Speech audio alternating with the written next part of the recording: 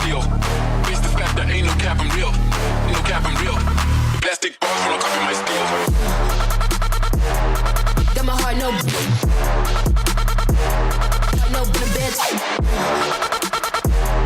Break you in them.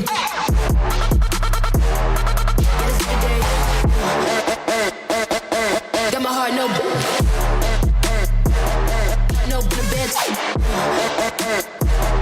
Break you in them.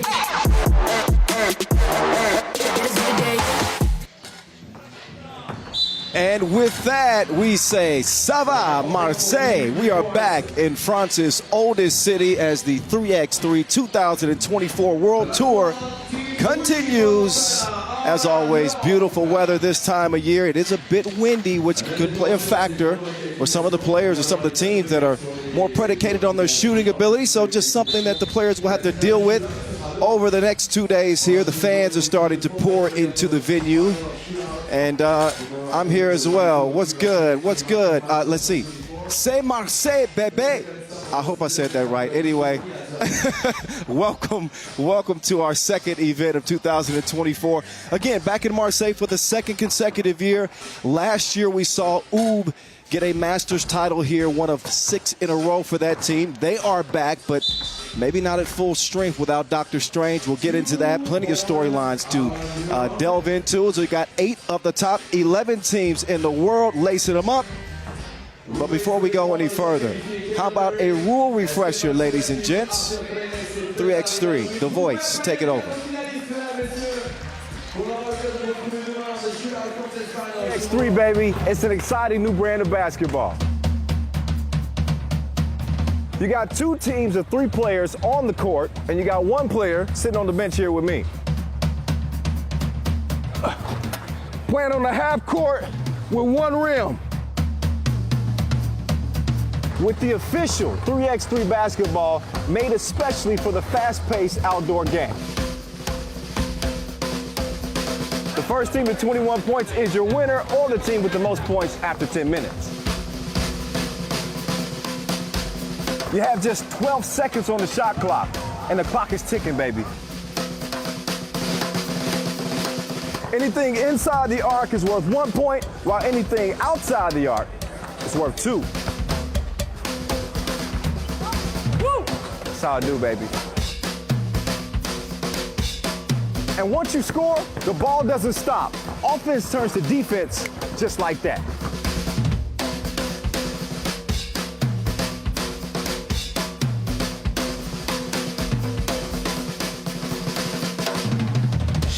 It's a 10-minute sprint.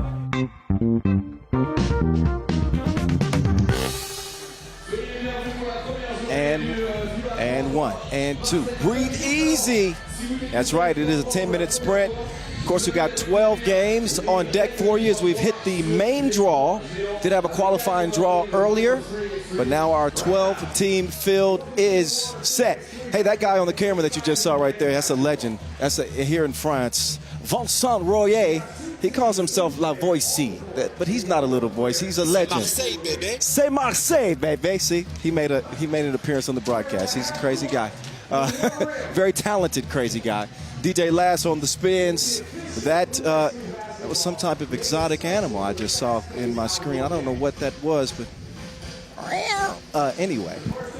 Worthy de Jong. Can't wait to see him and Team Amsterdam as they'll take the court here today as we get a look at the remaining schedule. It is full this year.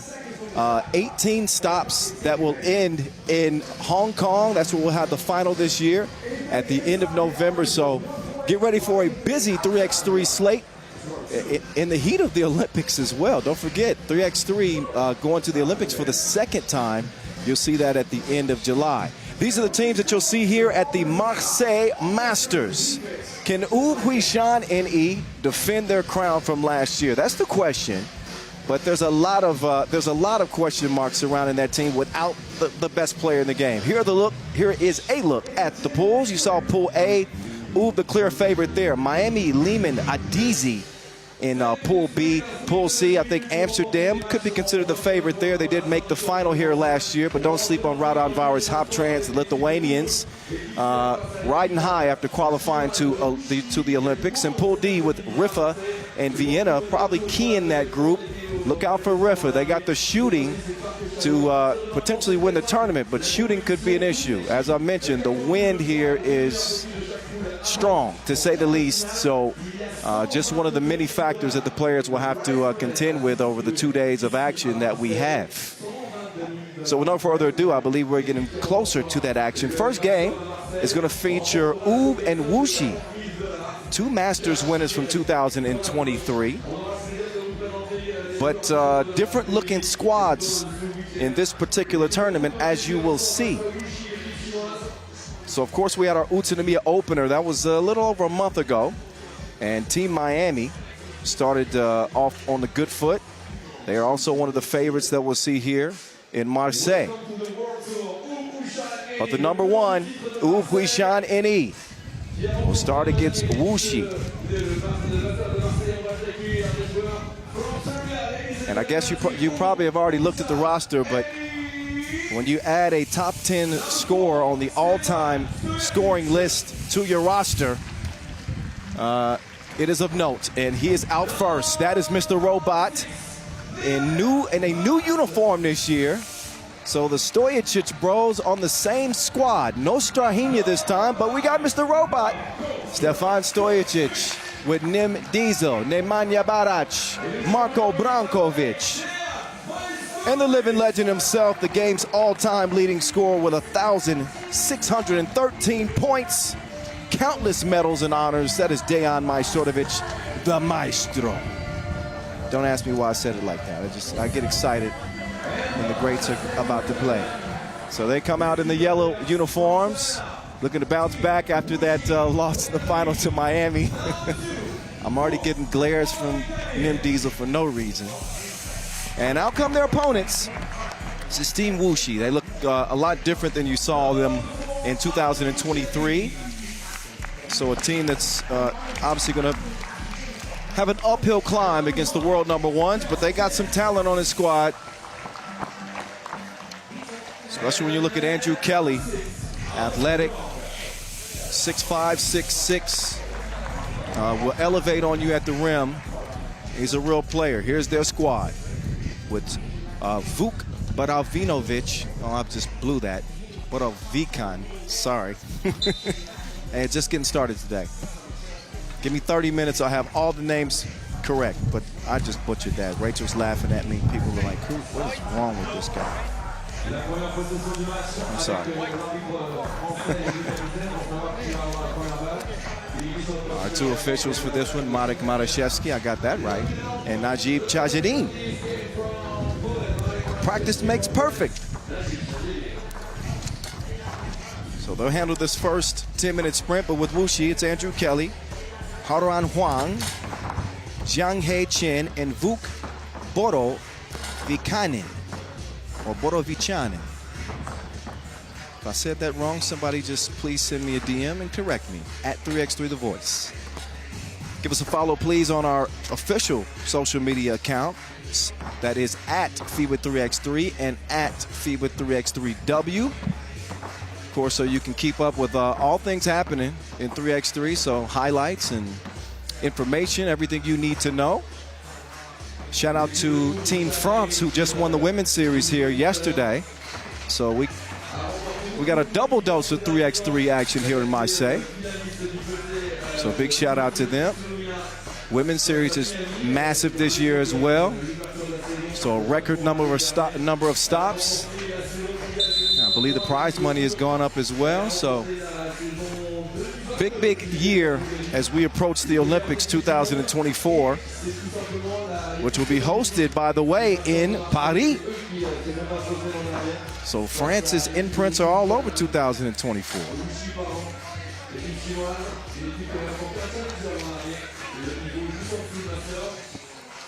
So it'll be Wuxi's first appearance again here in 2024.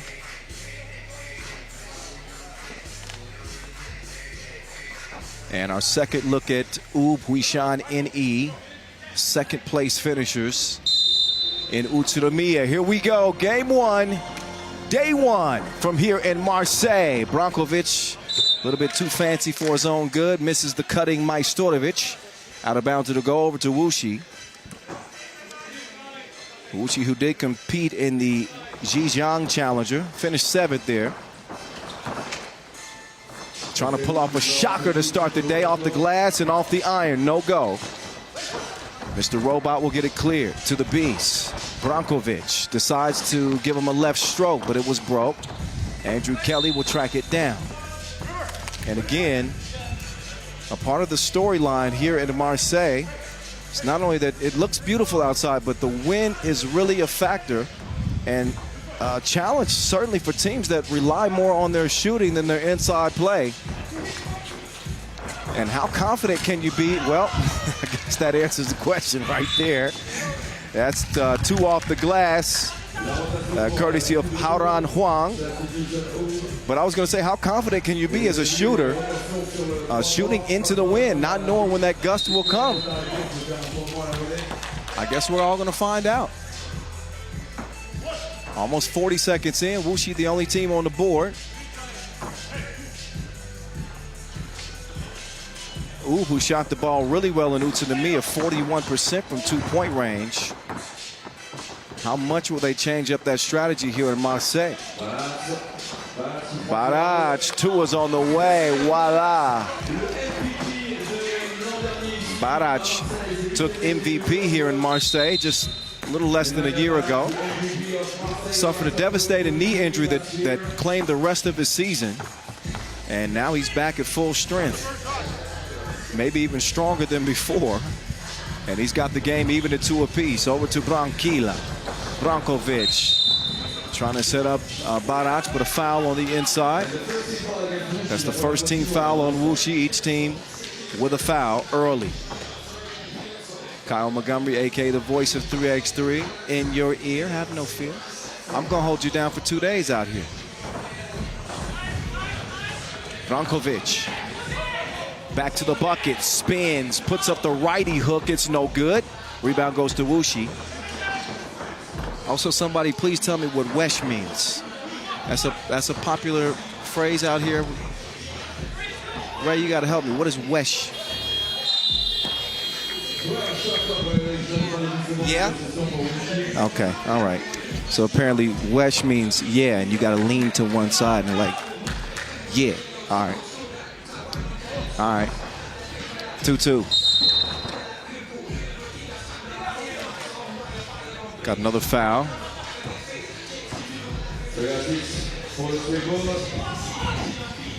Just a minute and a half into our first 10-minute sprint. Mr. Robot to the beast.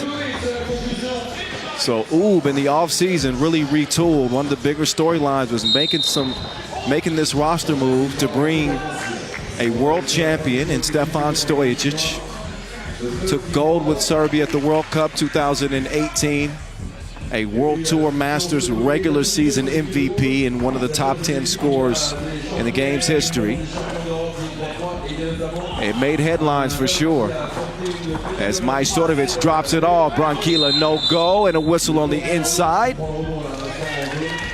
Liman also a Serbian power that made some roster moves as well. Of course, Stojacic, who spent most of his 3x3 career with Liman, also played with Wuxi. So facing his former team and another foul on the inside, Wuxi has now picked up 4. They've got 2 more to give before they give up free throws. As a result, 7:57 exactly on the clock, game number 1. Majstorovic. Uh-oh, that's definitely a travel. A little skip-diddy-doo-ah from Mr. Robot. He'll turn it over. Wuxi trying to work some down-screen action to start this possession. On-ball screen is set. 2 is released. Count that. 2-piece, no biscuit. Haoran Huang, the 22-year-old emergent star for Wuxi. And a whistle on the floor, so the fouls are coming with the quickness for Wuxi. Finding it difficult to keep up with Oob's speed. They do lead by 1. But the veteran team that Oob is, they do such a good job of getting you in foul trouble. And then they're able to dictate the pace for the remainder of the game. Kelly getting a hand in there, breaking it up. But Wuxi, again, with just 1 more foul to give and 7.5 minutes to play, it does not put them in the best defensive position with so much time left, as Majstorovic will, he throws it away. Kales starts the ball movement. Hezi, drive. Soft touch is a no-go from Podgorica. Oh, 2-piece. Now Oob's in front. Nobody's made more 2s in the history of the game than Majstorovic. Average 5.6 points per game in 2023, picking up where he's left off in his 11th season. Majstorovic. I believe Stefan is also in his 11th season. Maybe 10th. I'll double check that. Kelly. No, sir. Rebound goes to Oob. Quick ball movement. They get that Wilson moving. Up top. Oh, what? Oh, they pass with flying colors. Unselfish play. Always looking for the cutter, looking for the pass. This is how they break teams down. They let Wilson do the hard work. It is time for a media timeout. And again, Oob have assumed control of this game. Defending World Tour final winners from 2023 and 2022. They've been the winningest team in 3x3 for the past several years and have become the bar in the sport. European champions, world champions, and World Tour final champions. Technical actually assessed to Wuxi. I missed it. And Stojicic will make him pay. Mr. Robot, he built different.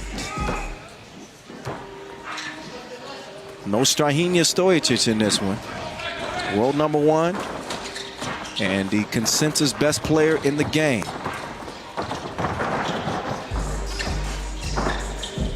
So Doc Strange probably watching from home. I don't see him here.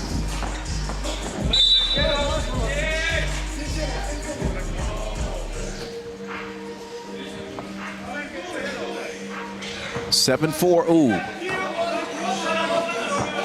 First of 21 wins in this 10-minute sprint. As you know, Mr. Robot, no. Nim Diesel will snag the rebound. Third foul on Oob, offensive. Majstorovic and Stojicic, who used to be bitter rivals, now teammates. Kelly. They'll hand it off. Kelly gets it back. Oh, nicely designed play, I should say, for Wuxi.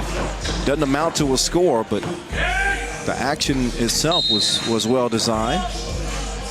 And then Branquilla will get called for the travel. Shuffle those feet. Again, you'll see this year in particular a lot of whistles against travels because it's a point of emphasis.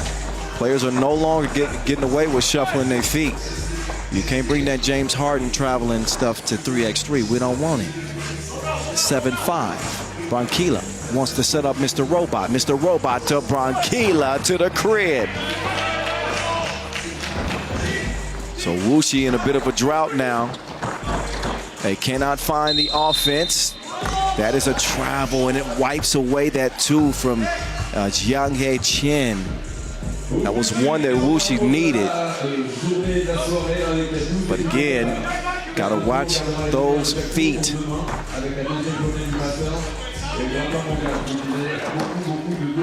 Continuous play in 3x3, as you know. But for you newbies out there who are just joining the 3x3 family, welcome. Happy to have you. But the game is played continuously. The rebounding team on a make or miss clears it beyond the 2-point arc and continues with their offense. It is frenetic. I think it could be even categorized as an extreme sport. 3x is different. First to 21 wins, 10 minutes on the game clock. In this game, we got 5:04 exactly as Barac, the Marseille MVP last year, misses his first of 2.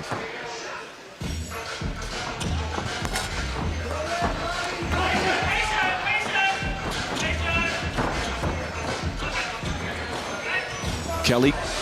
Oh. Fouled by Brankovic.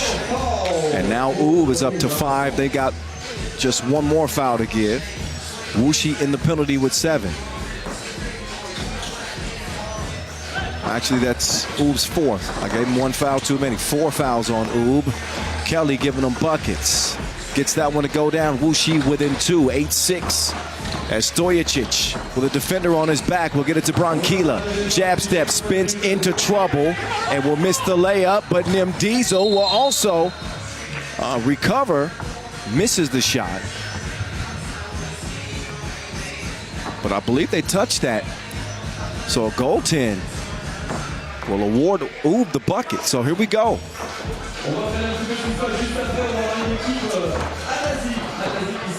Oh, tough shot, falling away.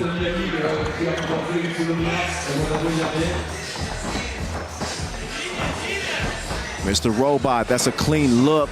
Unselfish pass and a ridiculous layup from Nim Diesel. That layup might be worth a second look. Oh, Kelly, smooth drive, misses the lay though. Stojicic over to Majstorovic. Majstorovic to Nim Diesel. Barac up top. That pass is intercepted. Crossover. Drive. Foul. That will count. So Haoran Huang getting it done. He has been the bright spot for Wuxi. Another look at his drive. 22 years old, playing fearlessly for Wuxi. But look at that layup. Nim Diesel.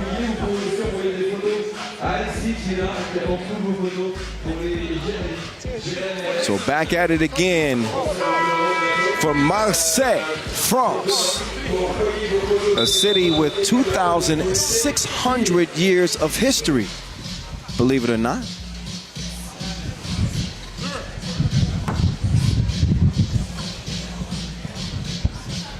Yeah, I learned that. A cab driver gave me that information. I didn't know it was 2,600 years old. Now, Bogdan Alexa, he wants to take credit for giving me that, but I don't remember him ever even mentioning how old Marseille was. I can't.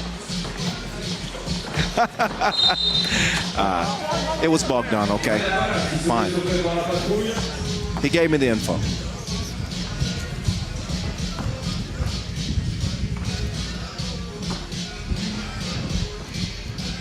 (10-7). Wuxi, who jumped out to an early lead, have now seen that lead disappear. They've been in foul trouble since about the 7-minute mark. Oob's offense hasn't exactly been electric. They lead it 11-7 now. Drop step, no, off the iron. Two-man game as Majstorovic sets the screen. The pass had too much heat.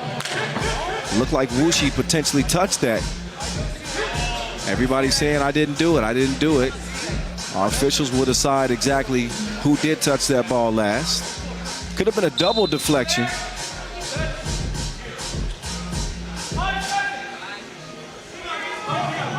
So it'll be Oob ball with 4.4 left on the shot clock.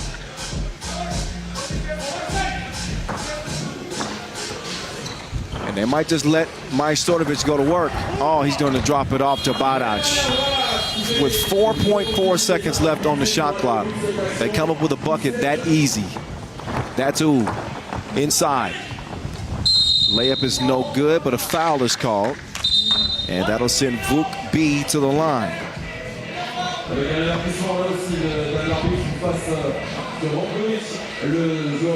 The sixth on Oob, so just one free throw. So Wuxi trying to keep pace here. If they can stay within 3 points, 3 to 4 points, they're going to have a shot here down the stretch. If it gets any bigger than that, that's going to be a tall task. 12-8 though. Majstorovic, no. Barac defended well on the inside. So no soup for you. For Oob. Oh, Kelly took him to spin class. Sit in the front row. 12-9. Stojicic straight on two. No. Looked like the wind might have caught that shot a little bit. But so far, I'd say it doesn't look like the wind has been that big of a factor at this point.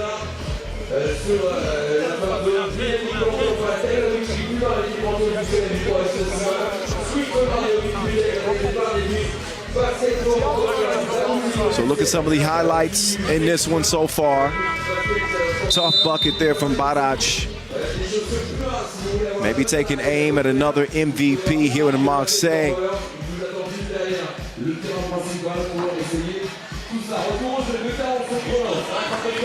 Now he and his brats will try to defend Andrew Kelly, and he misses the crib. Had a point-blank look, did not hit it. Mr. Robot's pass broken up. Running low on time here, got to get a shot up, and they don't get it up in time. A shot clock violation. Not the most connected game we've seen from Oob, but again, slightly different roster than normal. They lead this one 12-9, and the door is still very much open for Wuxi. 2:22 to play. Particularly Huang, he's proven that he can hit twos pretty consistently. The wind is starting to pick up some. I don't know if a two at this time is a good time. They chunk it anyway. It's a misfire. Oob a little bit sloppy with the ball. It's a team that averages under 3 turnovers per game. They've certainly turned it over 3 times in this one. Jump ball that'll be awarded to the defense. Oob won a timeout. They want to talk things over with 1:54 to go and just a 3-point lead against Wuxi.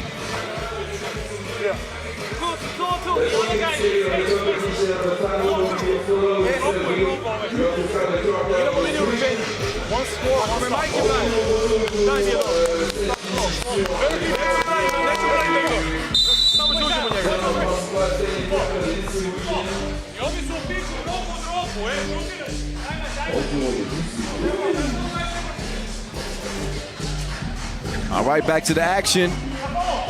Oob in possession. Vanquilla spinning left, lay, good to go. Vuk B, 2 on the way, back iron, Kelly. He'll snag the rebound and make it count. So they reverse it over to Stefan. Stojicic, no good. Brankovic, he might get called for the foul here. He does get called for it. That is the 7th. It was an offensive foul. So no free throws coming for Wuxi, but they will get possession. You can see the extension of the arm. And that's what drew the whistle. Less than 90 seconds left here. 13-10, Oob. Not exactly safe. Huang no good that time.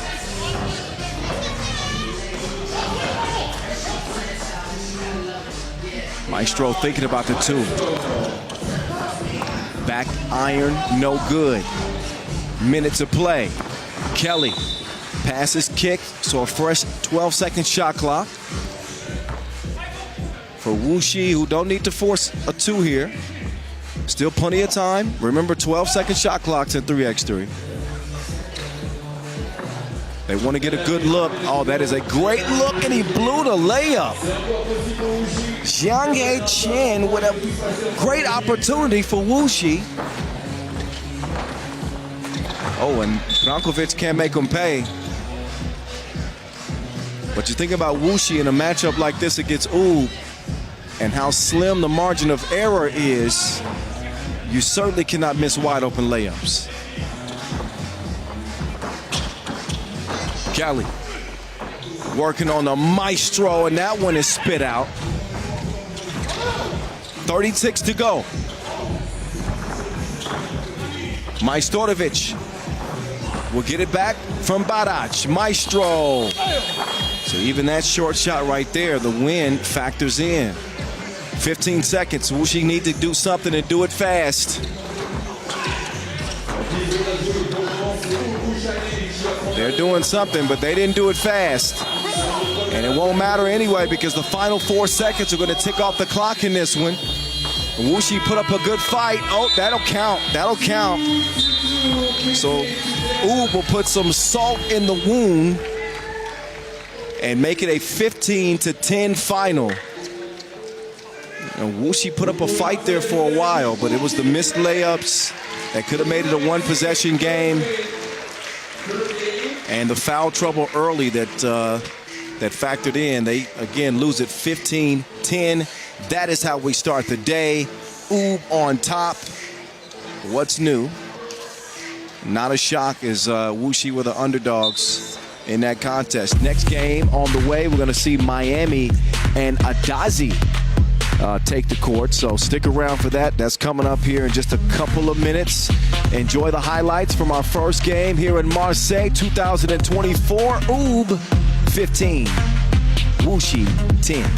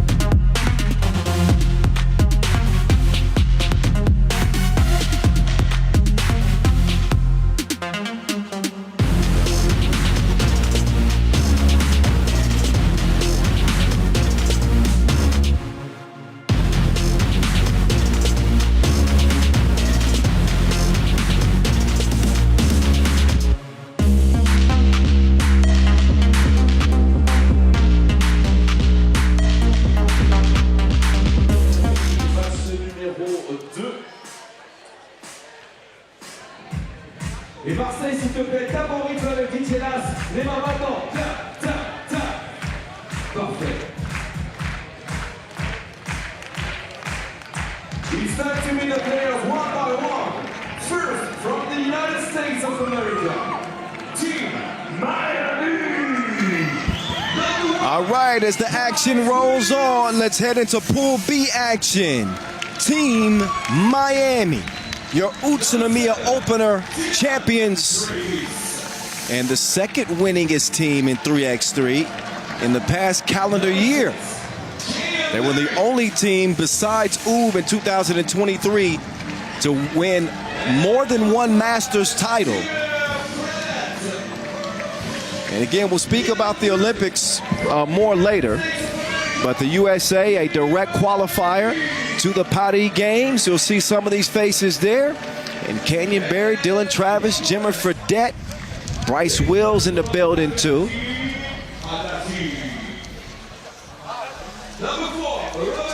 So Team Miami in the all yellow. Out come their opponents, Adazi. I believe Adazi's World Tour debut. I certainly have never seen them on the World Tour. So yes, here they are. I've certainly seen some of these players, particularly Artur Strelniks. Also with Kristaps Javaris, Marcis Osis, and Robert Smiljas.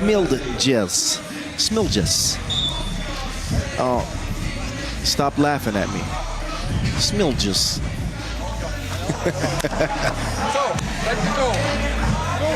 Blame it on my lazy American tongue.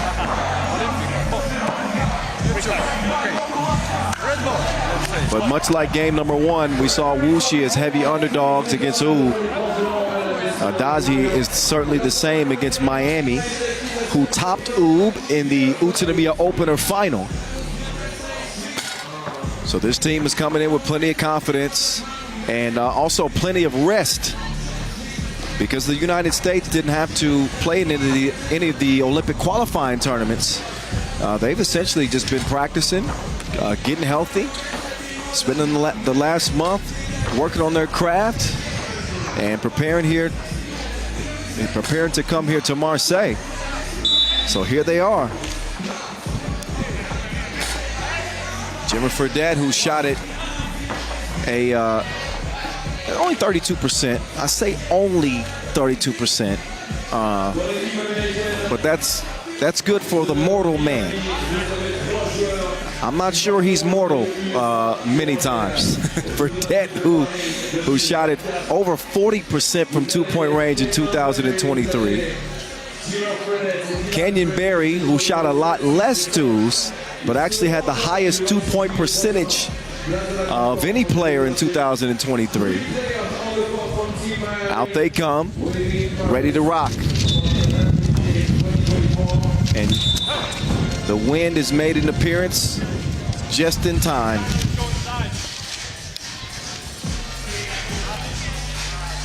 There went the press kid. I don't know whose that was.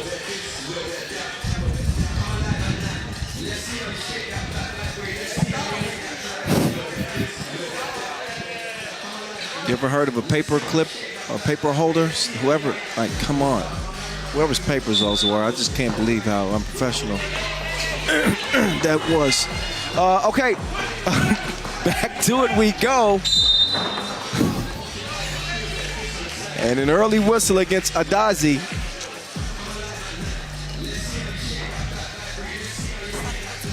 Merci beaucoup.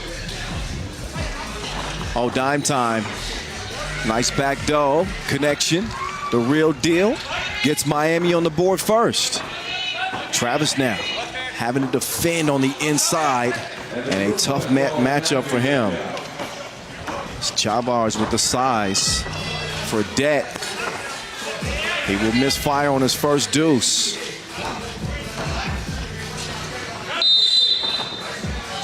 So Adazi here early seemed pretty intent on feeding it inside. Not a bad idea, again, with the wind factoring in. It does neutralize some of the teams that rely on outside shooting. Strelnick's strings. Adazi with a 2-point lead. B. Wills to the real deal. He's an international banker. He laughs that one off as he puts it off the square and in. 3-3 contest, long ball on the way. It hits the 10. Jimmer buckets. What a pass. What a pass. Right in the window and off the window. 4-3.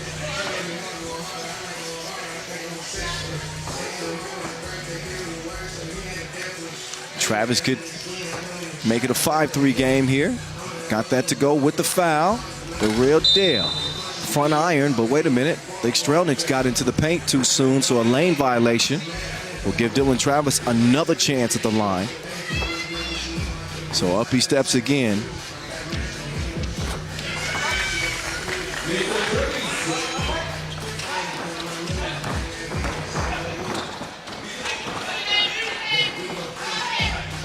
Strelnick runs into trouble, forces up a 2. Travis, he will draw the foul. That is now the third on Adazi.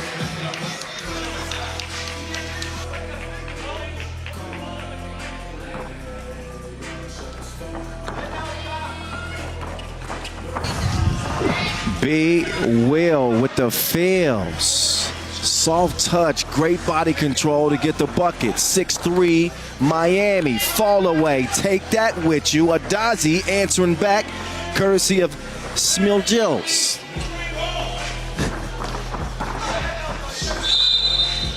Nice pass, but that's not how Miami wanted that possession to end up. Again, Miami started 2024 with a win in the Utsunomiya opener. Here they are back again. Oh, that stroke was broke. Off the glass. Now in possession of Miami. Acrobatic layup from the real deal. Travis starting to feel himself. Getting very comfortable offensively with Miami. The former Omaha three-baller. Oh my goodness, did you see that crossover from Jimmer? Jimmer, buckets. Two-piece combo from the corner as Miami lead at 9-4.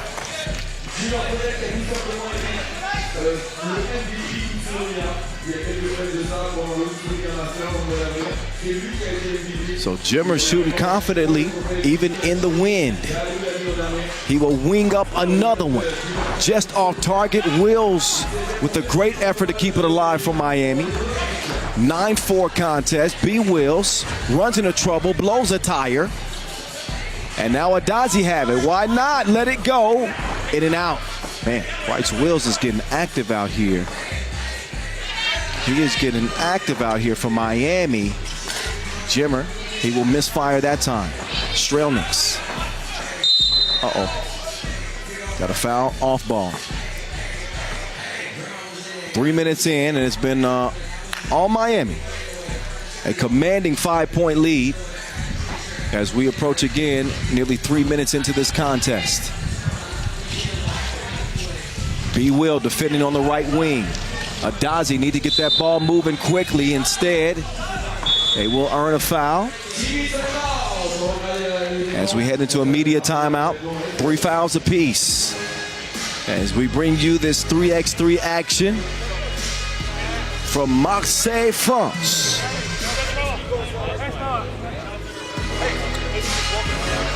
Bonjour. Ça va? That's about all I got right now. That's about it. Feel free to give me some more stuff.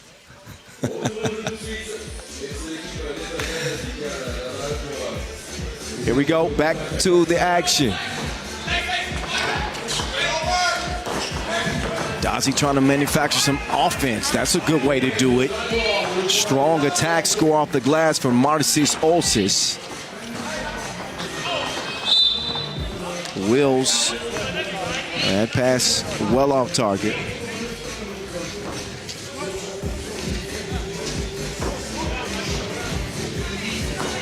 So Miami, #1 in your World Tour standings this year, courtesy of their win in Utsunomiya.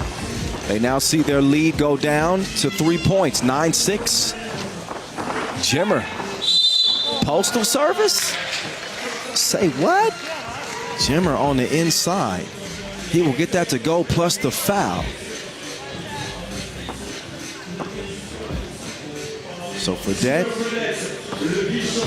the 5-year NBA veteran, former BYU standout, and consensus college player of the year, he will put Miami up 11-6, and then they throw the ball right back to him. I'm not sure that's the best strategy. Couldn't make him pay double. To his off, Strelniks on from the corner. 11-8.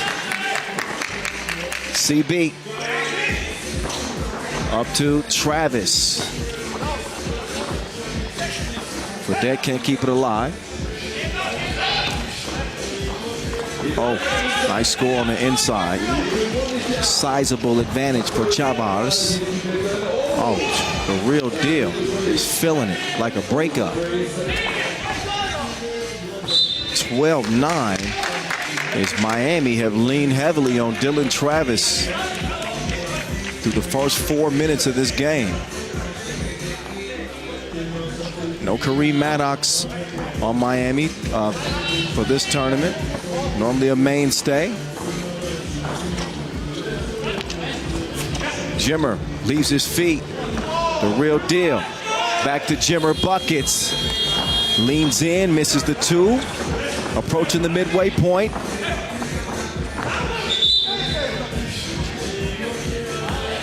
So teams still shooting the 2 freely, even at the risk of the wind.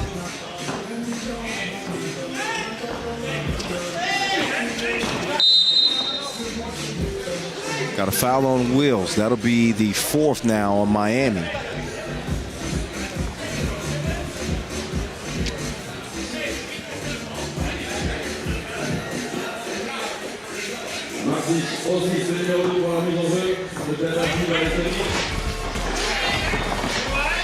Tough attack.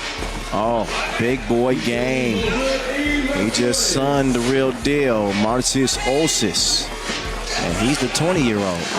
Ooh, slicker than a can of oil. I see you, CB. Barry with a nice move and gets the touch to go. 13-10. Miami mishandled it. They get a fortunate bounce. Out of bounds, I believe it'll be Miami possession.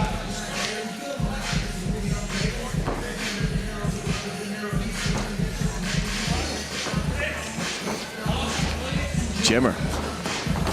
Oh, step back. 2. No. Rebound. Goes to Adazi. Nice step back move. Off the miss. It's tipped in. So right place, right time for Roberts Smiljels. Pocket pass, smash. Miami. 14-11.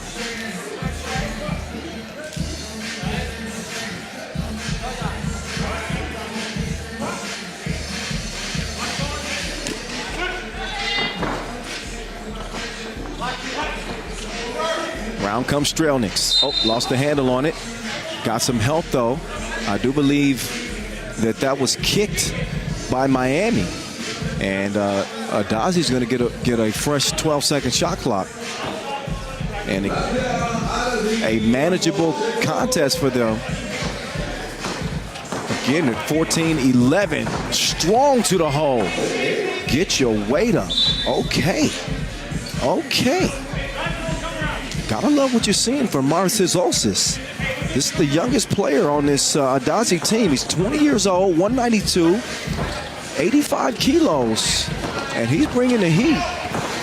Jimmer sticks with it, cannot stick the layup. Don't look now, but Adazi within a possession and looking for another bucket, but Jimmer baited him.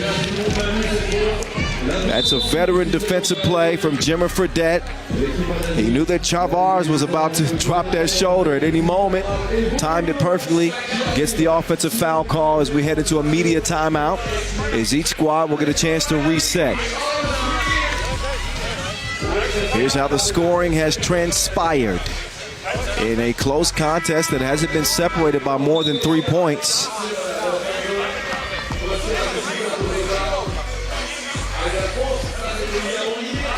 $40,000 US at stake for our grand prize winner after 2 days of action here in Marseille.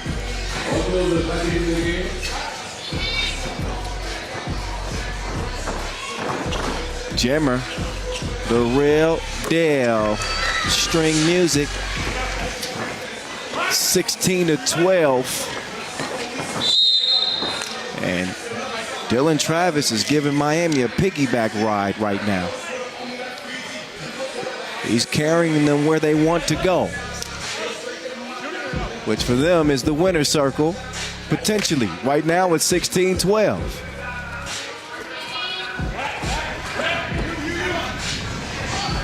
Oh, Adazi is not going anywhere.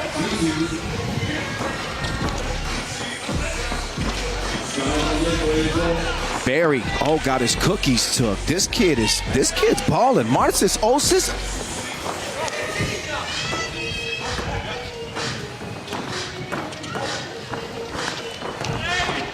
Travis, he will miss that layup. Olsis swings it up top. Drops it off. Tough layup attempt. Tipped out. Newberry will swing it over to the real deal. Dylan Travis is on a kill streak right now. Dylan Travis with the rock now. He'll give it up. Foul on the pass. But what a start for Dylan Travis in Miami. They lead by 3. He could be working on a double-digit scoring performance here. Right now I don't have access to the live stats, but the eye test tells me the dude is balling.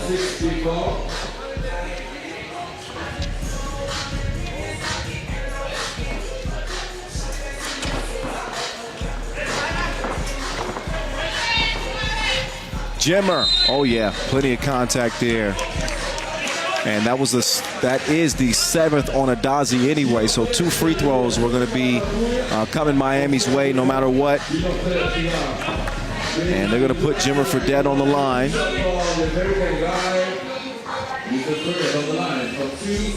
An over 80% free throw shooter. He will make that one count.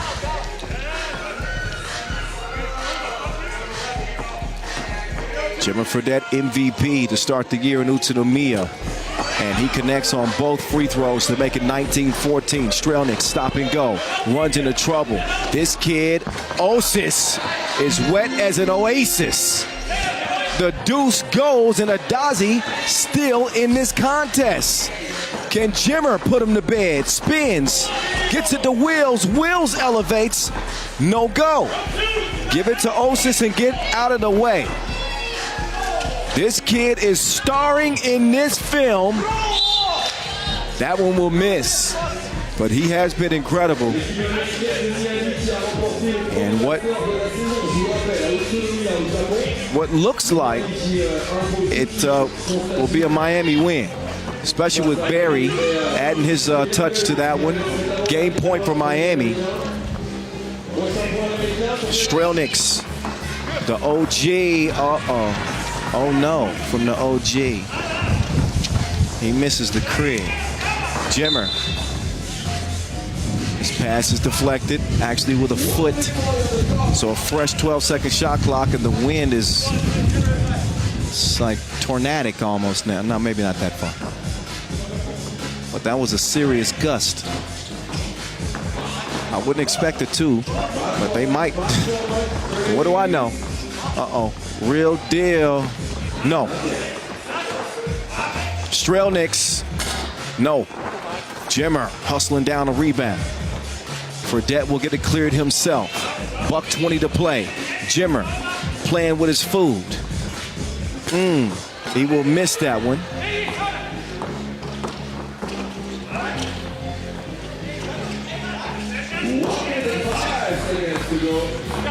Oh, Osis will miss the layup.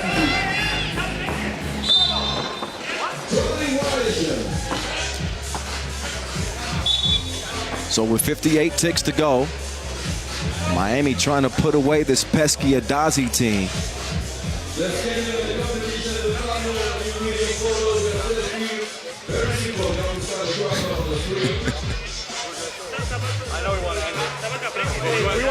Here are the leading scorers in this guy. I told you Dylan Travis was working on a 10-point game. There he is, the real deal. Hey. Good job, bro. 10 points to lead the way.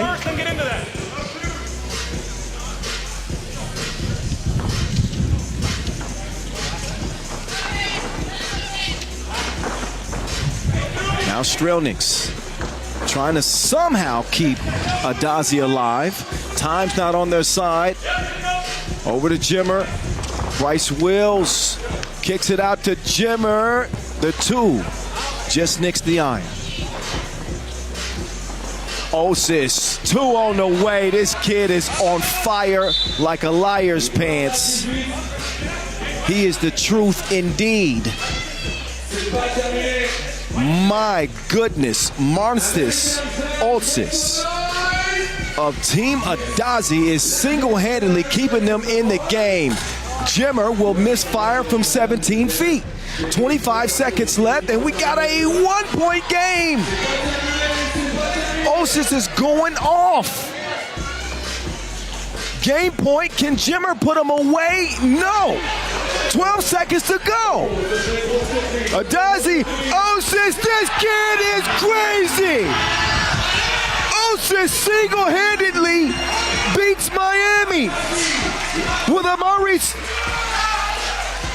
21-20, a Maurice Lacroix buzzer beater.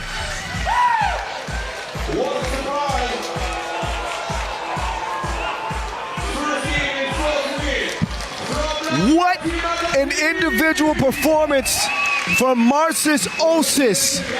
This kid has come out of nowhere like an epiphany. Who knew? Here's your Maurice Lacroix buzzer beater from the kid that could not miss. He was out here shooting like Billy the Kid. Marcis Osis, a gunman for this Adazi team, and they shock Miami to start the day. 21-20. Wow. All right, enjoy the highlights from that one. We're going to take a quick breather. Oh, you just never know what's going to happen in a 3x3 game. Next up, Amsterdam and St. Pauli. Coming your way. Just a few minutes before we get the check ball going for that one. So stick and stay. Enjoy the highlights in the meantime.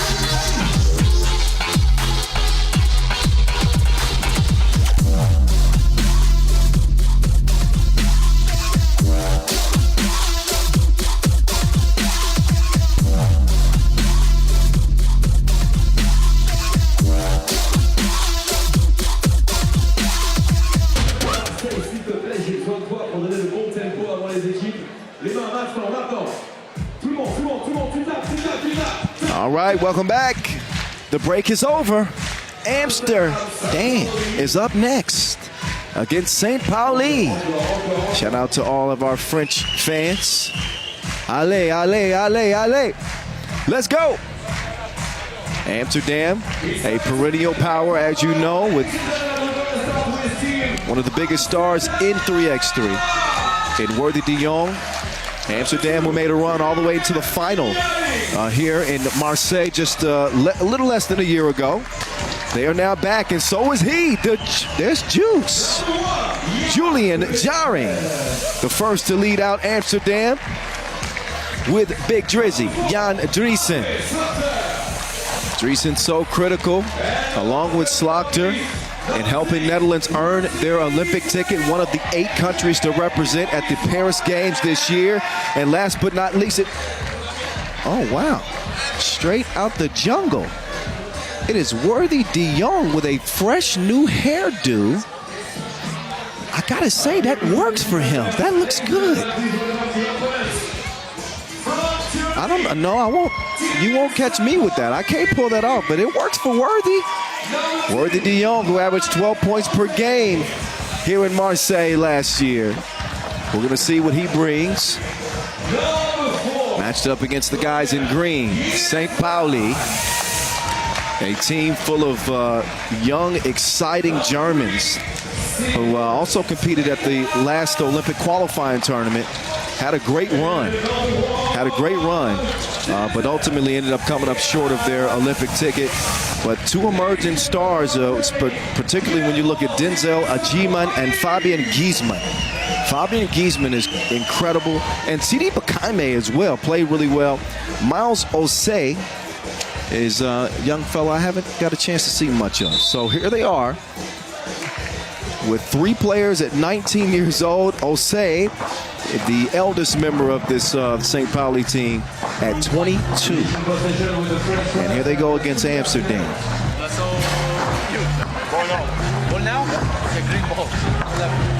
So Amsterdam with two Masters wins, coming off an impressive 2023 campaign.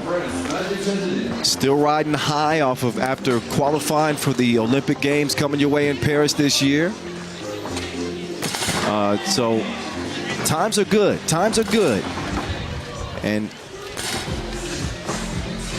when it comes to the all-hair team, Worthy de Jong is the unquestioned leader. Ain't nobody winning that. It's all about taking risks.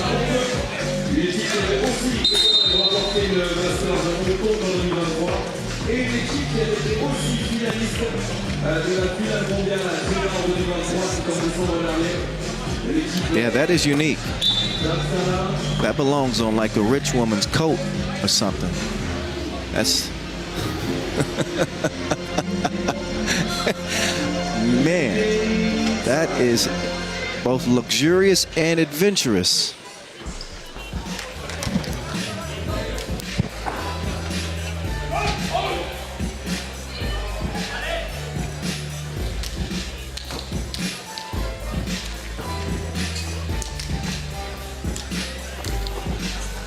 All right, lad. The pleasantries are being exchanged. Now it's time to step between the lines. Pool C action underway for Marseille. Just came off a shocker. Big comeback from Adazi to beat Miami at the Horn. Can St. Pauli pull off an upset here in their matchup against the higher-seeded Dutchman, Amsterdam? Worthy over to Jan Driessen. Driessen setting up height. Worthy. De Jong, he'll miss it. Will get his own rebound. Up fake, ball fake.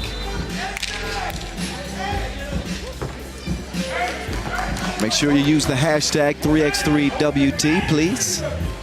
Get active with us. At FIBA 3x3, at FIBA 3x3W. Driessen giving it over to Worthy.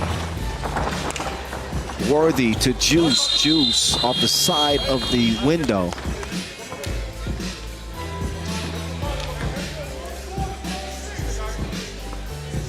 Ike Worthy will check out. Juice, one of the best on-ball defenders in the game. He'll guard CD. Not many players that can guard this young fella Giesman. Fabian Giesman was a top three scorer at the Olympic qualifying tournament. Unbelievable potential in this young dude.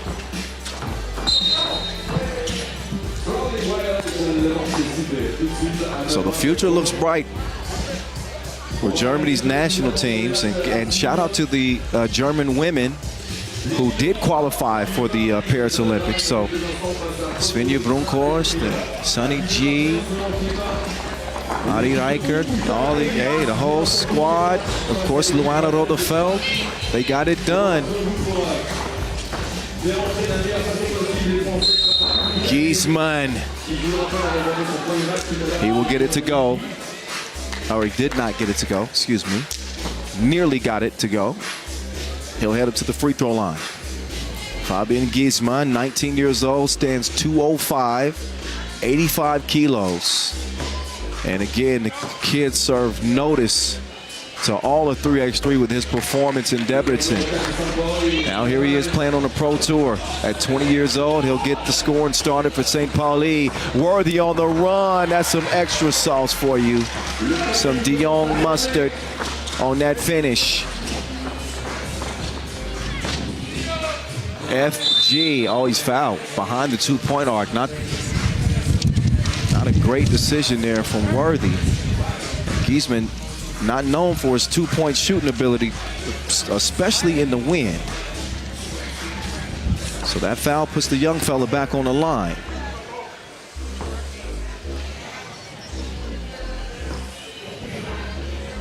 Led the field in dunks in Debrecen as well.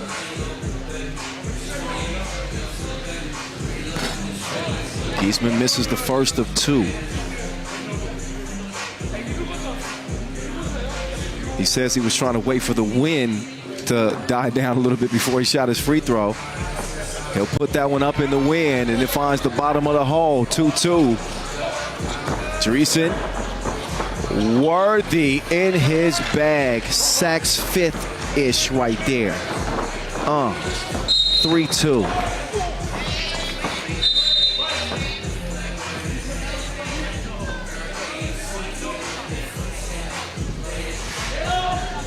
So a 1-point lead here for Amsterdam.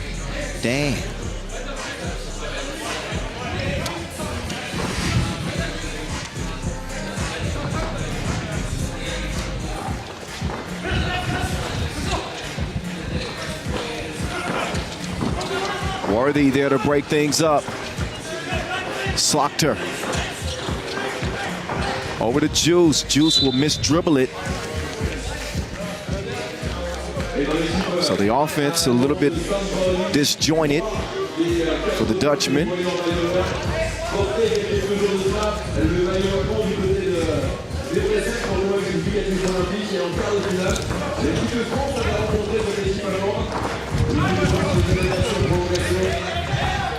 Three.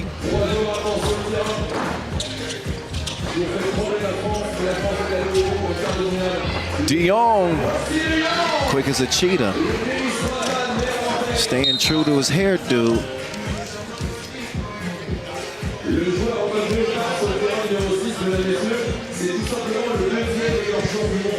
We got a 4-3 game.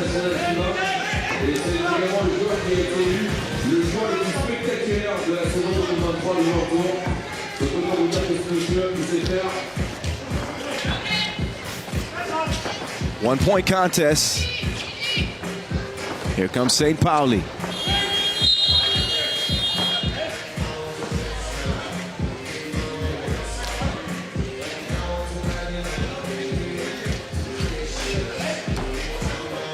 Slaughter, the Olympian.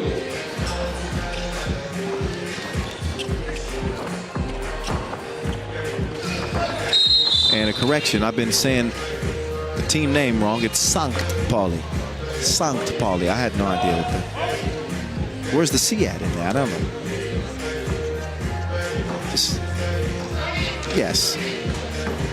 Anyway, I appreciate the assist. Slaughter, no good. Rebound. Goes to Green. Sankt Pauli. They will mis-dribble that one. 2.5 minutes in. So far, we've seen Oob win a close contest to start the day. We then saw Miami shocked in a come-from-behind victory by Adazi. And that brings us to where we at right now. Worthy ready to pounce. Out here looking like a snow leopard. He's getting to work. Oh, might get worked is G-Man. Will throw it away. Now down to Jarring. The jump hook is no good. CD has it cleared. CD will attack. And Bakaime can't get the layup to go. Worthy maybe a little bit too fancy with the pass, and that's what Slaughter is saying. We don't need that. Got to listen to the Olympian.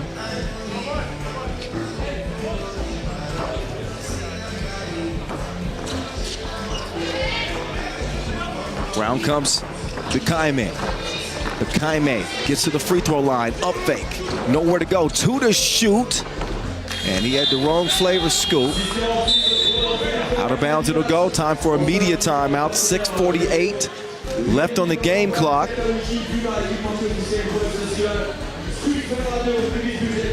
The offense for either team hasn't exactly been flowing. But you can't exactly blame them because the conditions outside play a factor. As you can see, the flags are waving.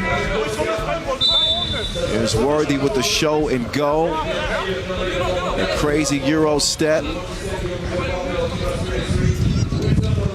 But Sankt Pauli have done a good job hanging in here. Maybe they will draw some inspiration from Adazi and seeing what the young Latvians did against Miami.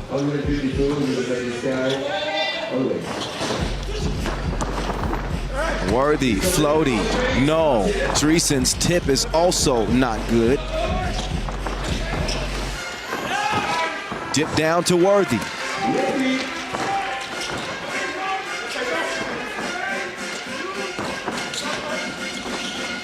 Two on the way from Bakaime, it's a no-go.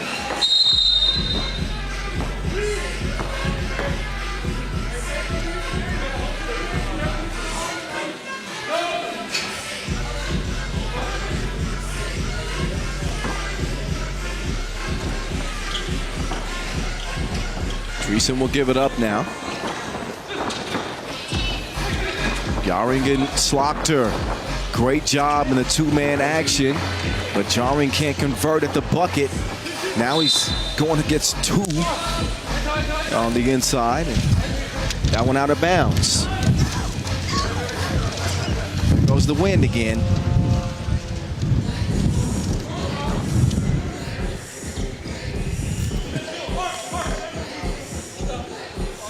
(6-3).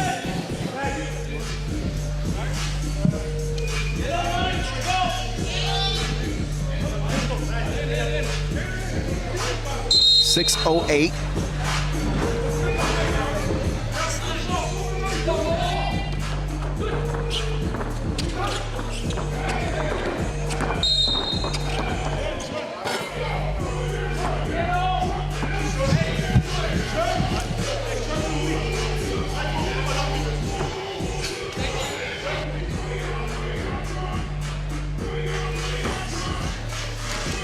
All righty.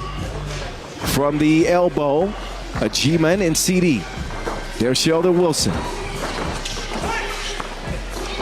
Nice attack, but great defense there from Slaughter. He had him behind bars.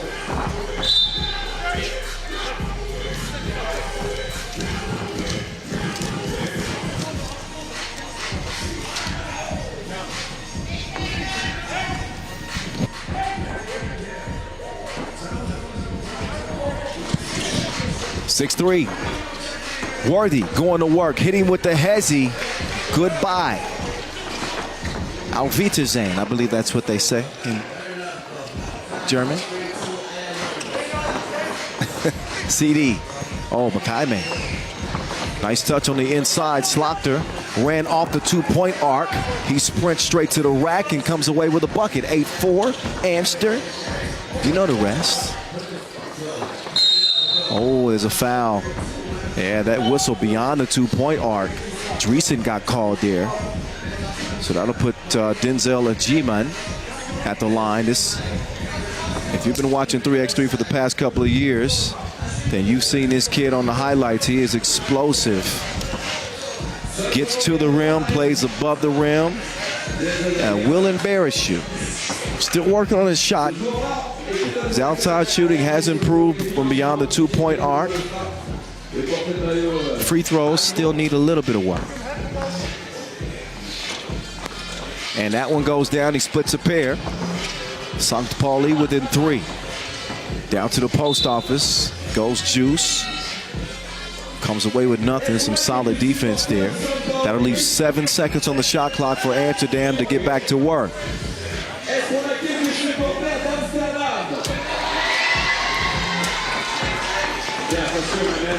De Jong drives and kicks. Slaughter, manslaughter. Just shot a man down in the corner. Now look out if he starts to heat up.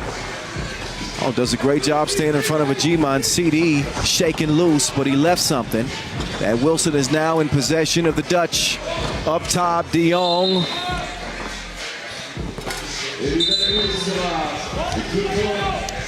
Foul on the drive, on the floor. That is the third on St. Pauli. Amsterdam with a 5-point lead, but they do have 6 fouls, so no more to give. They do have possession. As Big Drizzy will start this possession. Here comes Worthy. Worthy with the float. No.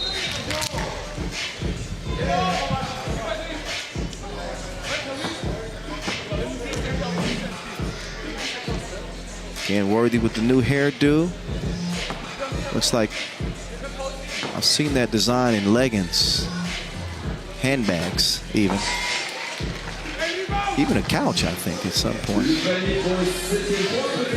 Who knew that you could take that design and make it look so creative? So good. 10-6. Here comes Worthy. Ready to pounce on his prey. Count that, plus the foul.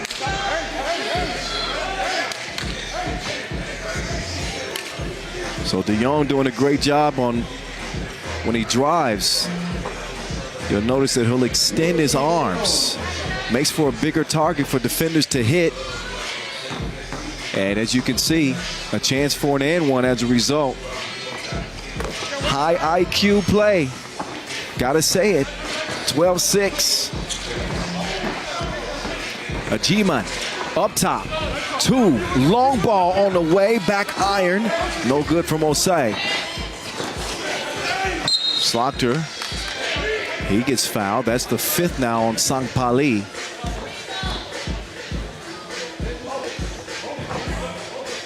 But a 6.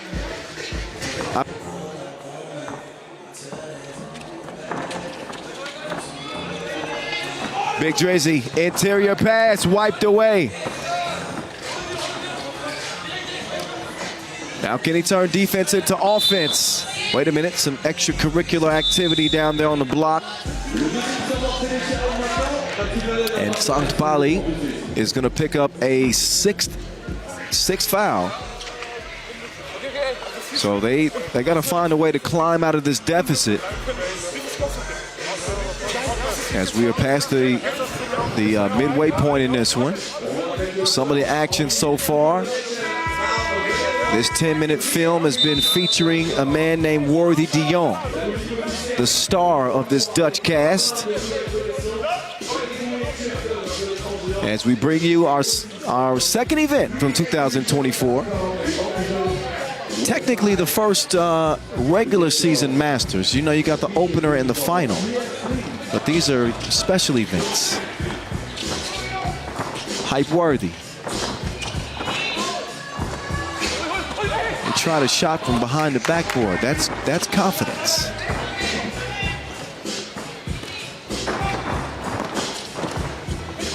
Oh, that called Peter. He just abused that man.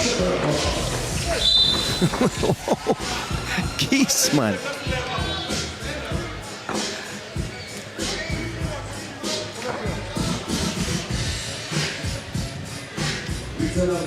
So again, the young fella led the Debrecen Olympic qualifying tournament in dunks. And he showed no fear against Worthy there. But a 7th foul on St. Pauli will put Worthy on the line as he continues to count it up. This is a guy, again, who set a record, a Masters record with 59 points here in Marseille last year, and set a season record averaging 9.3 points per game for the year last year. He'll get called for the foul there and got a shot to the mouth as a further punishment.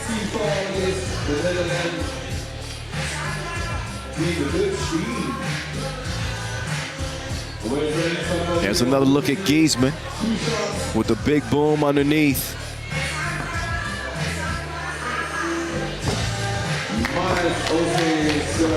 14-7 contest. St. Pauli is running out of time. 3.5 to play. But then again, we don't want to count anybody out. It looked like, again, Adazi was was going to lose to Miami for a moment. They ended up stealing it. So St. Pauli with 6 points to make up here with 3:24 to go.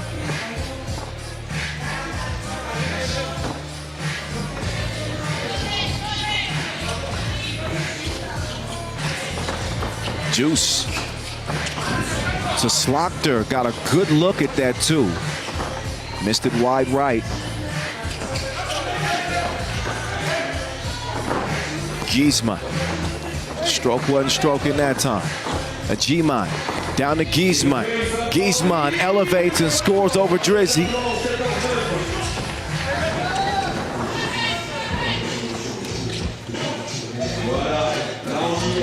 Slaughter.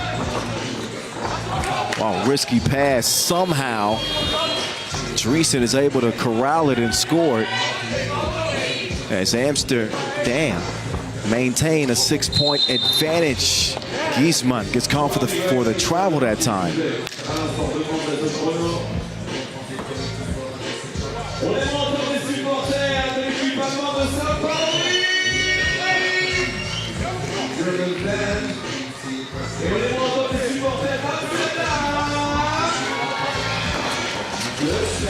Worthy operating, take that mess somewhere else.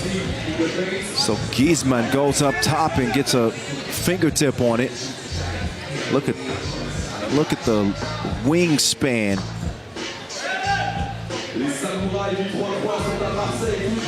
So difficult to get a shot up over, again, a kid that stands 205. Two missed badly from De Jong. Giesman. Oh my goodness. Had a chance to maybe put that back with a dunk.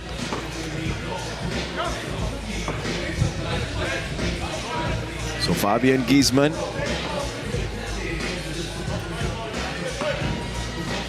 Up to the line now, shooting 2. Amsterdam with 9 fouls. So he'll get some free throw practice and miss the first of a pair.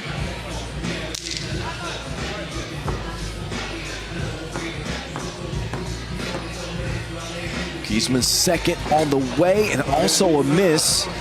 John Dreesen will get it cleared. Worthy on the attack. Slaughter puts the 2 up. Nicks the iron. Rebound stays with Amsterdam. They'll reset. Up top it goes. Now Worthy on an island with Giesman. Great defense. Giesman able to stick with Worthy there. Made that shot difficult. But as time starts to wind down with under 2 minutes to play, and St. Pauli has been looking at about a 6-point deficit for the last 3+ minutes of this game.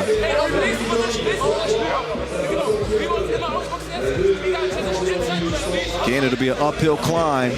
Worthy De Jong, who averaged 12 a game last year, the man's got 10. He got a 10-piece in this one. I asked him earlier today if he thinks he'll ever score 59 in a tournament again. And there wasn't much of a doubt. It's like, yeah.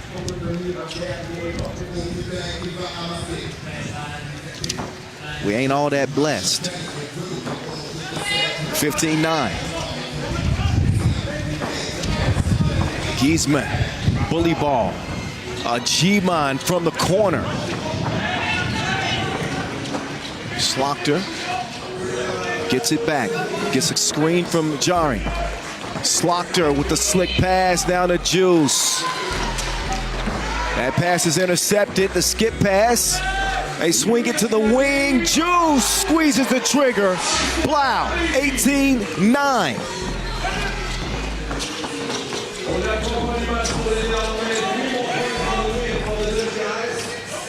So a big lead for Amsterdam. Giesman almost broke the rim with that one.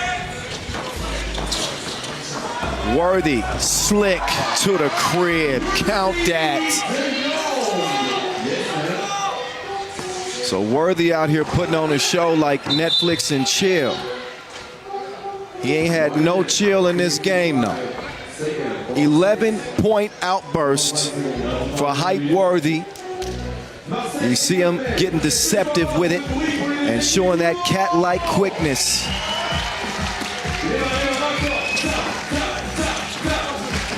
Worthy misses it, gets it back. Worthy in the leopard print has been a predator, an absolute predator in this game.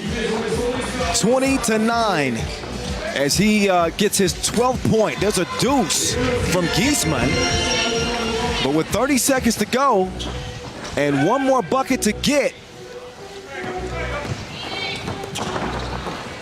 Worthy's pass deflected. 20 ticks to go. Giesman lets it fly. That comes up short. Bakaime cannot finish it. Bakaime will attack again, and see what had happened was,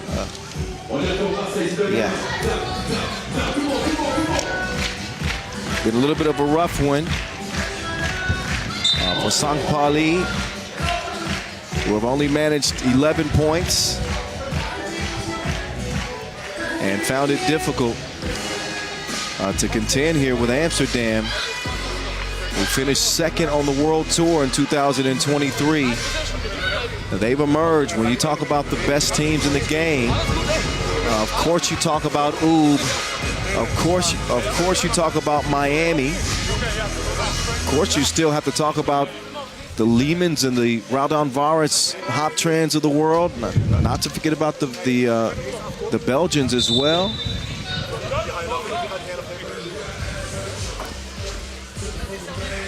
But the point is that Amsterdam, you don't go beyond 3 teams. You start talking about the best in the game without mentioning Amsterdam. So here they are, 1 bucket to go. Mama, there go that man, abuse. Sit down, be humble, young fella. Oh. Worthy de Jong attacking like a snow leopard. He's got some new prey.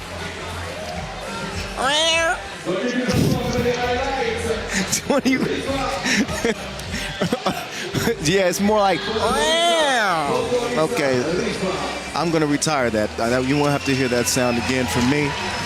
You will see that highlight many more times. Oh man.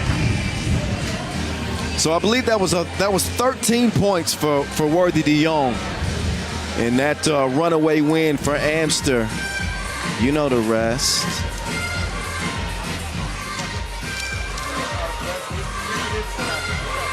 So that'll do it for that one. Of course, we got plenty more action coming your way. So stick around. Don't go far. The World Tour from here in Marseille continues in minutes.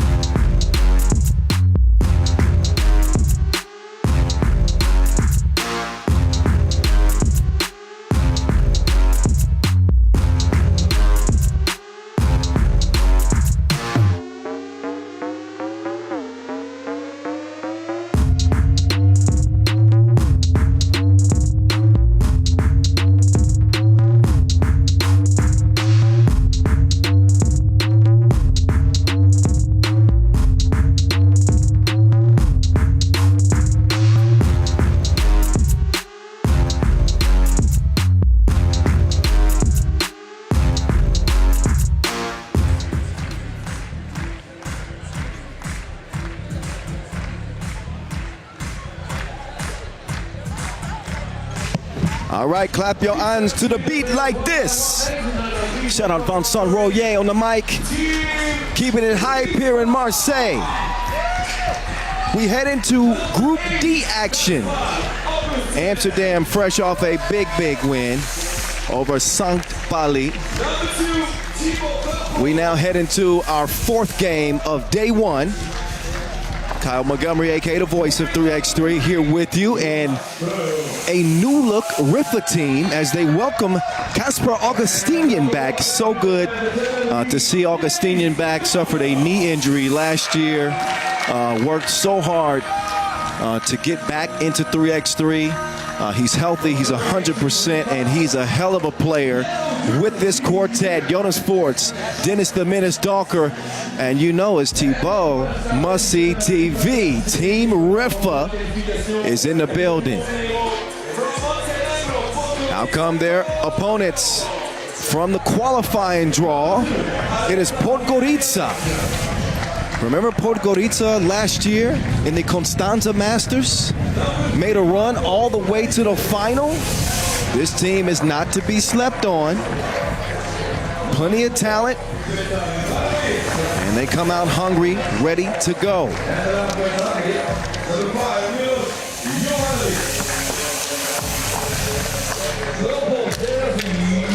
Pool D action from Marseille. Their squad better keep an eye on Petar Ivanovic and Milos Jovanovic. Milos, who he went off on Constanza last year, one of the better individual performances of the season for him out there. We'll see what he brings here. Again, you'll hear me mention probably a lot over the next 2 days about the weather conditions. It looks beautiful, but it's deceptive. The sun is shining, the temperatures are good, but the wind is howling. Marcos Michalides and Najib Chajadin to officiate this Pool D contest. You see Dennis Donker getting some shots up. Donker actually was the leading scorer at the Utsunomiya opener. The dude averaged 10.3 per game. Although Riffa did not win that one again. That was Miami. Must-See TV, one of the best shooters around. He also got up to a pretty good start out there in Utsunomiya. Numbers-wise, Thibaut averaged 5.5 points per. Riffa, a team that's not afraid to let them fly. Team full of straight shooters.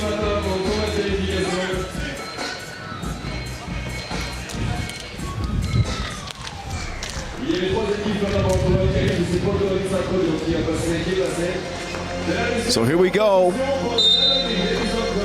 Pool D. The voice of 3x3 here with you. Riffa start with the Wilson. The Menace. Jonas Forts. Forts with the miss. Rebound goes to Podgorica.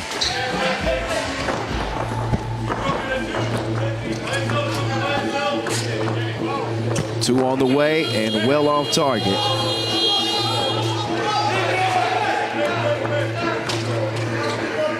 But again, 8 of the top 11 teams will be in action here in Marseille in the world. Forts off target on both of his first 2 attempts.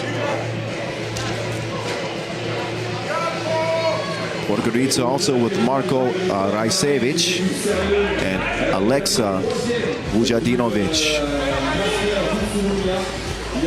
That is their 4. And here they come.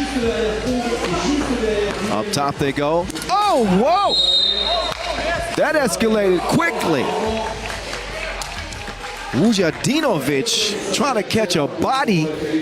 Ended up getting fouled. But that was about to be nasty. Anyway, it was almost a play worth talking about. Foul is called in a free throw for Vujadinovic. And he will get Podgorica on the board. The Menace trying to get loose. Dennis, 10 feet out. Not a problem. Around and down it goes. And Forts gets whistled for that foul. Substitution is made. Vort will come in. Donker will come out. But take a look at the dramatics of that shot.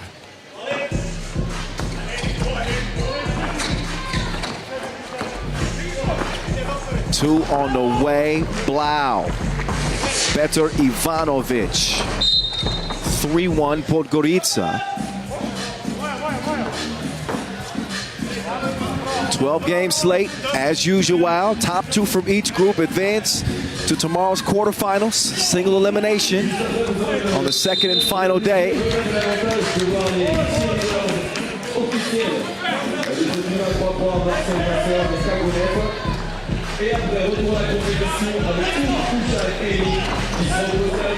Big thank you to our ball sponsor, Wilson.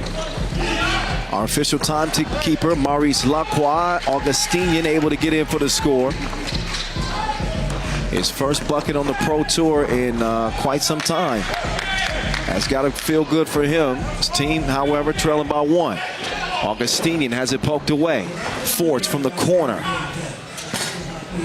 Forts slightly off target. Slick drive. You'll take that elsewhere or else. Augustinian with the defense sets up for Vort. Marseille TV is fouled.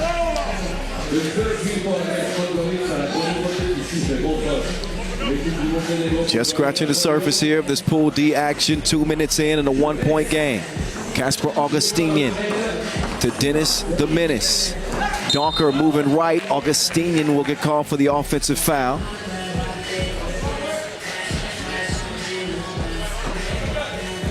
You see him moving into that screen. That's what drew the whistle. It's the 4th on Riffa.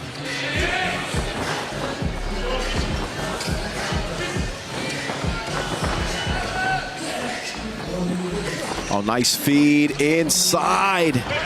And that one rolls off the rim. Jovanovic could not get it to go.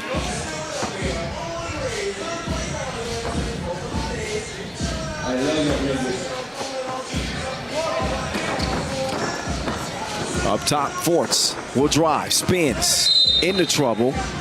Will draw the foul. Forts, a Masters MVP. I believe that was Lausanne 2023.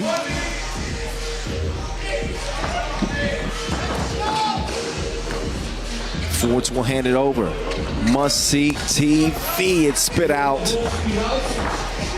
So Riffa haven't changed their strategy much. They're still firing at will from long range. Great defense, protecting the rim. Vort quickly gives it up to Donker. Right back to Must See TV. He'll use the screen from Forts. Vort kicks it out. Forts now drives and scores easily. He's got a quicker first step than you probably think. Long ball, back iron, and a whistle on the rebound. That's a push in the back that is against Podgorica, their 5th. So time for a media timeout.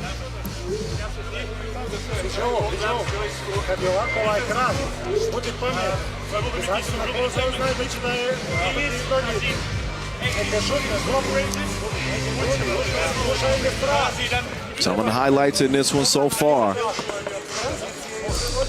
Both teams still settling into this contest.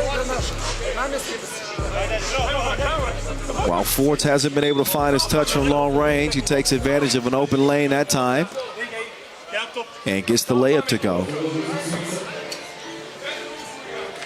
Depending on how the weather, whether it changes or not, but with the wind blowing so strongly, logic would tell you that would probably favor teams that are stronger playing inside, teams that can get to the rim. Podgorica got hit with a technical, and I think it was because they were talking too much with the officials. Donker can't capitalize at the line, so they'll have to try to make something of this possession in a 3-3 game. Forts Dennis Donker left him like a chemtrail. For 3. Left, right. Oh, take it away. Augustinian with the defense. That's his second block of the game.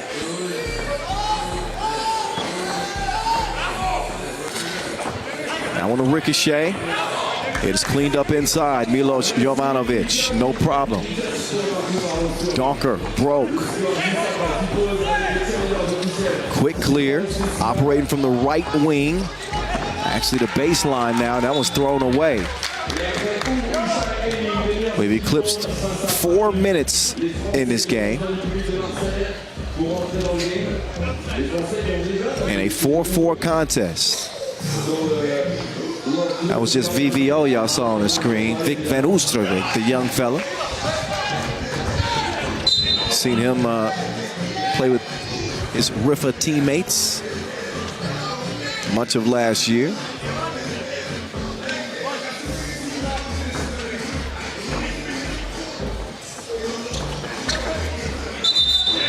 (5-4) and a travel. So again, we're nearly at the midway point of this contest, and we got 9 points total scored. So the offense has been slightly lacking.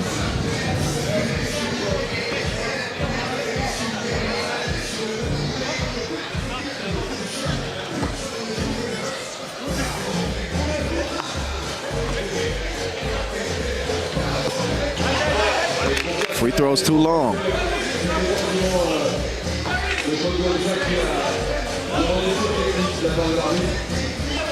Still a 1-point contest.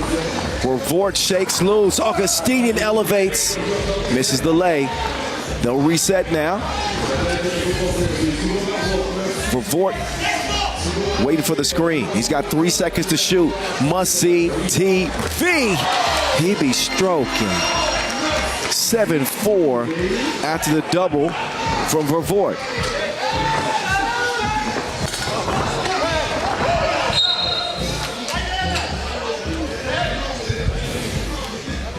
So Riffa, who had been looking to find the bottom of the net from long range, they turn to the sharpest shooter on the team, and that is Must See TV.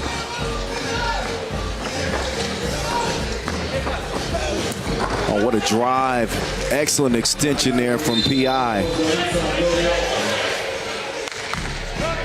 6 foul on Riffa. Podgorica already with 7.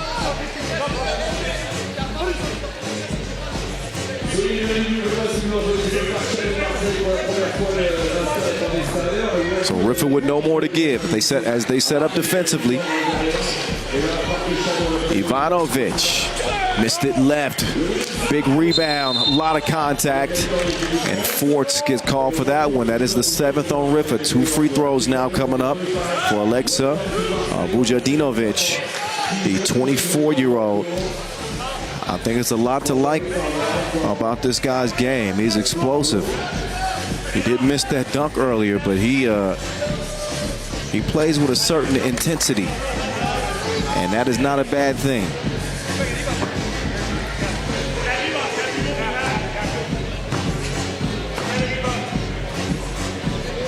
Vujadinovic gets the second to go. We got a 1-point contest, ladies and gentlemen.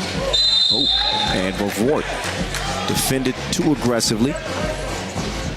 Not a smart foul there from Ivanovic. He's going to put Vervoort on the line.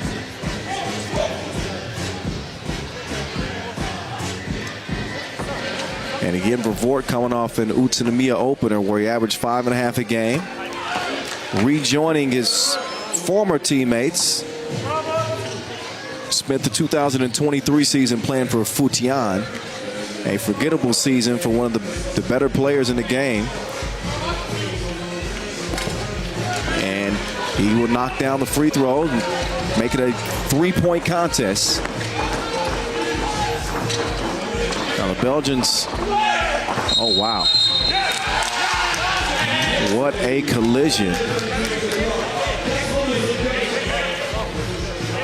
See Jovanovic attacking, and man, Fort's just disappeared. Luckily, he's able to smile that one off. But he's going to feel that tonight. 4.5 to play. Belgians trying to erase what had to be a massive disappointment, not qualifying to the Olympics. They'll probably be mad at me for even mentioning that on the broadcast, but I got to call it like it is. But failed to qualify to Paris after qualifying to Tokyo in 3x3's Olympic debut. So expect them to play with some fire this year. That's fire. Oh my goodness. 10-7.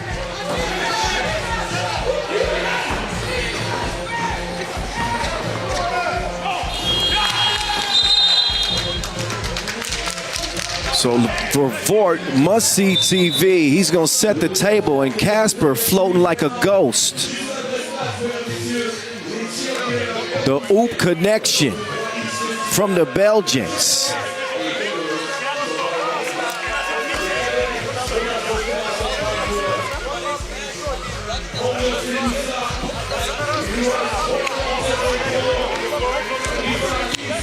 So timeout on the floor, media timeout.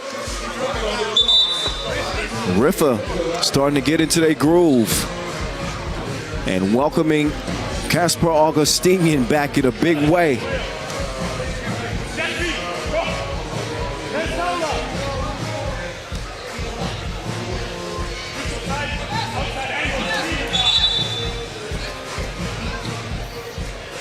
(10-7) contest, 3:47 on the game clock, both teams in the penalty. Podgorica with one more defensive foul will be in the double penalty. Donker quiet offensively in this one as he misses another one from mid-range. What a pass. What a feed. So Petr Ivanovic sets up the table there for Milos Jovanovic. And we got a one-possession game. The menace. Dennis, 10 feet. Bucket.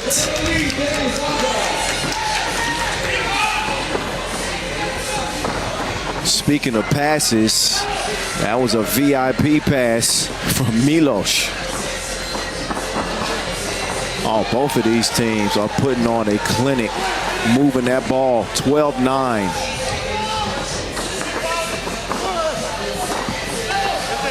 Jovanovic keeping pace for Podgorica. 2:50 to play and just a 2-point game. This one's been tight throughout. Fort missed it to the left. Ivanovic, no hesitation. Double that. 12-12.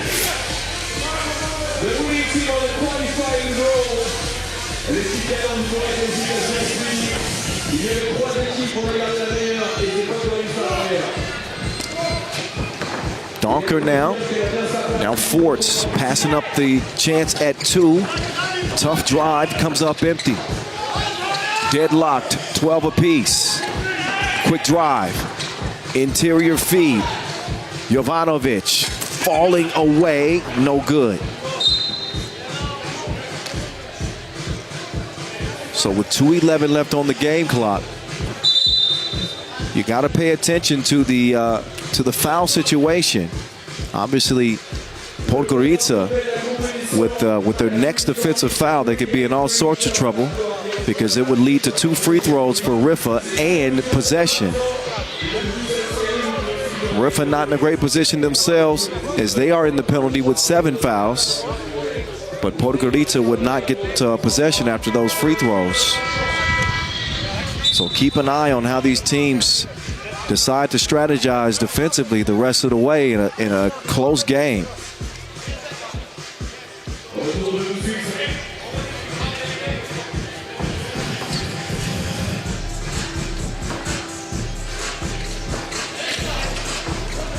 Dozen to a dozen. Vort to the menace. Donker falling away. Too strong. Rebound belongs to Podgorica. In possession. High arcing two. Ivanovic couldn't hit it. Uh-oh. Got a technical. I think it's a flopping technical. Called underneath the basket on Vujadinovic.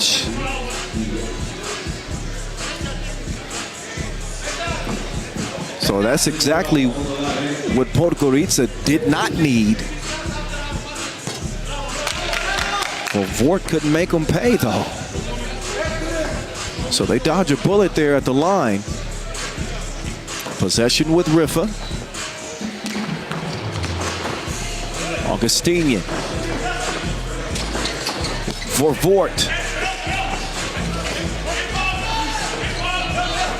Minute 35 now. Still deadlocked at 12 apiece. Quick drive. Wide open shooter, Jovanovic. He got 99 problems, but a swish ain't one. Hit me. 14-12. Augustinian will answer. Makes it 14-13. Oh, dime delivery. Ooh, but layup is missed. Over to Vort. While CTV got the D all over him. Pause.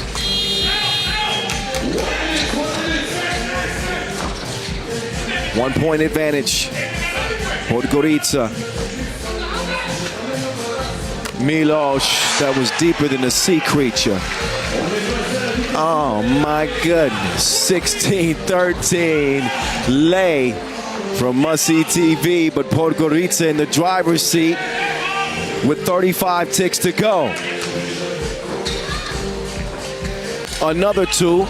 This one is missed, but a big offensive rebound for Podgorica. Drive, dish. That one is wiped away. 3 in the key is the call.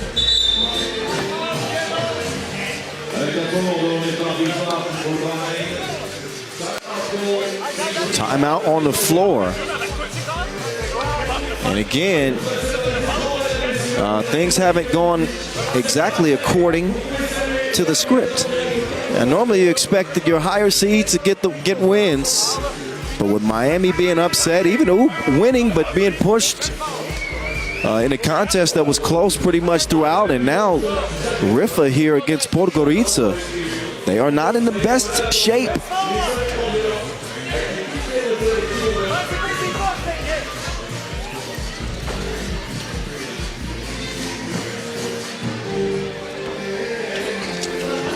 "15 seconds. Riffa looking for the tie.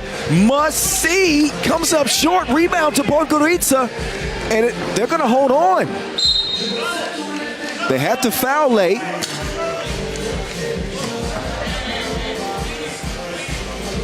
And obviously a couple of free throws coming up. So Riffa will need a miracle just to have an opportunity to try to tie this game.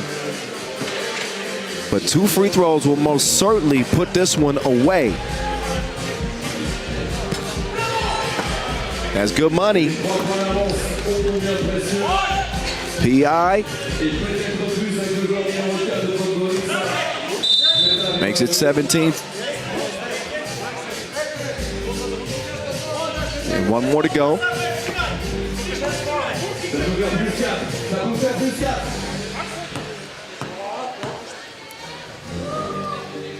And PI says, see you later. Podgorica are going to win this contest 18-14 over Riffa. An impressive win for Podgorica. And I told you, this is not a team to sleep on. Riffa with proven veterans, good team. Still beaten by Podgorica here, so credit to Podgorica for showing up and showing out and picking up a big early win.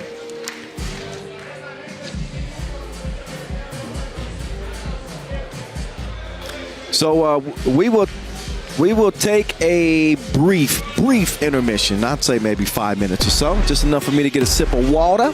Just enough time for y'all to check out the highlights. And then we'll get back to it. 4 games in the books, 8 more to go. The World Tour Marseille style continues in 5.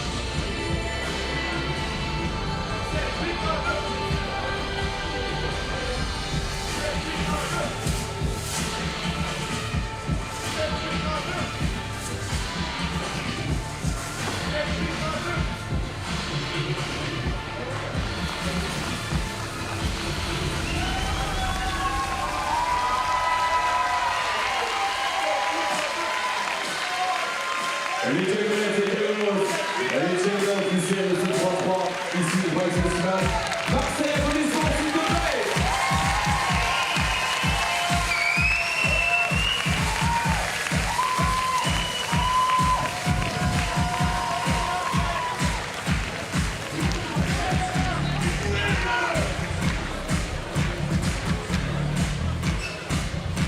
Retour à la compétition maintenant, back in the competition for the next game, ladies and gentlemen.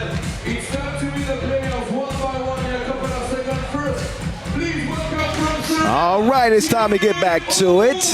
And we will head back to Pool A action. Huishan in E going up against Pauli, the Frenchman.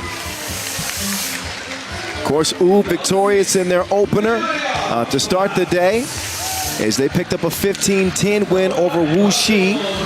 Again, not the best offensive performance you will see from but a win is a win is a win, and that's all that matters. And they came out with a W.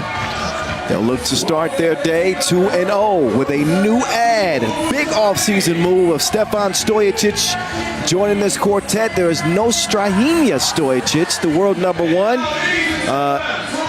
But we'll be seeing him soon. Might be a little bit nicked up. So his big bro is on the squad with Nemanja Barac, Dejan Majstorovic, and Marko Brankovic. As for Pauli, allez, allez, allez, les Bleus. Here they come. Team Pauli with Alex Villarreal. Strong on-ball defender, sharp shooter. The Joker, Paul Joko. Rambo.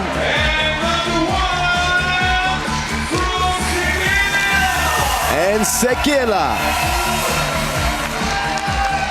Team Pauli. Of course, they got the French fans on their side who would love to see them upset the Serbians.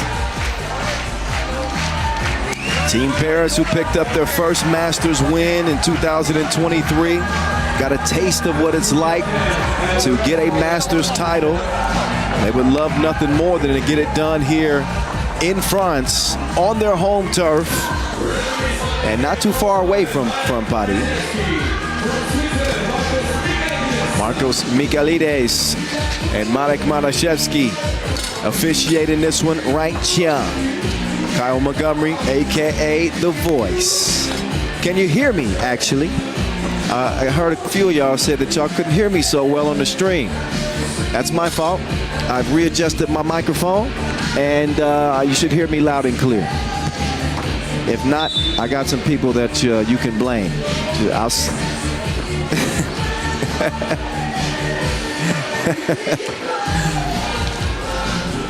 All right, we're good to go. Heading into the middle portion of day 1 slate.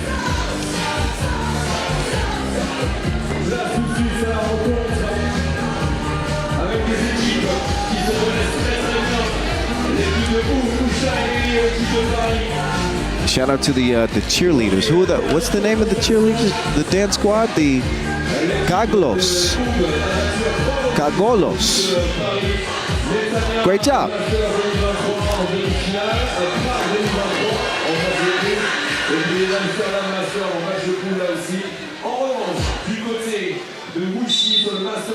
So with no further ado, we get back to the action. Pool A. Last look at today, our first at Pauli, and we got a whistle early.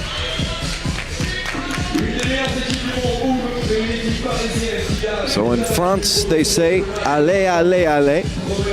In Serbia, they say, aide, aide. Kind of similar, right? Got a double foul.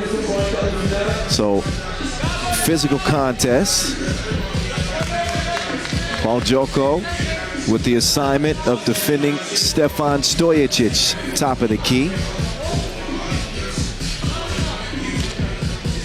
This one should be fun, as Mr. Robot will start things off. Right back, Mr. Robot up top. Brankovic up fake, spin. Ooh, wiped away, no basket. As it was a shot clock violation. I think the officials will discuss it.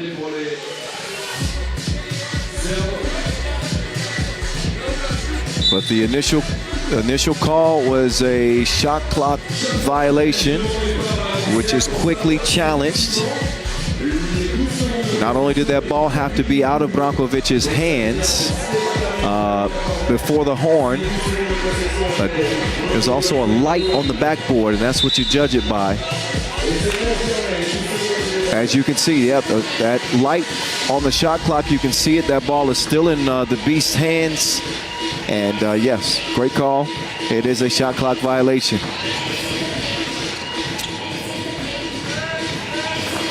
So who's going to draw first blood in this one? Segela. Ooh la la, Seu. Oh, Segela. They will remember him well. They played in the final, I believe the Wuxi Masters last year that Paris won. And Segela just went absolutely ham and beans on him. Hit 7 twos in that game. And that's when I start calling him Frank Segela instead of Segela. We're going to see which version he brings in this one, but he's got Pauli out to a 2-0 start. The Joker swiped, or swatted, I should say, by Mr. Robot. Jules Rambeau, he was so huge, he and Viedade, in helping France, the men, earn an Olympic ticket. So you'll see the French men and women representing 3x3 in Paris at the Olympic Games.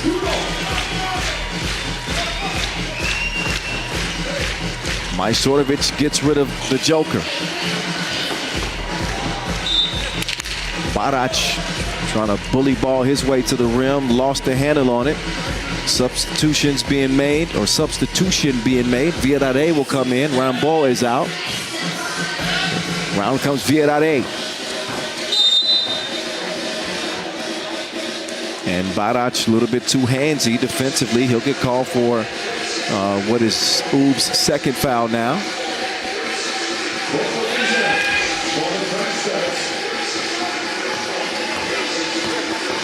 Viedade just outside the free throw line. That stroke was broke.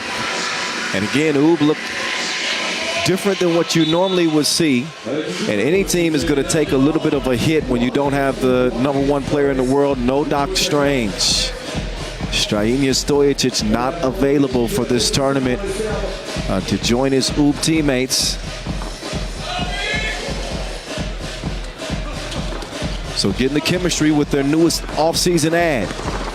Strahinja's big bro, Mr. Robot, will draw the foul.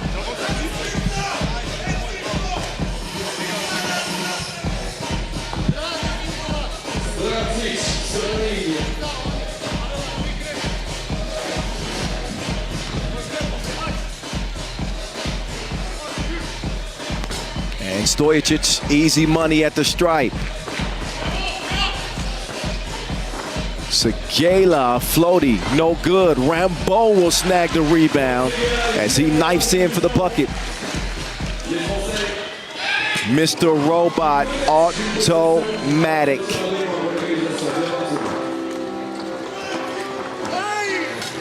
Nice action here as Pauli will respond. Swings it out. 2 is on the way. Off the miss, Paris will get reset here. What's good, good people? At 3x3 The Voice, that's me. We coming at you from Marseille, the oldest city in France, believe it or not. Back for the second straight year, getting some great action here day one. In a 4-3 contest, Brankovic using the screen. Down to Nim Diesel. He's got 3 to shoot. He will elevate and scores it over Joko. Joko to Viedade. Nice dish.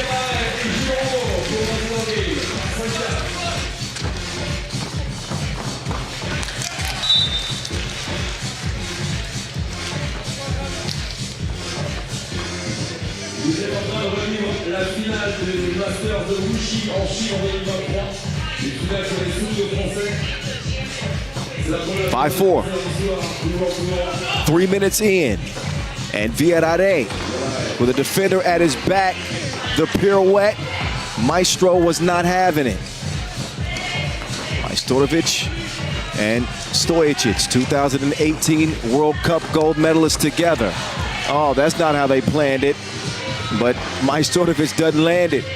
He'll try again from the corner. Nah, bruh. 5-4, it will stay. Shout out DJ Mike Lewis, all the way from the Netherlands. He and DJ Lass on the spins, providing the soundtrack here in Marseille. Two of the best in the biz.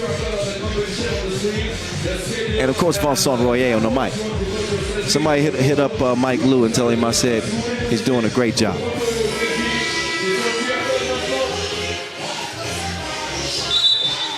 Meantime, we got ourselves a game.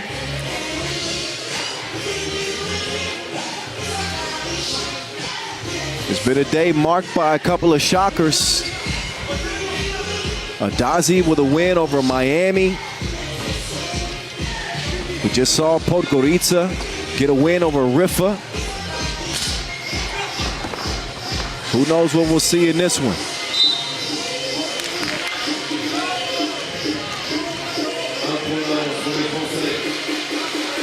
First look at Team Paris this year. Our second look at Huishan NE.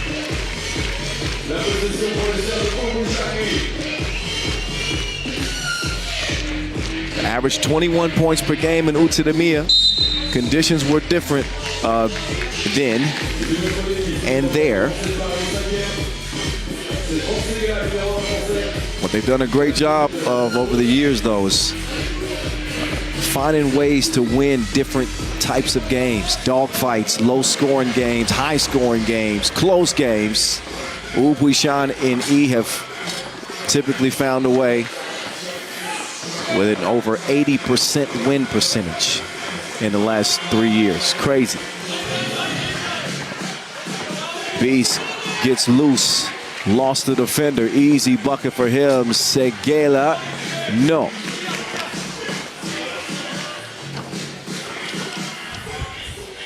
Mr. Robot, not that time. He is not in his algorithm yet. He's got 1-2 to go in a 5-5 tie. Joko, no go. Up top. Run up. Well, never mind. Bad miss there. Or Stefan, he'll get a rest as Barac will come in for 5:34 on the game clock. And again, 5 points apiece. Supposed to be a sprint to 21.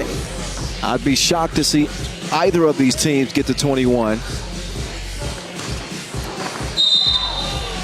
Oh, offensive foul called on Viadade. Sent Majstorovic flying.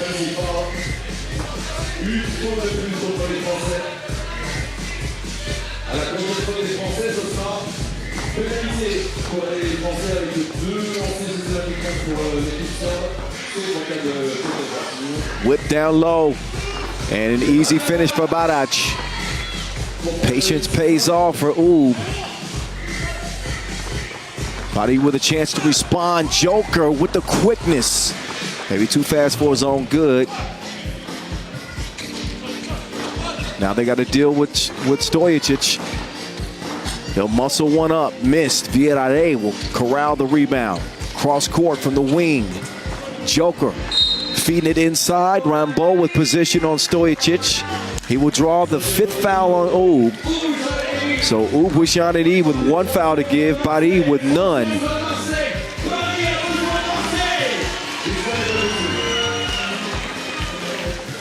Seguela, soft hands.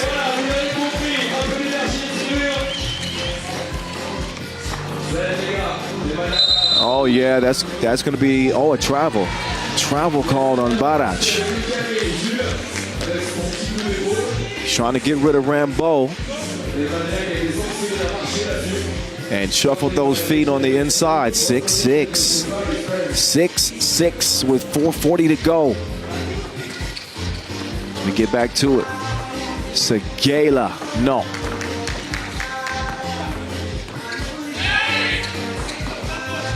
This one will be decided. It's going to take all 10 minutes. Oh, Segela.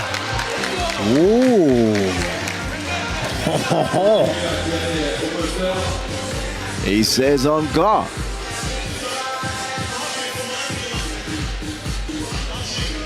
I think Barach took a shot, unintentional.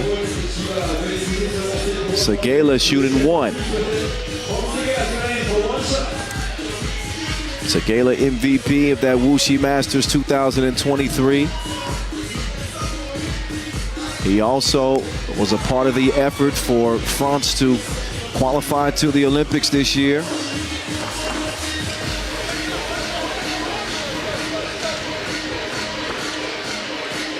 Shout out to Vergiat. It's MVP for Team France.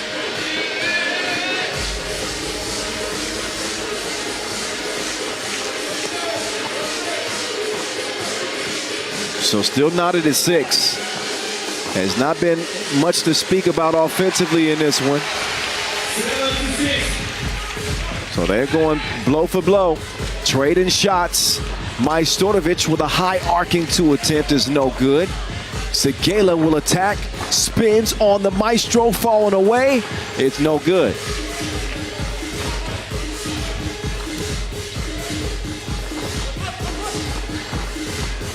All inside score, Nim Diesel. Oh, got, is that a foul? Off ball. That was, yeah, against Paris. Or Paris. So the crowd is locked in. And we got a game locked up, 7 apiece. There's a legend for you.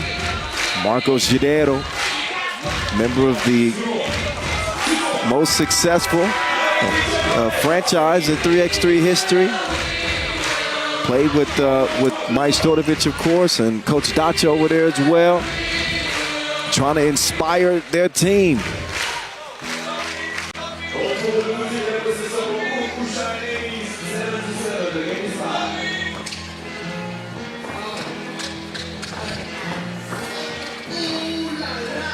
Stefan get into the baseline, quick move.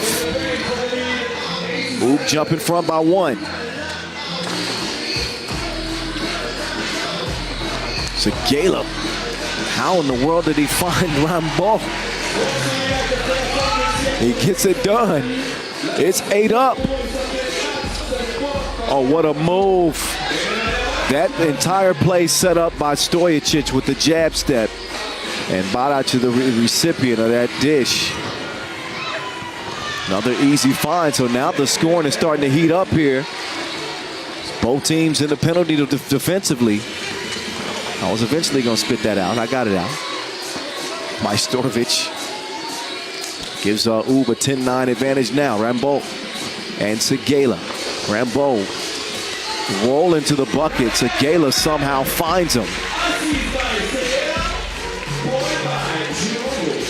Approaching 2 minutes. Oh, he got dizzy with it. Na na na na na na na. Barac with the beautiful spin move. Oh, and now Barac with the thievery.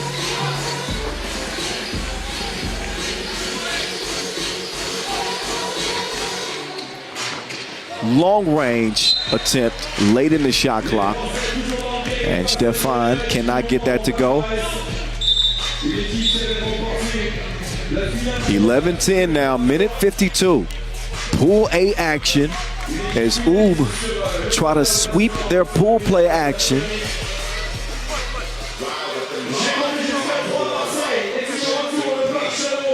But they are in enemy territory.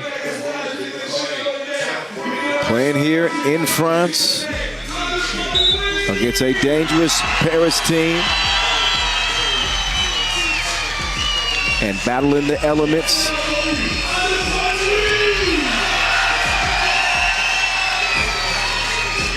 Vincent Royer's got this crowd rocking. Oh, he rocked him. What a move from Podgorica.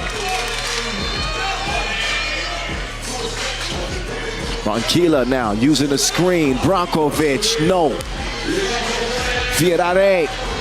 Ooh, risky pass. Somehow they keep it. Viadare with Lele.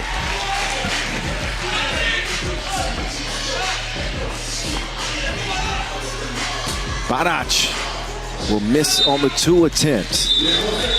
So now Paris is in front, 12-11.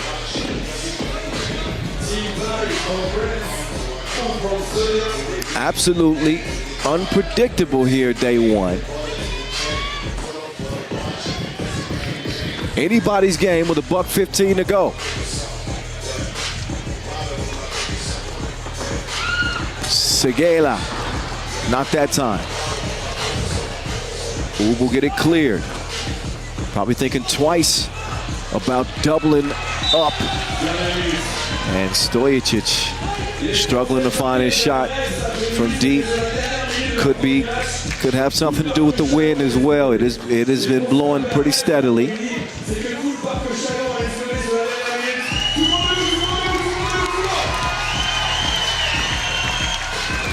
So Rambo will get it back. He elevates. Man, soft as kitten mittens. That touch in the paint from Rambo.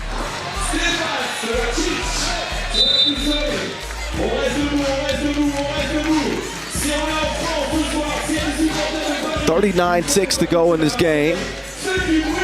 Can Paris hold Oob off?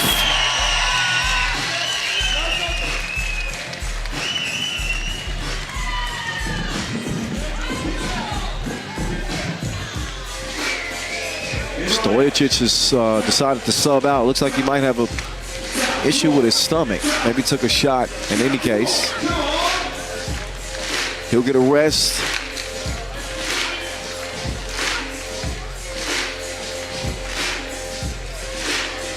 Actually 40.8 exactly left on the game clock.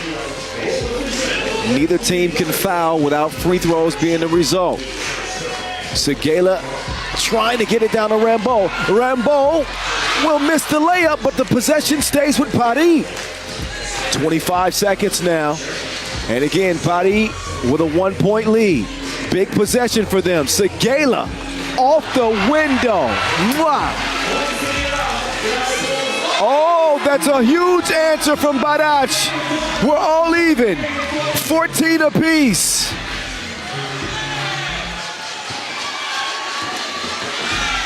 Segela, no. We are going to overtime. 14 all in a battle between Oob and Paris.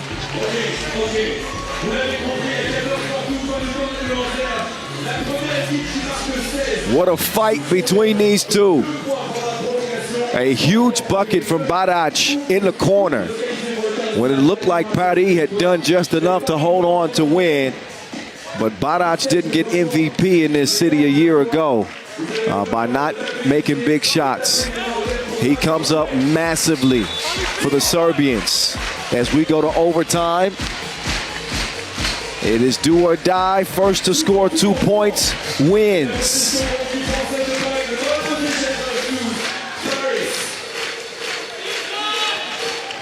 So Paris start with the ball. They got the Joker card. He ain't no joke. 15-14. Paris need 1 to win. Oob looking for the 2. Oh, my Stojicic. How many times have we seen him hit those?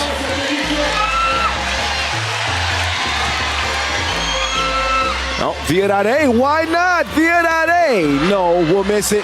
Does get his rebound. Viadare, Rambo underneath, loose ball to Oob. Stojicic, 2-ball killer. Killer. Mr. Robot in OT.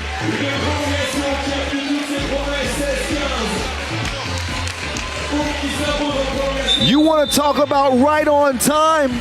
There's your Maurice Lacroix buzzer beater from none other than Stefan Stojicic, Mr. Robot. He is built different. Built for the moment, you could say.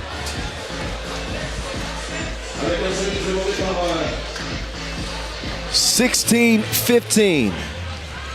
Les finales. savoir si juste avant le tir à 2 points de Oub. That was crazy. I'm not sure what the discussion is and whether there's a discrepancy here at the end of this game, but I believe that is in the books as a 16-15 win for Oub.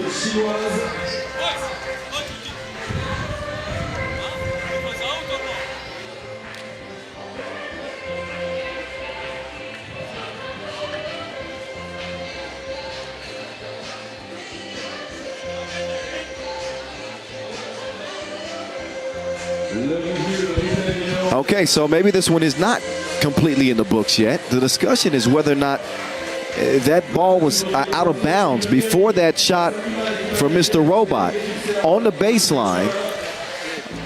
So I thought that this one was in the books, but apparently not. They're going to take a closer look. Here on the last one that you saw, it's a reviewable situation, Marek.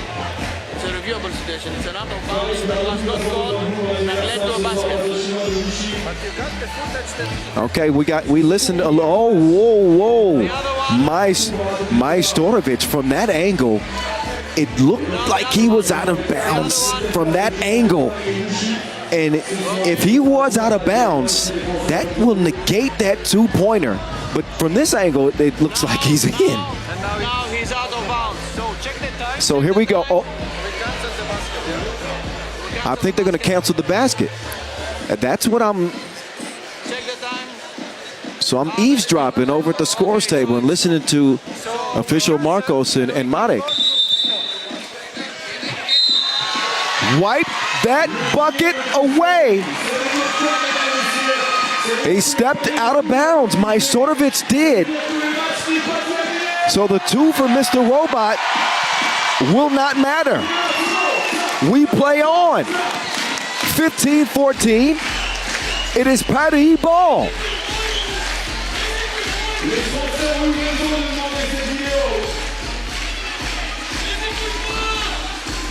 It is Frank Segela. Missed it. Loose ball. Stojicic to Maestro. Maestro, no. High rebound. Goes to Pauli. They need one to win. Jules Rambo will share it with Segela. Segela getting to his mid-range spot. Segela will miss the shorty. Oub still very much alive. They get it to Majstorovic. Oh, Maestro, D'd up by Joko. What a defensive play. He shut him down like a laptop. And that is what Paul Joko brings to your team. Incredible defensive play on Majstorovic. And Pauli can put it away with one bucket. They go inside. Rambo, I like him better than Sylvester Stallone. Jules Rambo will put it away in OT with a Maurice Lacroix buzzer beater. So what a win for Pauli. Another look at your Maurice Lacroix buzzer beater as Rambo says au revoir to Huishan NE. Merci beaucoup. And Paris now have a chance to take the top seed in their group, Pool A.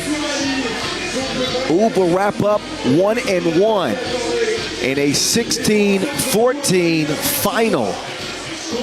Wow. So the Shockers continue day one. Whoa, what is going on here in Marseille?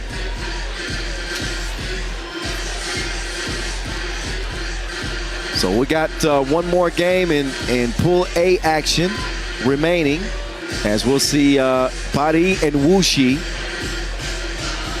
We will keep the action moving with Pool B up next. Team Liman and Team Miami are on deck. So if I were you, I would not go very far at all. I don't know where they're going. Where do y'all think y'all going? Please, sit down. S'il vous plaît. Anyway, the French fans won't be gone for long. They're probably just getting some refreshments and they're coming back to their seats. Meantime, enjoy the highlights. Just a couple of minutes away from, again, getting to our Pool B action with Miami and Liman on deck from here in Marseille.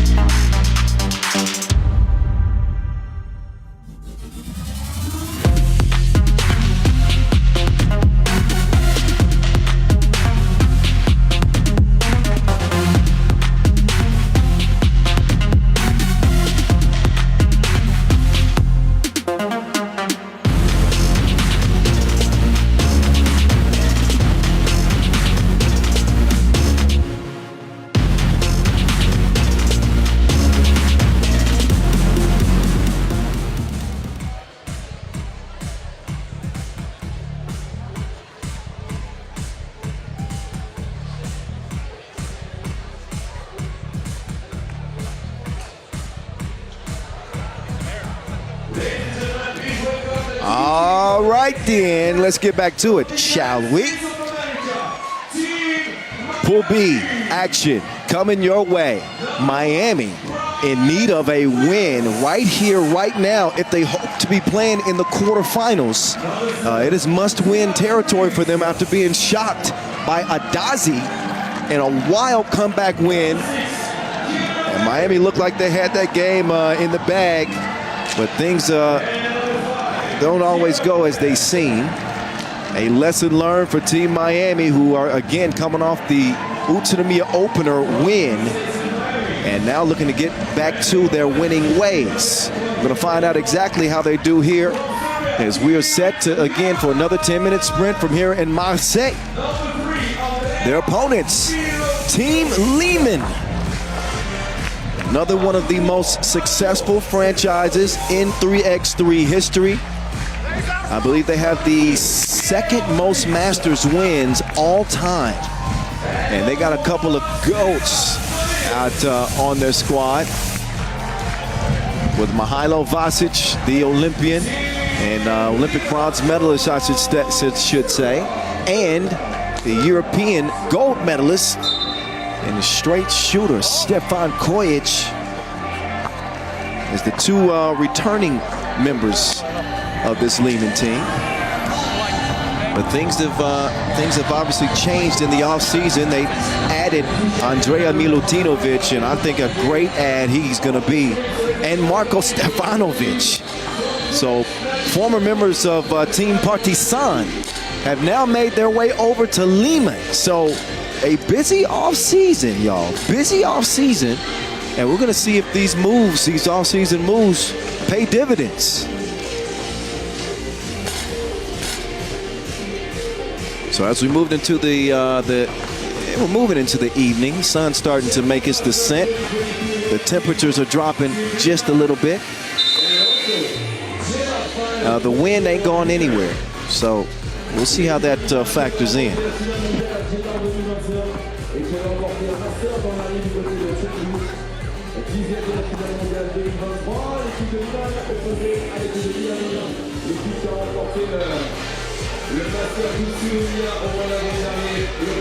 All right.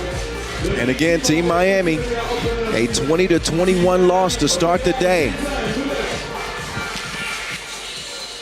New look Liman will start with the rock first.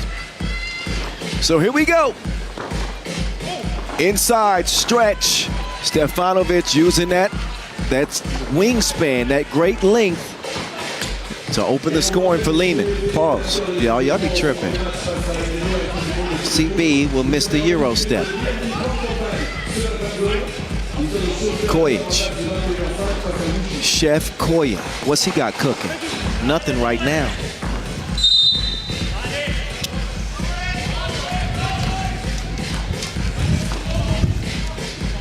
So Liman, another, again, powerhouse franchise who are routinely at the World Tour final. They are World Tour final winners 2 times over. So again, another franchise that has been one of the bars in 3x3 over its decade plus. That's for the new 3x3 fans who might not know.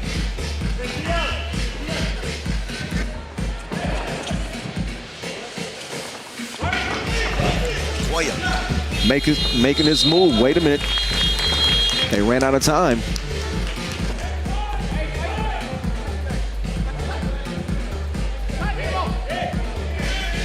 So we got a 1-1 game. Just 50 ticks in.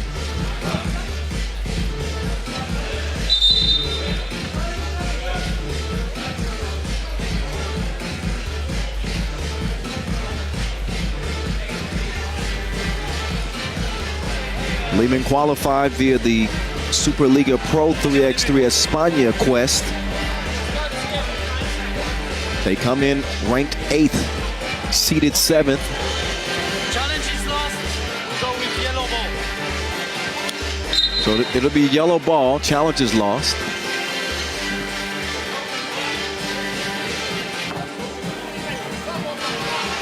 Jimmy Fredette will set up CB. Nuke Berry using the quickness to get to the rim, but he comes away empty. Milutinovic. He's been in the weight room this offseason, apparently. I can actually see a bicep this year. Uh-oh. Milutinovic a little bit hobbled.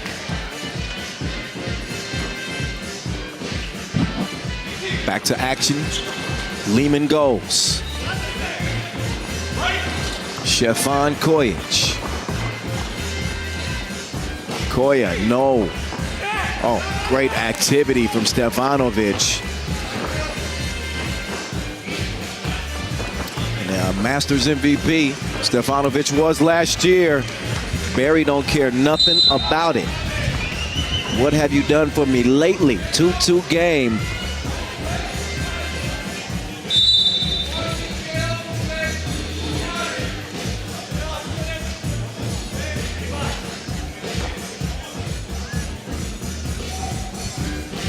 Minute and a half in. Seen them run this action so many times over the years. Got a good look out of it. Fredette with a good contest to throw that shot off.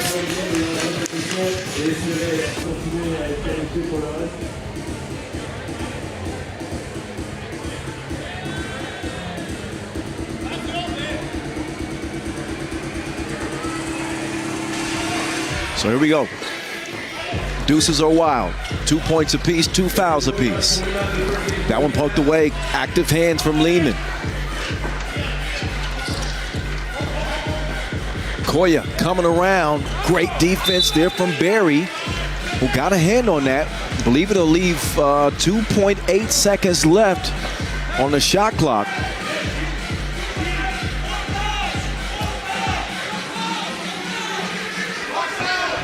So Canyonberry will rest now. Jimmer, oh, he just got dropped off. Your stop is here, sir. 3-2. Nice knockdown there. Knockdown from Kodio. Oh, B. Wills. Be easy. Count it, plus the foul. So Bryce Wills has made his way into 3x3 the past couple of years and seeing his game continue to grow. The talent is obviously there. Got G League experience. And his athleticism really is a big add for Miami in the absence of Kareem Maddox, the madman. Chef Kodio trying to make a move. He's not going to do anything now because Stefanovic gets called for the offensive foul. Dylan Travis was explosive in their opening game against Adazi. Double-digit score, but they did not get a win there. Now for Det. What a dish. Barry can't bury it. He'll try again. Jab step had Stefanovic off balance. And the wind is and it's certainly picking up here. You wonder how that's going to play here, especially with Jimmer Fredette, who was just a knockdown two-point shooter, nearly 50% a year ago. Faker, but not a maker on that particular possession. 3-3 it'll stay. Milutinovic swings through. Milutinovic will put one up.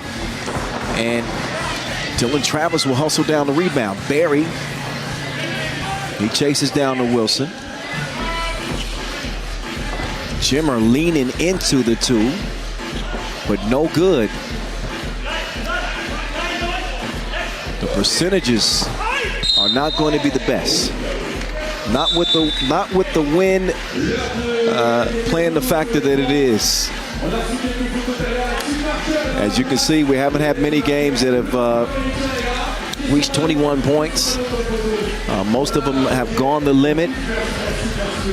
And again, there's that American flag flying. They better keep a hold on it. That might be flying out of the venue.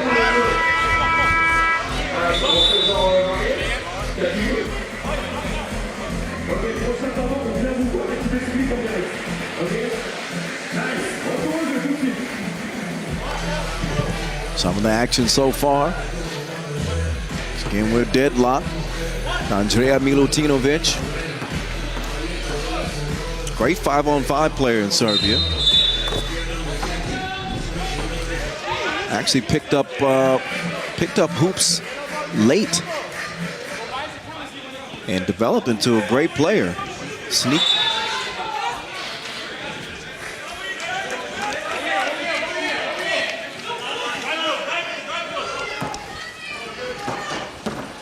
Jimmer, oh, downshifted. Beautiful change of pace to get the score at the rim.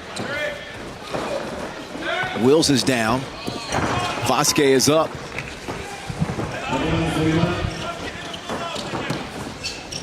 Fredette. Driving right for Det. He will miss that short one badly. Milutinovic is down. And a technical is called on Kenyon Barry, apparently from the bench. I'm not certain what he said, but he drew a technical from official Najib Chajadin. Apparently Barry didn't like the fact that there was something that wasn't called, and they hit him with a tech. I'm not privy to that conversation. 6'5" is all I know. 5'4", actually. My bad. 6'4" after the Milutinovic free throw.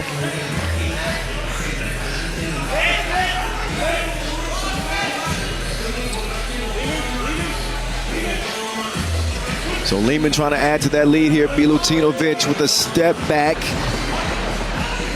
That one grazes the iron. Fredette down. And now back in action. Kodio off balance, misses the two. Wills quickly out to Fredette. It's clear. Miami need to take off. Their offense right now is at a standstill. Oh, Vasquez getting tricky with it. Milutinovic all by himself.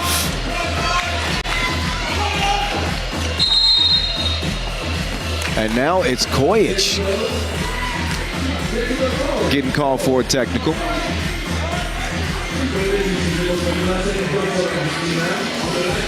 So each team has been handed a tech so far. Official Chajidin ain't putting up with no monkey business.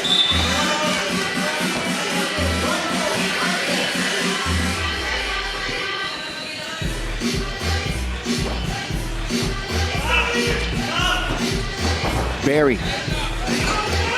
Great defense. Great defense. And Miami playing a tad frustrated. Tough D on the inside from Kojic. So Liman, they do have 6 fouls. Miami with 5. Stefanovic with another bucket.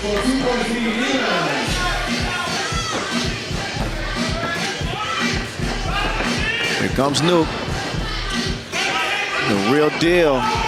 Dylan Travis has been as quiet as a library in this one. And he also is not happy. Gotta be careful not to get a tech. Oh, well, he actually did get one.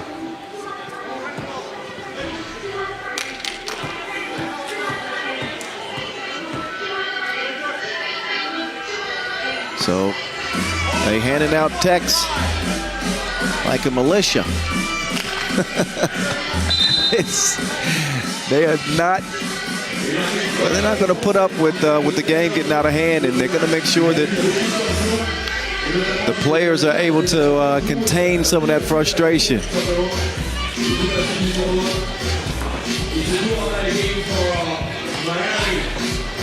Chef Koya, no. Good hustle from Milutinovic, and they'll get to reset with a fresh 12. It's now down to 7. Cross, nowhere to go, runs into trouble. Kojic will get whistled for the travel.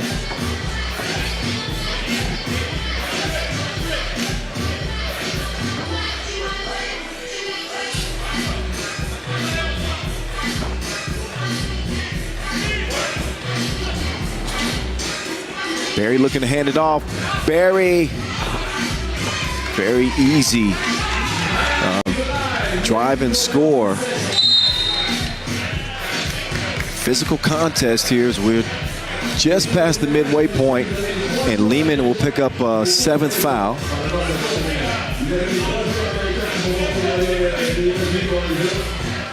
So we've literally had we've had the same amount of fouls as we've had scores in this game. Travis lost the handle. Can Jimmer get one to go? He doubles down and puts Miami up 8-7. Milutinovic will drop it off. Look how high Bryce got to swat that one. Bryce Wills, whoa! Hey, my guy turned the sliders up. Hey, Bryce Wills had bad intentions. He meets Vasquez on the top floor and then tried to yam on his head. Wills knocks down the free throw. Gives Miami a 2-point advantage. Again, a must-win situation for Miami if they want to be playing in the quarterfinals. And even a win does not guarantee it. The only thing guaranteed is a loss certainly would keep them out of day 2's action. Kojic, no. Barry's on the ground.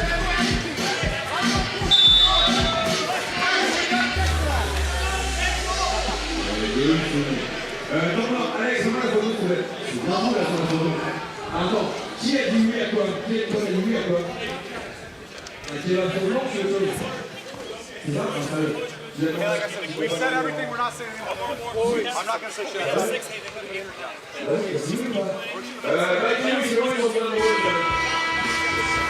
So I was just giving you an opportunity to listen in to that Miami huddle, just to give you an idea of some of the conversations and discussions that these teams have in the midst of a fight. They've battled from the very beginning of this contest. Miami have been able to get a little bit of breathing room here with a 10-7 advantage. And Canyon Berry lets it fly.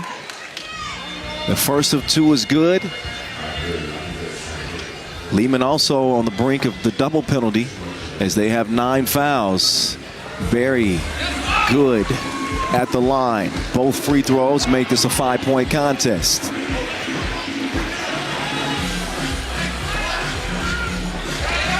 Now the defense is turning up for Miami. A little bit of a miscommunication there between Dylan Travis and Canyon Berry. But Miami have settled in, trying to seize the moment. Stefanovic gets called, and that is the 10th. So fouling has been a bugaboo for Liman. 10 fouls normally spells disaster. Canyon Berry, again, he's a near 90% free throw shooter. He has the traditional underhand free throw shooting form. Of course, you know who he's the son of. The NBA legend, great Rick Barry. For that to Canyon. Good look. And this game is gone from close to a runaway. Miami had the baton, and they are sprinting to the finish line. 3:21 to go. And the highest scoring offensive team by per game average just a season ago is back to showing some of that offensive prowess. Kodio, no.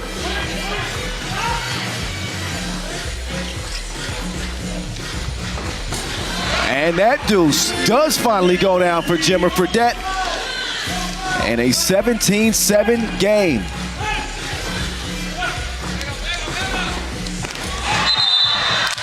I believe that touched the glass first.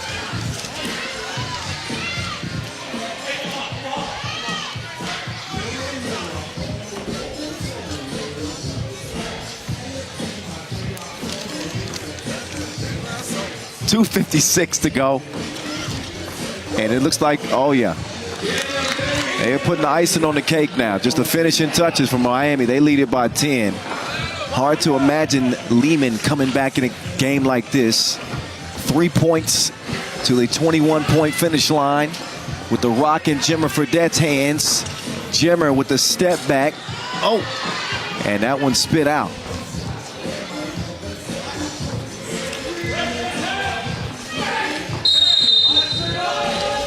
Barry called for now Miami's 7th foul, so that'll stop the clock and put Liman on the line for 2. If they are going to make a push here, and they got to make everything. Time isn't on their side, so every trip to the stripe for Liman, so important. It's the Olympic bronze medalist and world champion, Mihailo Vasic, will connect.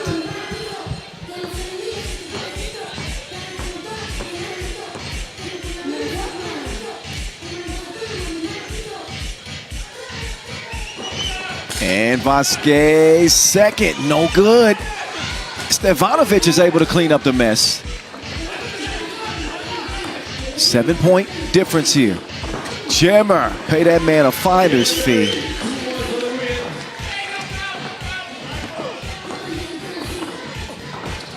Vasquez will respond, but Miami are willing to give up a bucket. Oh, look at him. Had him lost in the sauce. Beautiful move by Barry to get free. Game point, Miami.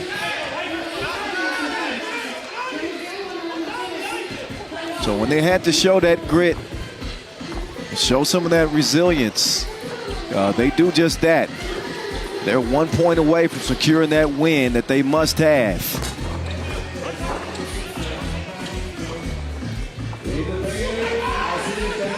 Stefanovic, easy money, but again, 7-point game.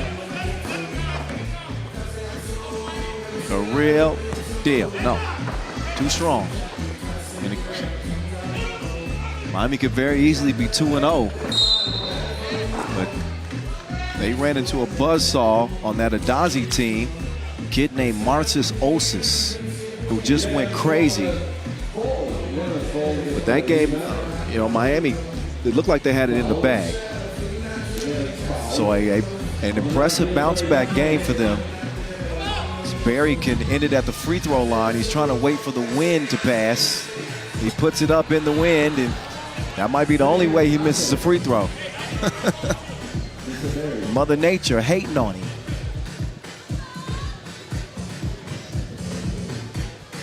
Barry's second attempt. He puts it in the basket. 21-13. Miami over Liman. And maybe they saved themselves. We're gonna find out exactly how the rest of this day plays out, but it was a must-win situation, and Miami get that dub.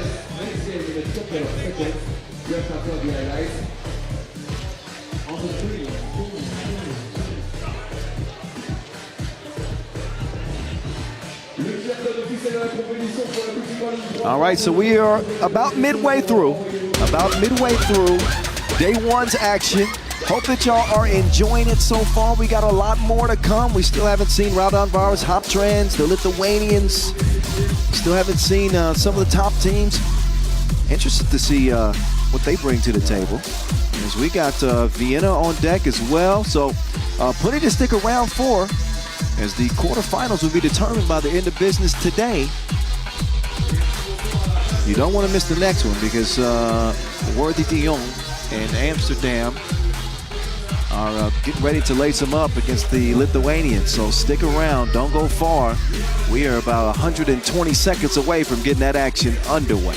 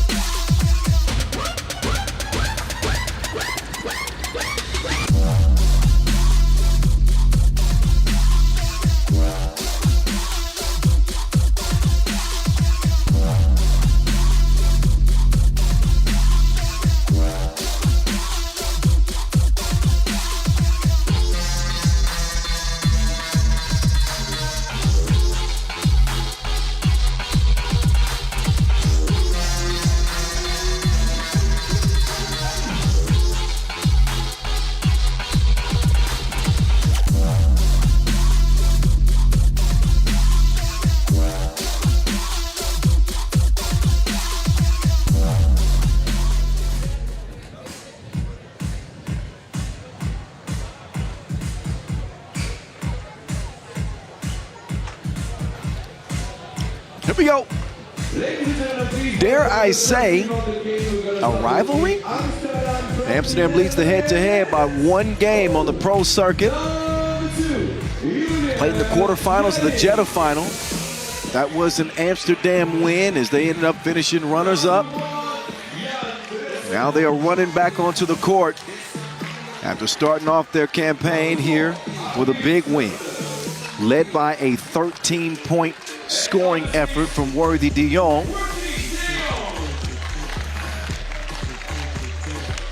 They were able to top St. Pauli.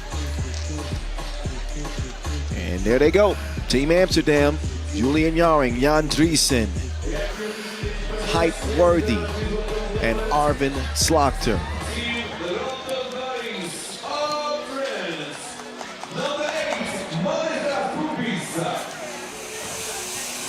All right, out come Raudondvaris Hoptrans. Flight mode. Oh, that's this Kumpis. Did y'all see the body that man caught? And what was that? It's the Zhaijing Challenger. I'm mispronouncing that challenger, but my goodness. He's joined by his teammates, Šarūnas Vengelis, Ivaldis Džiaugas, and Aurelijus Pukelis. Of course, Džiaugas, Vengelis, and Pukelis, all members of the Lithuanian team that secured their berth in the Olympics. So they are one of the Elite 8 that will be playing in Paris. So again, big congratulations to them.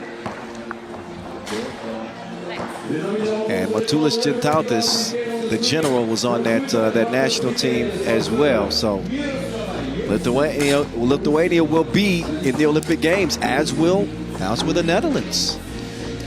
So we're looking at some Olympic athletes in this contest. And a couple of squads that we've seen go toe-to-toe and seen 5 times in the last 2 years. And Amsterdam just with a slight edge.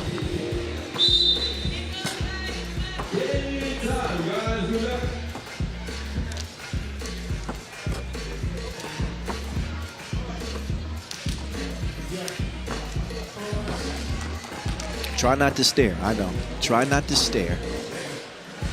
Worthy rocking the leopard print for this tournament. Who knows what he's gonna wear next time.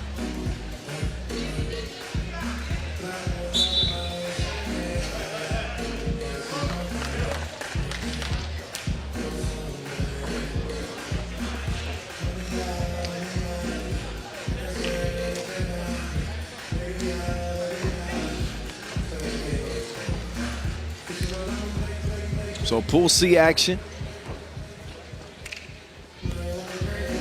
Our 2 officials in this one. See Mima and Marcos.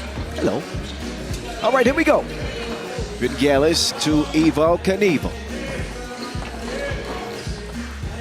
Džiaugas to Vengelis. He will miss the reverse attempt. Worthy up top. And Džiaugas is called for the foul, battling with Big Drizzy in the post office.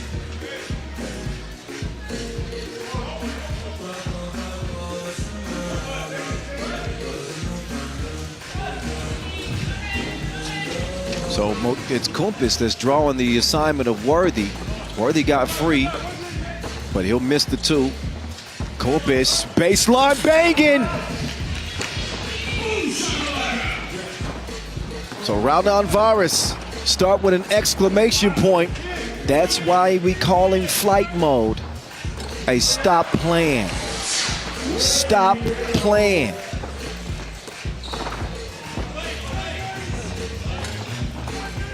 (2-1). We get a dunk from Kumpis, and then we get Worthy just casually firing one up from the corner off 1 foot.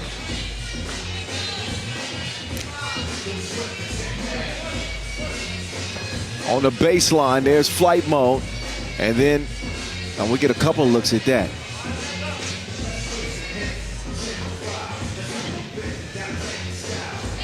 (2-2) as we get back to it.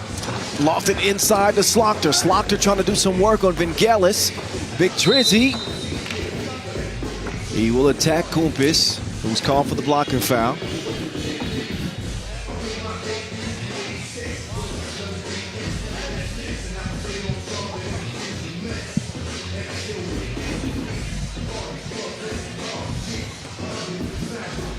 So Jan Driessen, no good at the line. Stays 2-2. They got it cleared now. It's Vengelis. Had a look. Now he's going to take the shot. Vengelis will miss it left. Driessen swings it back over. Slaughter down to Juice. Juice drops it off. Drizzy. Nice ball fake, but comes up empty. Stays where it's at.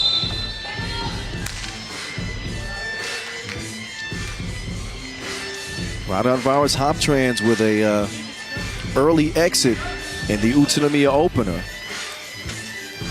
So they ended up finishing 9th in that tournament. Amsterdam finished 4th.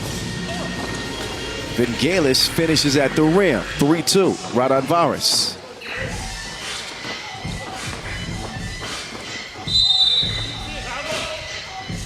Got to travel. So Amsterdam, they turn it over.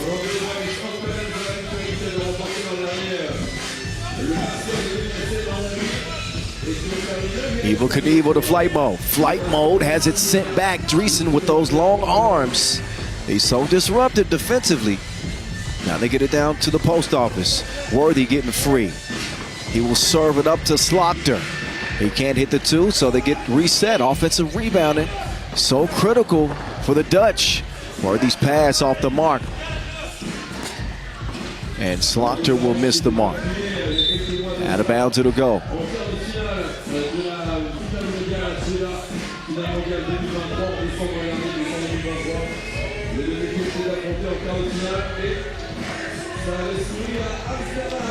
Two teams familiar, with a lot of familiarity amongst each other. Jalgis gets it past Worthy, up and in. And some history.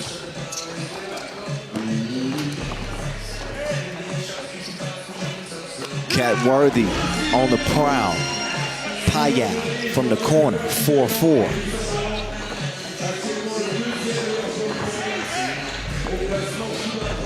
Kumpis elevates, no.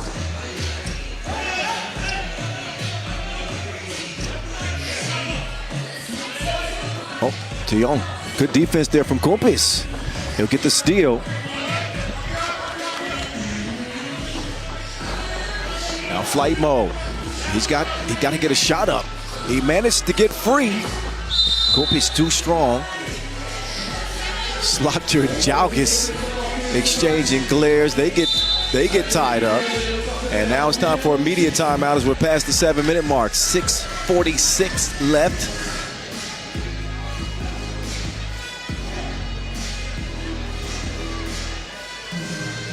So we got a good one going.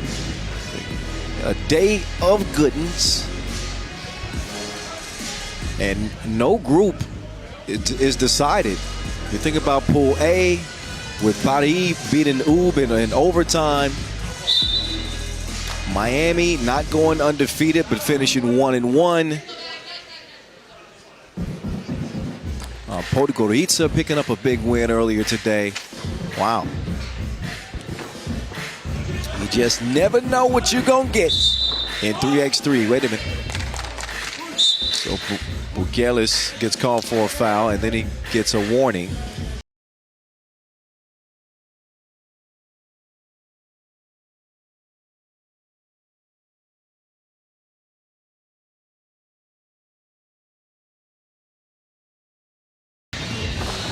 Nice action, but passing not so crisp. 4-4, it'll stay.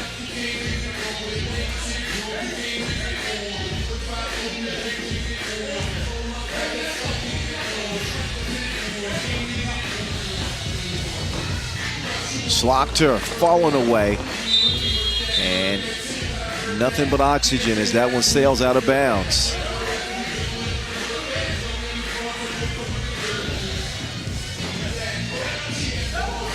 Hype Worthy is back in with Juice and Big Drizzy, Evel Knievel. Love this matchup between these two. Jalgis is a dog. Gets to the rim and gives Raudondvaris a 1-point advantage. Worthy with the up fake. He will kick it, shares it with a wide open Jarring, and Juice drops the deuce.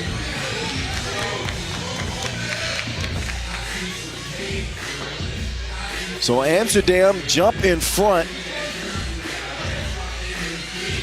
And that score, a product of Worthy's ability to break down the defense in a way that you don't see from a lot of players. He breaks down the defense, and all the shooters got to do is shoot.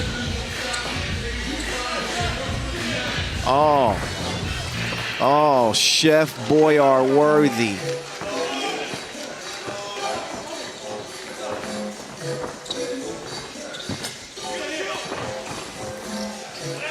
Seven.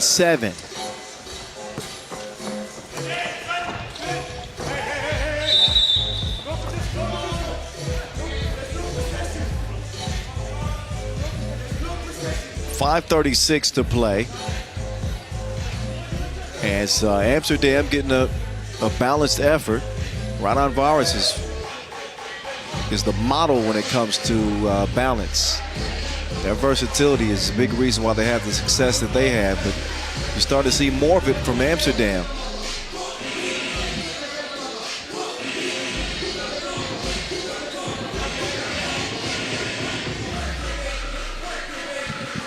So I'm not privy to this discussion. I can't even pretend like I know what's being discussed here. But when I find out, I'll let you know.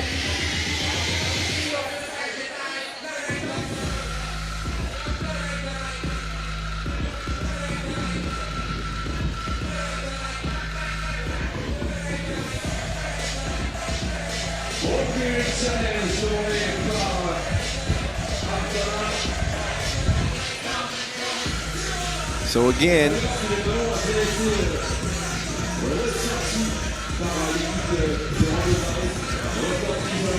just until I'm fully clear on what exactly the discussion is with the officials in the scorers table, is okay, there's a ball clearing challenge. Now that's at least been clarified.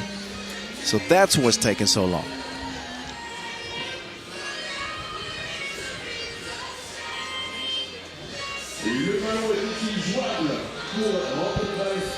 So they'll take a long look at this one and then make the decision.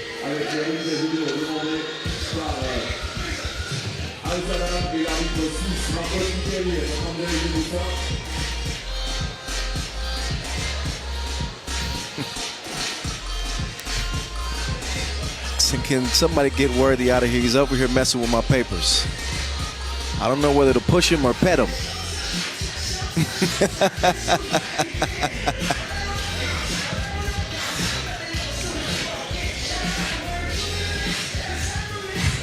So not only is the wind posing a problem, it's getting chilly out here in the evening.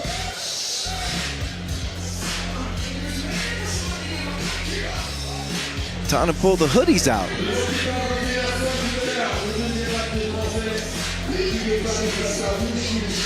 And again, it's a ball clearing challenge.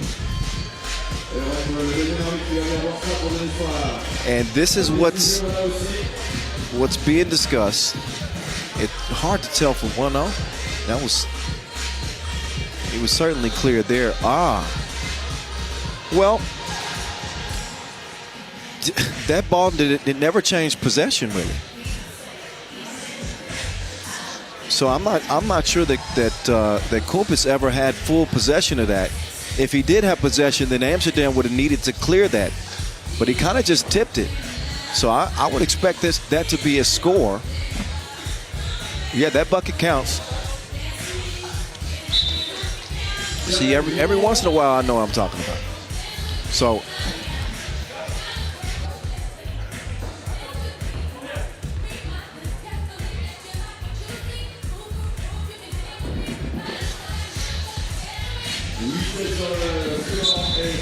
All right, 8-7.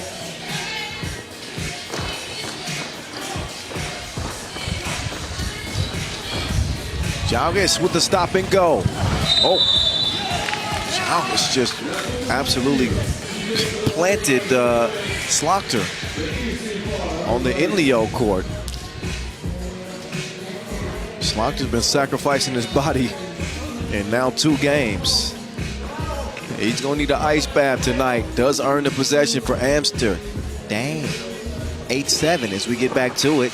Big Drizzy from the left elbow. He's got Slaughter coming around. Slaughter, before the shot goes up, got a whistle. And that one's called on the Lithuanian, Vukelis. The 6th team foul on Raudondvaris Hoptrans.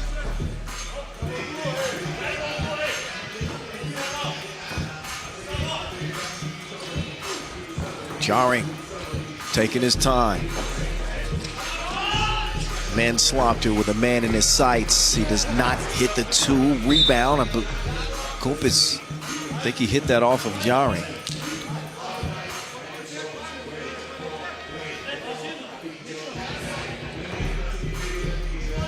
Another look at that. Oh yeah, that definitely goes off of Juice. So ball to black. 5:08 and counting in the 1-point contest. Gungalis in flight mode will share to Wilson. Flight mode runs into traffic. And that's going to be a travel call on Jalk. It's not actually 3 in the key. Could have been either call.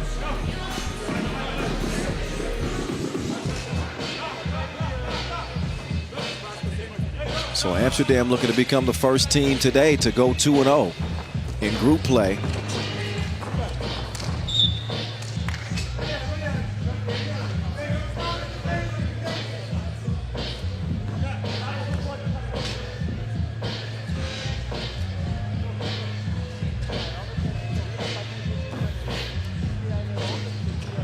Back to it we go.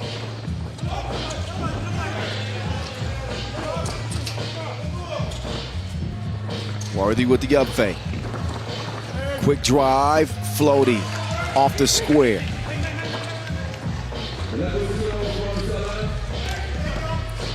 On the battle of the bigs now. That time Bukalis is able to draw the foul on Dreesen. Just the third foul on Amsterdam. They're known as one of the top defensive teams in the league. They were the stingiest defensive team in the league last year and gave up about 15 points per game at the opener in Utsunomiya. Right now they're on pace to hold Raudondvaris to about 14. Again, 4:30 to play. They do pick up a 4th foul. And Bukalis going back to work on Dreesen. This time Dreesen's had enough. Big Drizzy's had enough. Worthy going back to work. He'll kick it over. Juice. Dreesen steps into a 2. There was nothing about that looked comfortable. Missed it bad.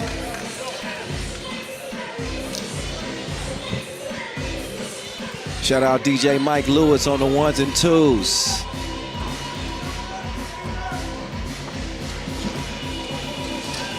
If he ever tells you he beat me one-on-one, he's not telling you the truth. Even if he has what he calls video proof, forget about that. Dreesen elevates.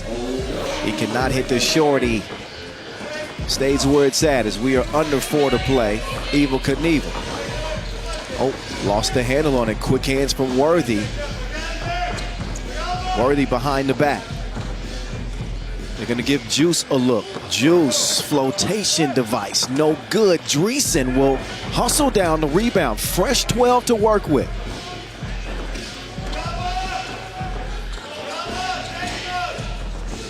Worthy, left, right, falling away.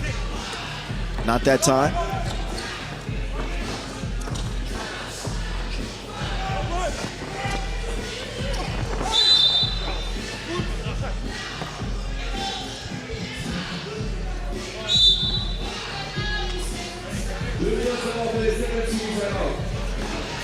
So TV timeout.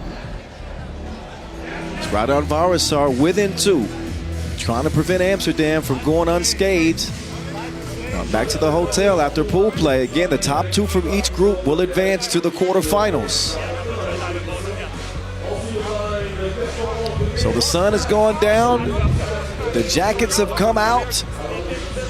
The action continues to roll on here in Marseille for the 2nd straight year. It's been much of the same for Worthy de Jong, who scored 59 points in a runners-up finish in Marseille a year ago. Had 13 in game 1. I'm not sure what he's up to now, but he's getting plenty of buckets. Like rain is coming. It'll stay 9-7 at the moment as we get back to the action. 3:14 on the game clock. Flight mode. Trying to find a cutting Jalgas. Jalgas will elevate. The hook is no good. Loose ball. Who's going to get it?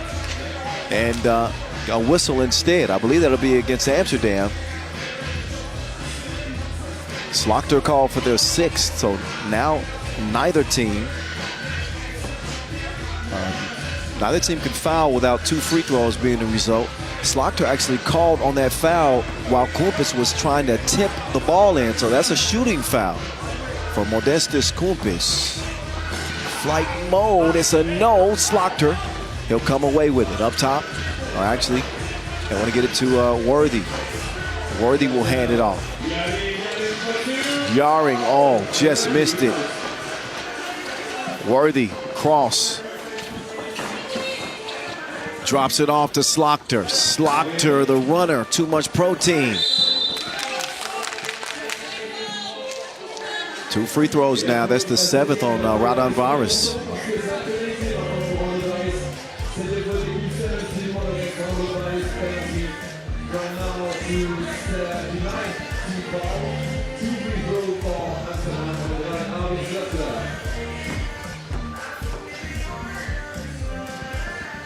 Slaughter, nothing but you know what.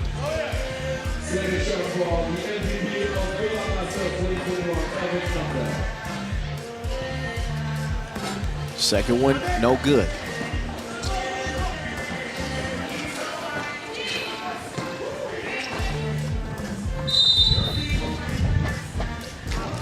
That time an offensive foul called on Pukelis while he was sealing. So Raudondvaris again already in the penalty. That'll be an 8th foul. It's a game very much in reach for the Lithuanians. If they can get some offense going and find an answer for height Worthy. Worthy with the dish. Bon appetit. Sets it up for Big Drizzy. Oh. Hey. Get down on it. Get down on it. What you doing over there, Mike Lou?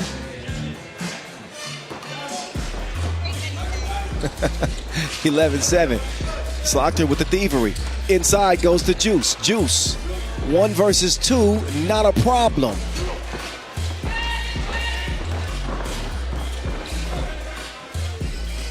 Jalgis. Nope. Hits the heel of the rim on his 2 attempts. Slaughter. He'll let Juice just go to work. It's your world. Jump hook, no good. Jalgis now has it with 1:45 to go. Raudondvaris need a score. And Vingelis cannot give it to him. Pukelis does track it down. Pukelis eyeing a 2. And he'll keep searching for one. Drizzy. Oh, that's great. Great body control. And I believe a technical called on Kumpis from the bench. Wasn't happy, and he made it known. And that is not going to help Raudondvaris' cause here. They, again, trail 13-7, and it'll stay that way. Slaughter misses the free throw.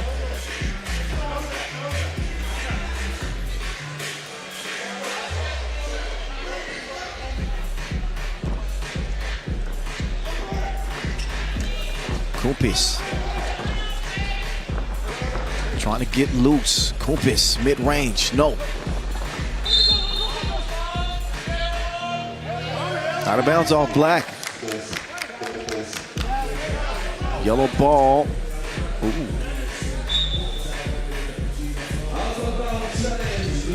So an out of bounds challenge, and I think this has the potential to maybe be overturned. I'm not 100%. But that's a close call. I'm not certain of it.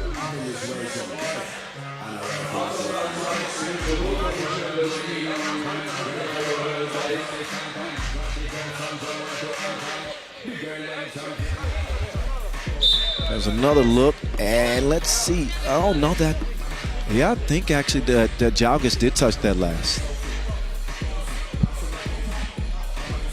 So the challenge is lost. Yeah, you can see Jalgis got a fingertip on it.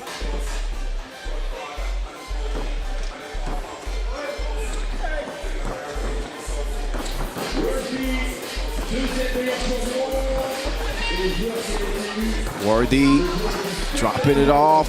Yaring, no. And a shot clock violation. But Raudondvaris Hoptrans offense has been missing in action Only 7 points with a minute to play in this game. And certainly the conditions might factor in, but if Amsterdam can't use it as an excuse, obviously Raudondvaris can't either. Amsterdam's managed to put the ball in the bucket. That's the name of the game. Under a minute to go now.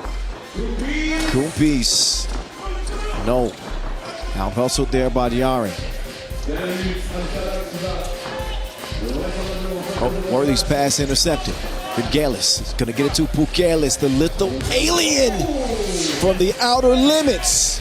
He will hit it, and Raudondvaris have a pulse in this one. A 4-point game. Oh, these goals ain't loyal. Oh, but Worthy, so he's there like the Jackson 5. He'll be there. Helps give Amsterdam a 3-point lead. Oh, let him cook. He got the recipe. He got the ingredients. Let him cook.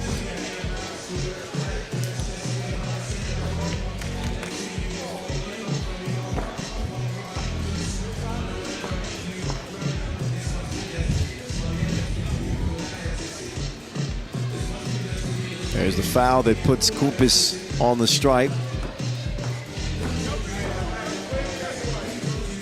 2 free throws. Oh.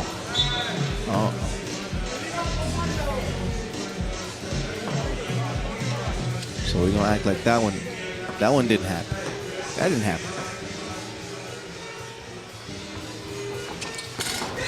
Second was a miss as well. And the only thing now is going to be the final horn.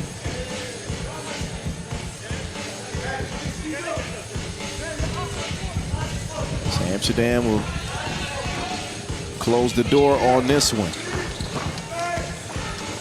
Chef Boy Worthy. Another offensive explosion from the big cat Worthy, dogging people. Unbelievable performances for Amsterdam en route to a 2-0 start. Raudondvaris, Hoptrans got one more game left on the schedule out. But Amsterdam will go back to the telly 2-0.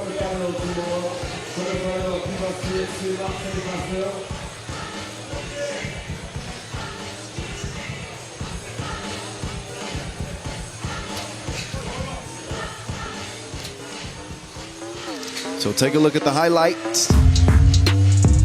A closer contest for Amsterdam this time, but still the same result. That is a W, 16-11. And we'll get to Pool D action coming up next from here in Marseille.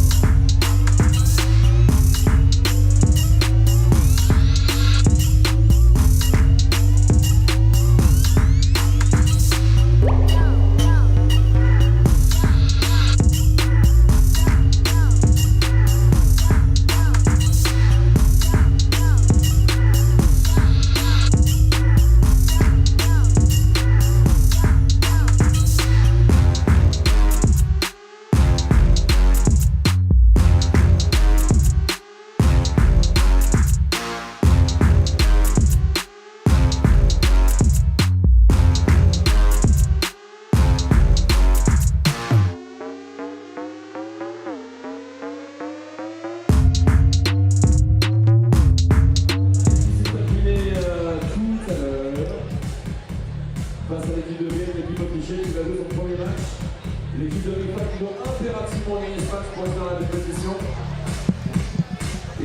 All right, here we go. It's we got Riffa and we got Vienna. And Vienna with the head-to-head advantage in the matchup as they'll get a chance to clash one more again. So Riffa earlier shocked in their opener. Shocked to see them, well, maybe not shocked. Podgorica, good team. And ended up topping Riffa 18-14. And now they find themselves in a must-win situation if they want to be playing tomorrow. Just suffer some tough ones have Riffa as one of the top teams. I was talking about all the teams, franchises you mentioned. You know, first they come to mind first when we talk about best teams in 3x3. Oh, you better be talking about Vienna too. Please believe it. Team Vienna, who had an outstanding 2023 campaign, routinely one of the best teams, finished top 3 in the league, I believe, last year. And here they are. Fabio Sonel, Matthias Lenortner, Nico Kaltenbrunner, and Tony Blazan. Blazan really impressed with him. Impressed with the team as a whole. Didn't end up getting their Olympic ticket, but really represented well. Sonel is tough as nails, great defender, can get after it on the glass. Lenortner's ability to shoot, strong defense. We'll see how they fare in this one against a Riffa team that is desperate for a win.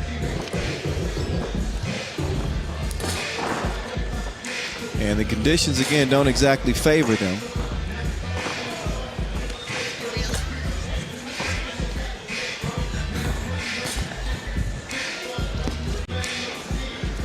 Jonas Forts, another great shooter who struggled to find his shot. Sometimes the wind neutralizes, a player's top attribute, and that's when you gotta make sure that your game is well balanced. And Forts can get to the rim. He's gonna probably have to get to the rim a lot more in this contest than knocking down twos. Kasper Augustinian is back. Saw some of that athleticism in game 1. Went up and got a nice oop. And Riffa's certainly happy to have him with must-see TV locked and loaded.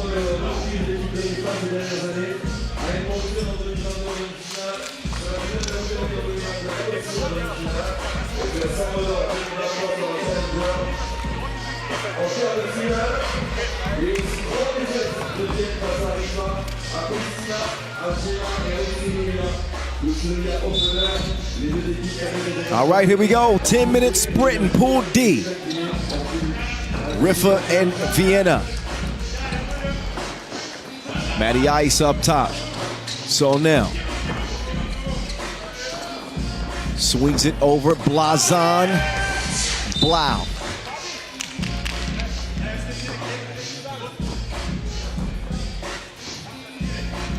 So that's the way Vienna want to start. Blazan, who averaged nearly 7 points a game in the Olympic qualifying tournament for this team. Great ad. Burner. He decides to give it up to Sonel. Sonel with the headsy. Quick drive, man. He ran into trouble. And that's target practice for Kaltenbrunner.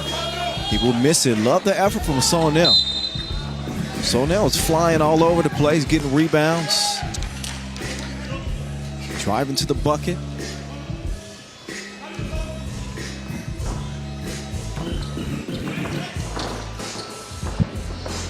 Darker and Forts now. Forts and Augustinian now. Oh, an offensive foul. Augustinian is moving.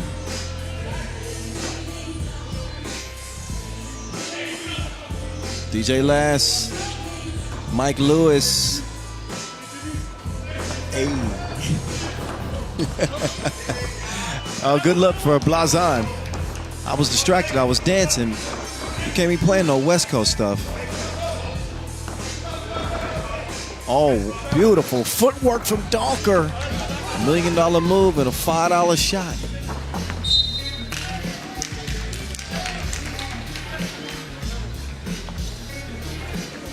So Riffa is still scoreless. We are just over a minute into the game.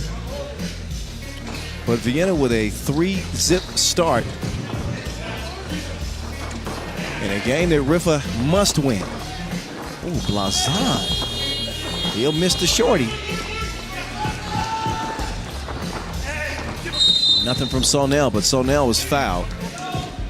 I don't think I've seen Sonel complain one time. As tough as they come.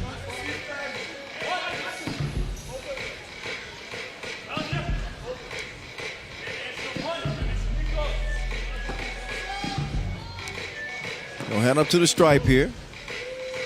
Fabio Sonel will get that one to fall. Vienna 4-zip. This type of start that they certainly hope for.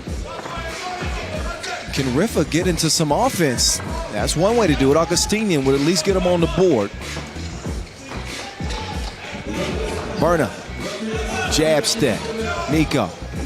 Matty Ice on the baseline. 2 to shoot. Fader, no good. The Menace will get it cleared himself over to Jofa. Donker, no. Knuckleball that one.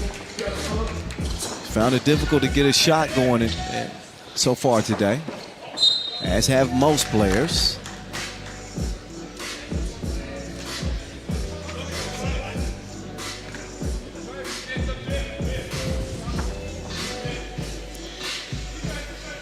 Quick shout out to our sponsors, our ball sponsor Wilson, our official timekeeper Maurice Lacroix, our suppliers as well, Indio, Baudet, Skelder Sports, Magic Sky. Nice pass, Sonel on the baseline. Sonel throws it in reverse, it's a no-go. Up top to Thibault for Vort. Fouled hard on the drive. Again, for Vort, back in familiar surroundings, playing with teammates that he grew up in 3x3 with.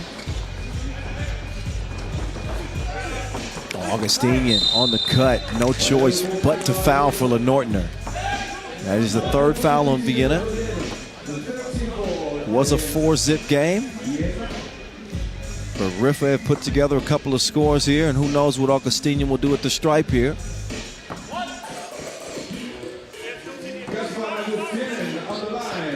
Be a 3-0 run. If Augustinian can get it to go, he does. Berna. Hezzy being harassed by Vort. Oh, you got to take that mess elsewhere. It ain't welcome in here. Lockdown defense from Thibault. Kaltenbrunner says, let's go out here. He'll miss the 2. Lenortner chunks the deuce. He will miss that one. Augustinian skies high for the board. He'll set Forts up on the left wing. Forts giving it back and a whistle called on Kaltenbrunner. It is a 4th on Vienna. As we head into media timeout. Game number 8 of 12 on the day. Riffa's coaching staff looking on. Trying to send some encouragement down to their team whose backs are against the wall. Our first look at Vienna. And again, our second look at Riffa. So Vienna will still have a game against Podgorica to close the day. Forts cannot keep it alive.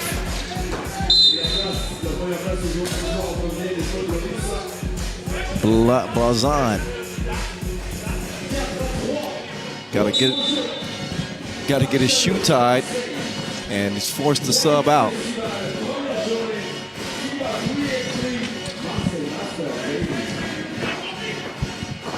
Berna. Oh, he misses the 2.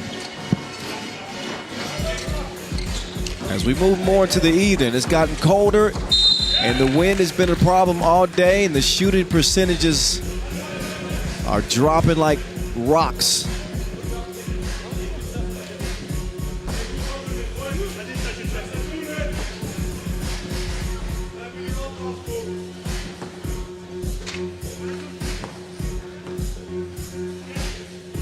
For Vort, easy money on the first of two.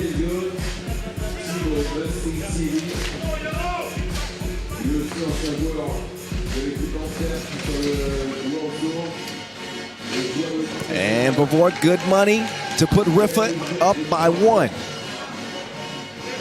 Kaltenbrunner. He'll set up Blazon.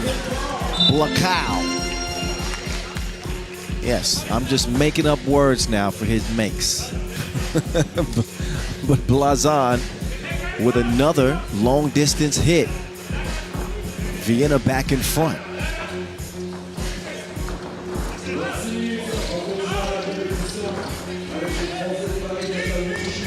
Jofo, no good. Up top to Lenortner, straight on to all net, all wet. Up top, and it is the menace. Donker getting free, so now we're starting to get a little bit more back and forth offensively. Blazon has been a problem. They have not been able to solve him yet. Lenortner, he will get fouled, and he was beyond that 2-point arc. He's shooting a couple here. Those are the worst when you're not in the penalty.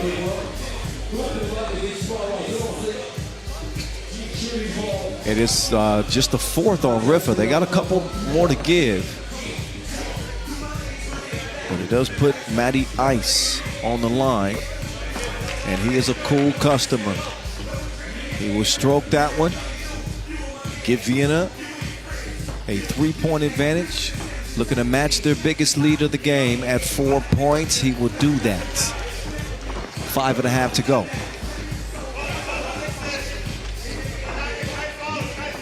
For Vort.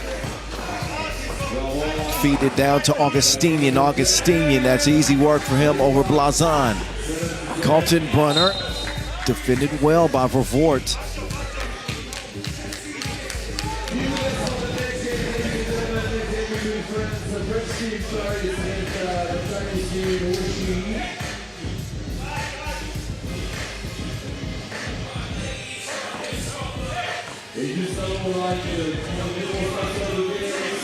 Nearly at the midway point. Blazon.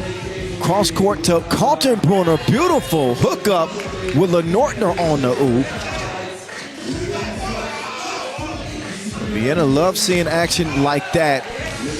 He's shooting, like somebody said, lights camera action. Must see TV. 11-9. Make that 11-12 as Blazon continues to have the answers like a cheat sheet. For Vort. He will miss it. Dunker. Fast move. Foul is called. Does earn the whistle. 6th on Vienna. So Riffa showing some fight.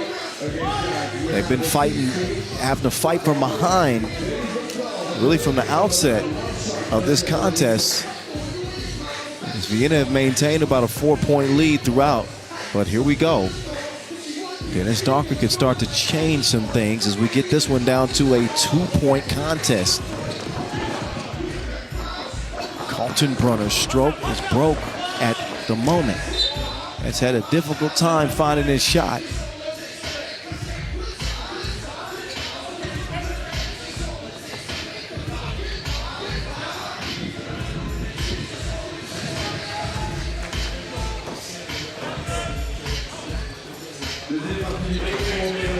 Now, Blazon going to work on the interior. Now he wants a one from the outside. 2 goes begging.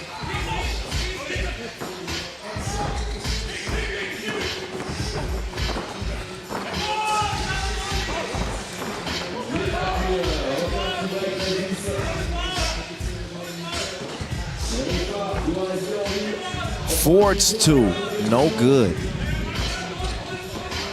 I really think the best option in these conditions is to get to the cup. A lot of twos flying for both squads.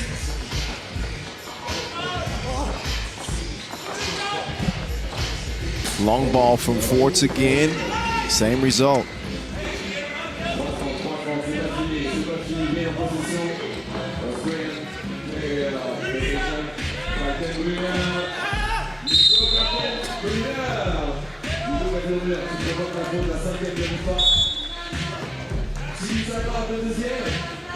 So TV timeout in a 3-point game. Riffa with their backs against the wall, must-win situation for any hopes of playing on day 2. So will the quarterfinals await them or not? Vienna can secure their spot in the quarterfinals with their first win. So motivation for both of these teams to get the job done here and now.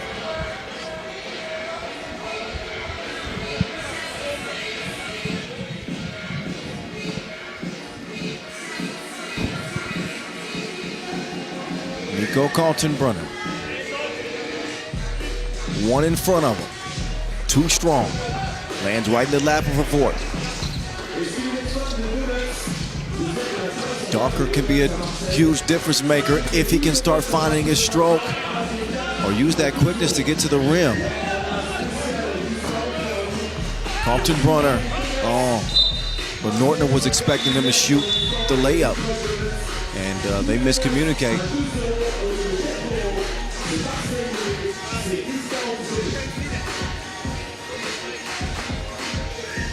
Kaltenbrunner with some blood on his leg. He'll have to leave the court for a moment and get some medical attention. So for now, Vienna will play with 3. And 3 minutes to go.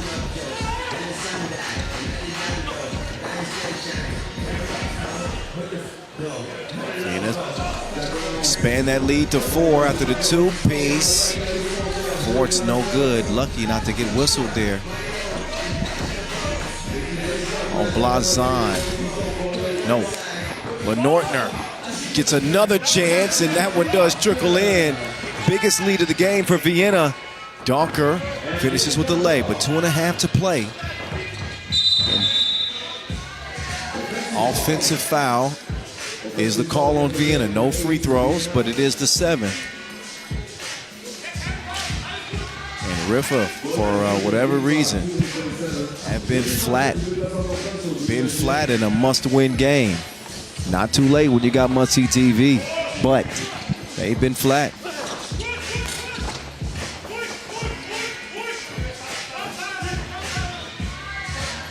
Blazon will screen away. Nortner will ball screen, or so I thought. So even now Vienna's having some miscues. Their last 2 possessions they've wasted, just not on the same page.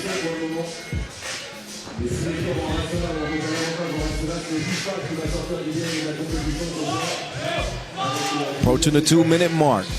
Augustini wants some movement. Docker. Clean lane, quick first step. Blazon now eyes another 2. Probably kind of got a better opportunity on a drive.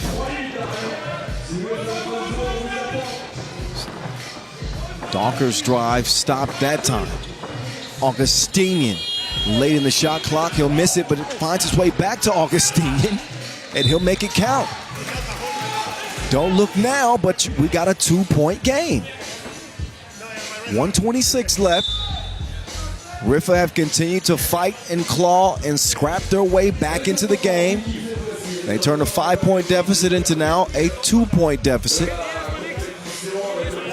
So really anybody's contest.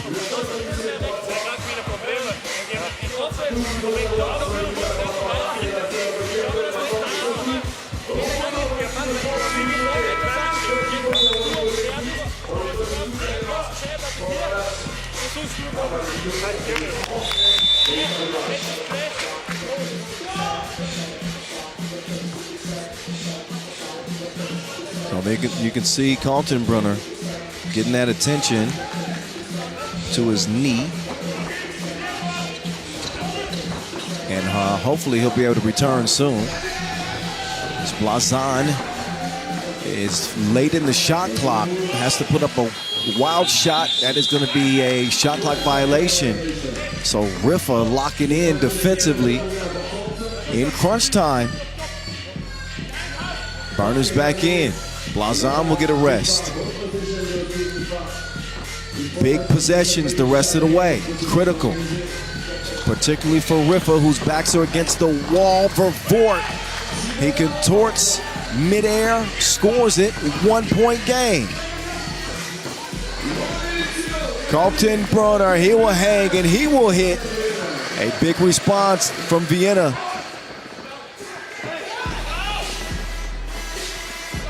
Fords, no.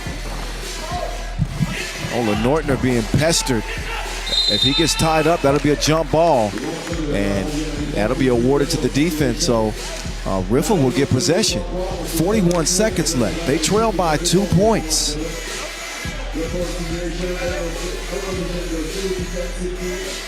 I think the momentum is favoring Riffa.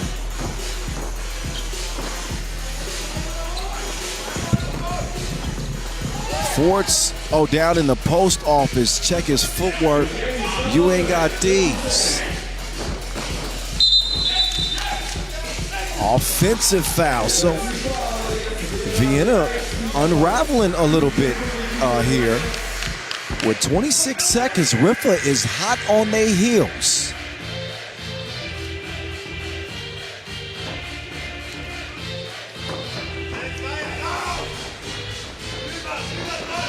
Donker, good look. Oh, missed it. Strong.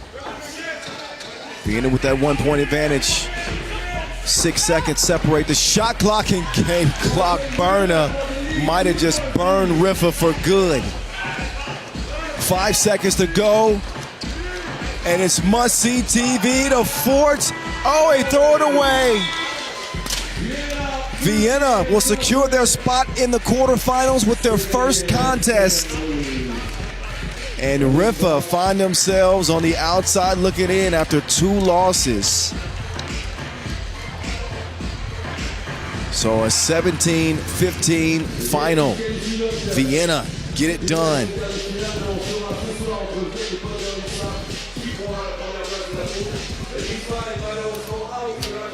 All right, so enjoy the highlights of another close game. Riffa certainly had their chances and opportunities, but miscommunication and poor shooting and windy weather. Sometimes it bees like that. But Vienna will be playing on tomorrow. We got 4 games left on the day.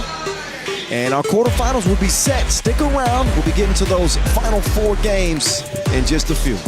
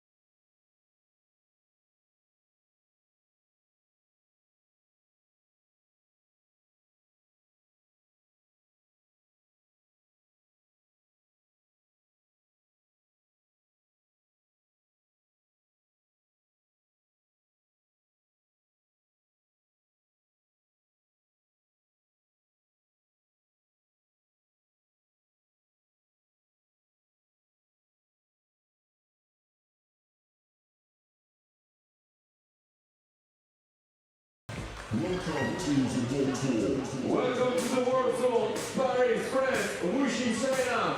Back in the competition. Paris qui peut prendre sa deuxième victoire sur une qualification directe. It's time to meet the player of 1x1. Ladies and gentlemen, please welcome from France, Team Pauli.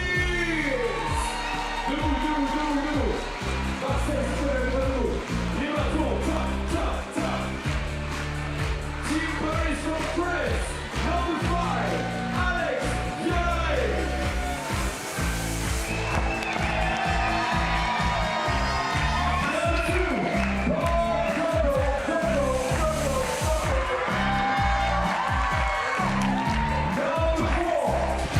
Yeah, it's time to punch the clock again. What's good?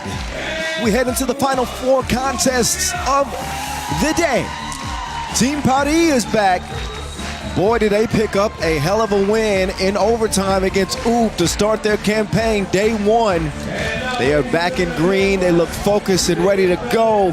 Their opponents ready to come out of the smoke as well, who played pretty well against Oob to start the day. But Wuxi charged with making this group interesting. With a win, they could force a 3-way tie. Pirates could make things easy. If they get a W, obviously they would win the group and have the top seed come out of Pool A heading into tomorrow.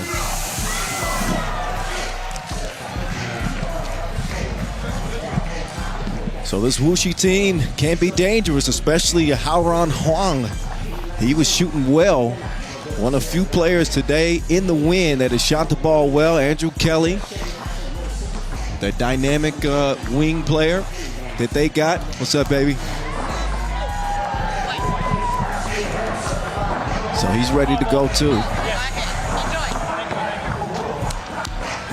I'm gonna do my stuff. Who won that beef, by the way? Miroslava Jovicin and Marcos Michalides to officiate this one. They not like us. They not like, hey. I like Family Matters by Drake.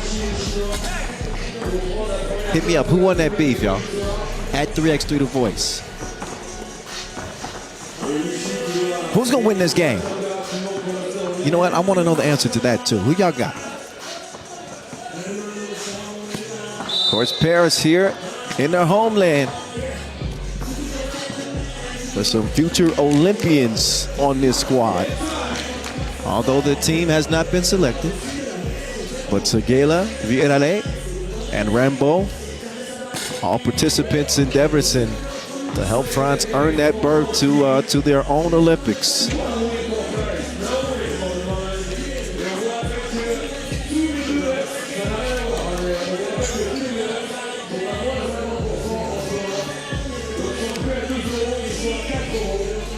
So nearly time to get this one underway.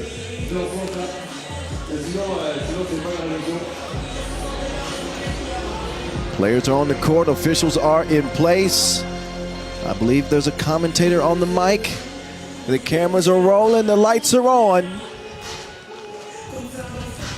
Let the show begin. And it's on and popping now. Kyle Montgomery, aka The Voice. Team Pauli, Team Wuxi, in your face. Nice find, Andrew Kelly with the easy lay. Not an easy assignment though, guarding Jules Rambo. Joko will drop it off to Rambo. He handles that pass that could have easily been mishandled. And we got a 1-1 contest to start. Kelly, oh, lay some, 2-1. Quick ball movement here from Pauli. Frank Segela, it's a no.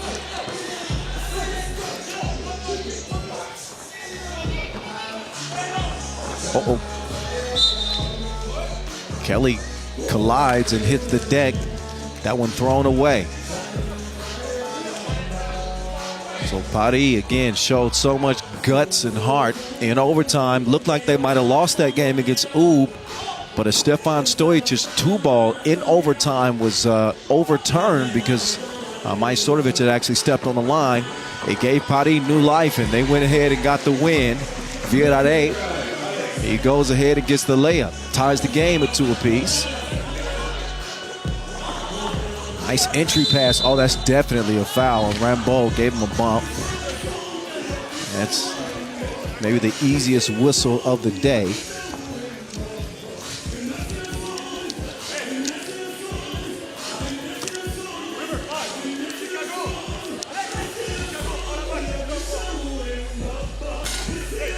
Free throw will trickle in. So Gala trying to drop a dime, but that pass was just off target for Joko. And again, Paul Joko had a great success story in the 2023 season.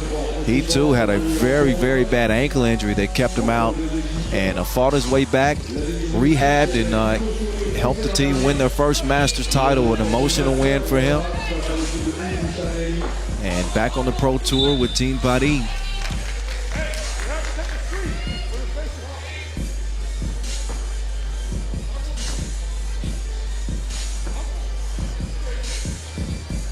Green ball. Joko will do the honors, starts the possession. Viera comes around, working the two-man game. Sharing that Wilson is moving, and it is going to the third row. Air ball. I'm trying my best. I'm trying my best. The Côte d'Azur is a warmer one. Yeah, I thought so. I thought. There are 4 beers here. Oh no! See, y'all don't know who that's the boss. That's our managing director, Alex Sanchez, paying the broadcast a visit. Big shout out to him. He recognized I didn't come exactly prepared for the weather change, but I'm managing. The runner, no good from Rambo. So here we are, 2 minutes in, got a 3-2 contest. Paris in the driver's seat in Pool A, and could put a nice button on their day with a win. How pesky will Wuxi be in this one? And could really make this group interesting. They lost 15-10 to Ub to start the day. And really a low-scoring group, a low-scoring day. We'll have to get our statisticians on it, but this has got to be one of the lowest-scoring first days in 3x3 in a while. That's gonna take some research, but this is definitely one of the lowest scores, and it's because of the conditions. I'm telling you right now. Oh, count that. Bump plus the bucket. That's Frank Segela. He will head up to the line and have a chance to shoot 2.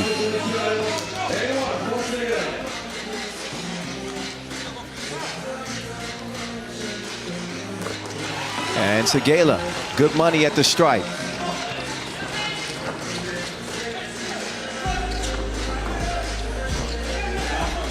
Huang looking for some freedom. Oh my goodness, gangsta slapped Paul Joko. He put the D in disrespectful.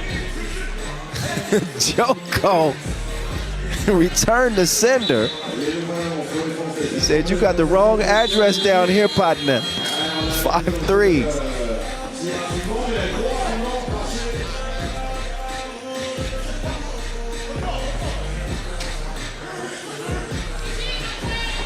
Two-point game. Segela trying to make it 6-3. Oh, look at the hustle, the effort. Segela with more fakes than, well, I'll save that one for another time. Never mind. We'll say more fakes than a bazaar. How about that? I had a country in mind, but I don't want to get in trouble. 6-3.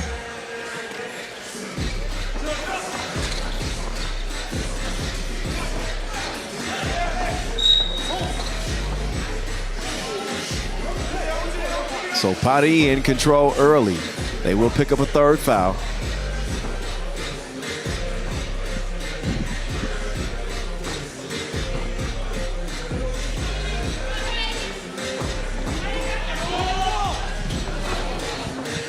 Kelly trying to get some offense going with the Wuxi, and they will not get any. So that one goes back and out of bounds.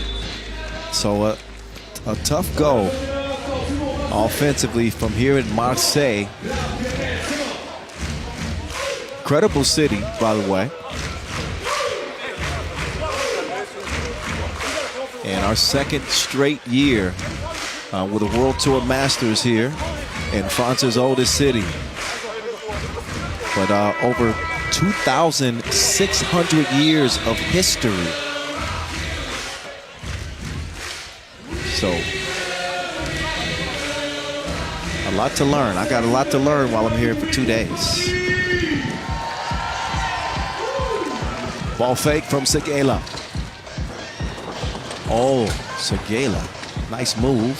Rambo is there to clean things up without a problem. Now Andrew Kelly going to work. Kelly elevates, bucket.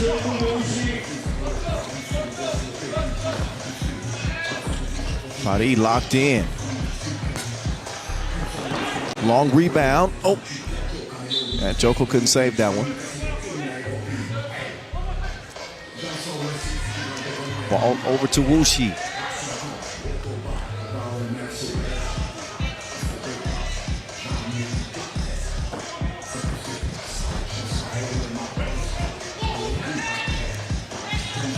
By the time ticking off here, 12-second shot clocks.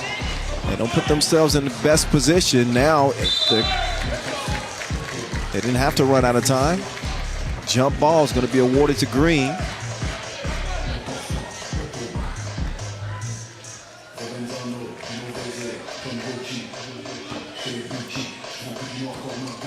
Approaching the 6-minute mark. Segela from the elbow. Joko. Up fake. Elevates.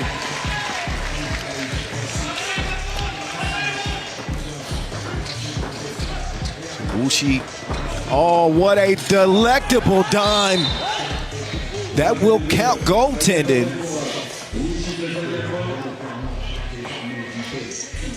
But an incredible wraparound pass. Look, this is gift wrapped.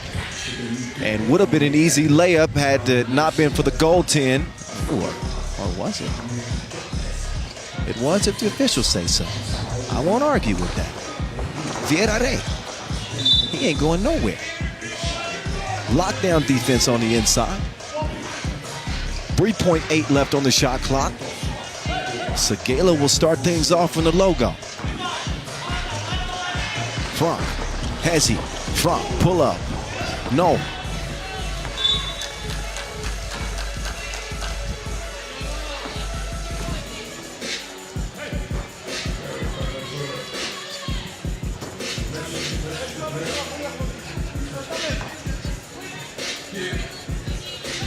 Hey, okay.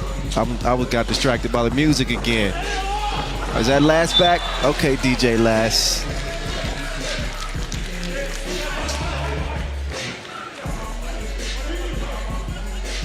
Meantime, on rejection, Andrew Kelly. I don't believe he can fly. Late in the shot clock, 2 attempt, no good. Kelly will track it down. He's got a shooter, had one. Good defense there from Joko. Deflects it out of bounds. And 9 seconds is what they got left.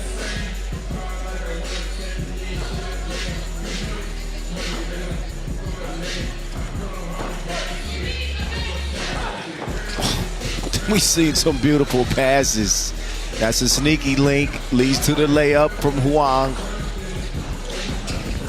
Oh, thievery. Give me that. Good defense now. Wuxi turning up. Here's Chin. Chin putting it on Joko's chin. That's a French kiss. Off the glass.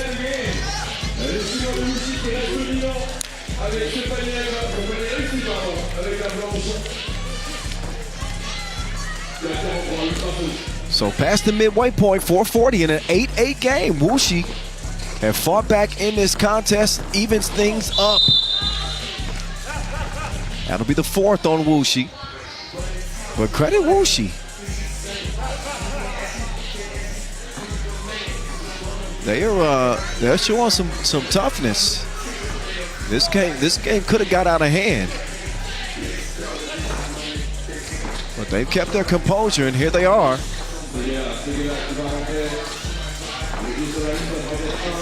No good for Segela. Wuxi done a great job working the back doors. There's another one for you, and Kelly, he will deliver the goods.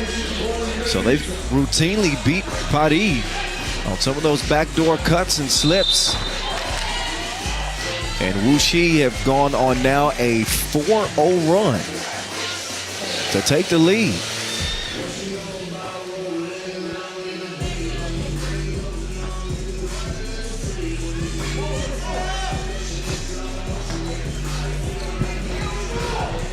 Paris' offense, they need to get back in step. What was the last 2 we seen made?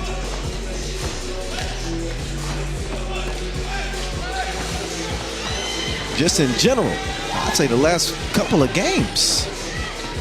Joke go to the hole.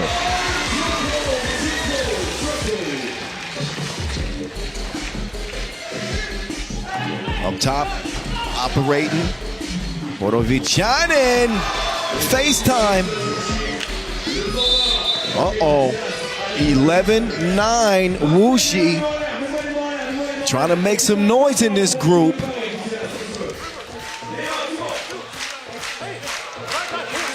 So let's, I'll try to start doing some of the math on my own here. Let me think. Let's see. Oob end up with 15 and 14, 29 total points. So Wuxi would have to score 10 points in a win, right? That would give them more points in the head-to-head tiebreakers. We get several looks at the Paul Joko lay.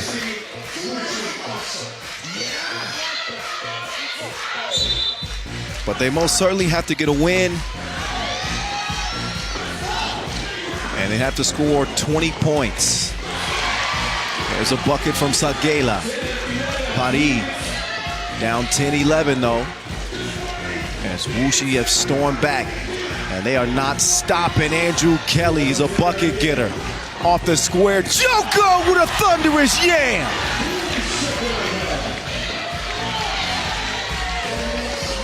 And then he'll find the cutting Rambo.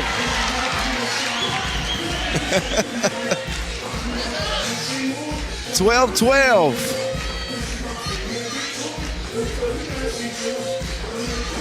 Fall away 2 is no good. Kelly can't snag the rebound. Kicked out. 12 all. 2:40 to go. Segela will pull up. Mid-range jumper's no good. Rambo battling against Kelly. He will get nothing. Here comes Chin. Chin will take it himself, but too much on the floater. Joko up top to Rambo. Rambo inside. Segela using that size to his advantage. He will get the bucket. And then a warning. The warning, because he defended in the semicircle after a made bucket. If you're unfamiliar with that rule in 3x3, if you just scored a bucket, you cannot defend in the semicircle after that made bucket. Next one's technical. All right, the French fans are in it.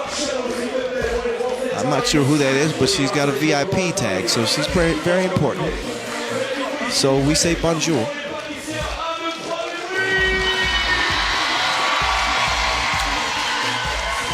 So Paul Joko with a big game here for Pauli.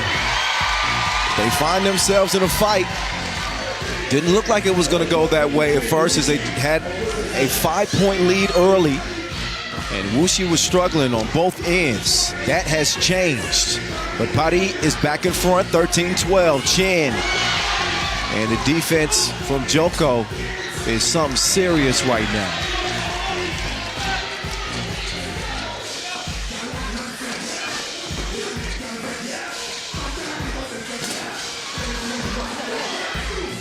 .150.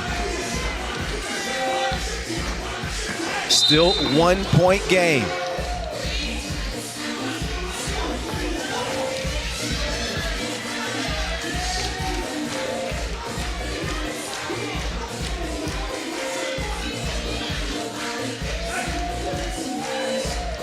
Minute 46 on the game clock.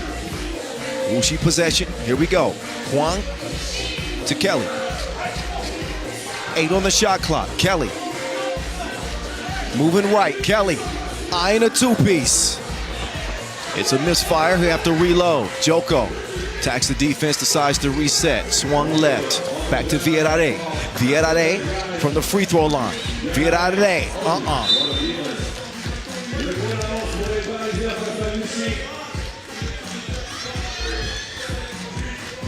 So that block from Kelly, a product of that wingspan. He's got that length. Speaking of long, that was a deep shot from Segala, no good. Got excited for no reason. Oh, Segala could have just put that up top for Rambo.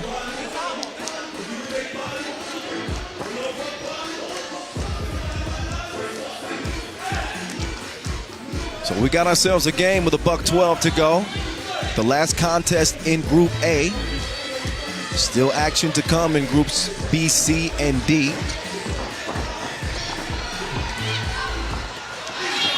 Joko denied. Shot clock violation.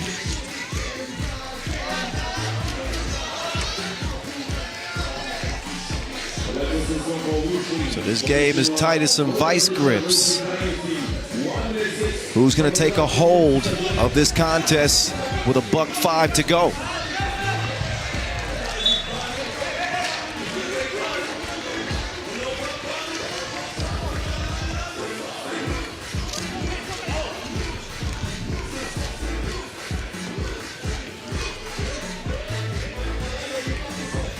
.59 seconds. Joko, they're pretty much daring him to shoot a two. He decides not to. It's broken up. Uh-oh. Long ball on the way. Thank you very much. Wuxi take a 14-13 lead. Segala, no good.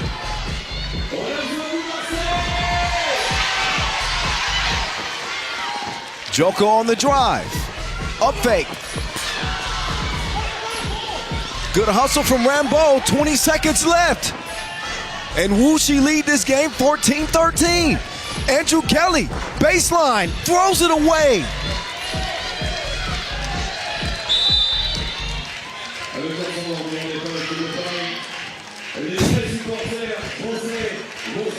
I wish we can get a close-up on Stero's face right now as Oob are looking on. Obviously, if Wuxi are able to get a win, then we'll be looking at a three-way tiebreaker scenario, and the group will be decided by total points. Oob finished with a total of 29. There's Jero right there, but his face has changed. He was out there looking like a mad genius scientist or something over there. But they are on the edge of their seats, as we all are. Here we go. Shot clock and game clock are even. Paris, we'll throw it away. Big turnover. Wuxi nearly give it back. They're going to run the clock out, and they're going to get the win. Wuxi over Paris, 14-13. Break out the calculators. We're going to find out who's going to be moving on to the quarterfinals tomorrow in just a minute. Again, I got to do the math here. Let me see. While y'all check out the highlights, I'm going to do the math here. And then I'll be able to tell you who's moving on. But a three-way tie in the group. So I do believe it's actually going to be Ub and Paris still going on to the quarterfinals, as Wuxi didn't score enough points. That the 10 points they scored against Ub kind of killed them. They end up with 24 total points. That won't be enough. Paris finished with 29 total points. That will be enough, and 29 for Ub as well. So I guess you won't have to wait until after the highlight after all. That's that. Wuxi put up a hell of a fight, but they will not be playing on. Paris end up winning the group. So even with that loss, well, you'll see them in the quarterfinals. So enjoy the highlights. We get ready to head to Pool B action up next from here in Marseille. Don't you go away.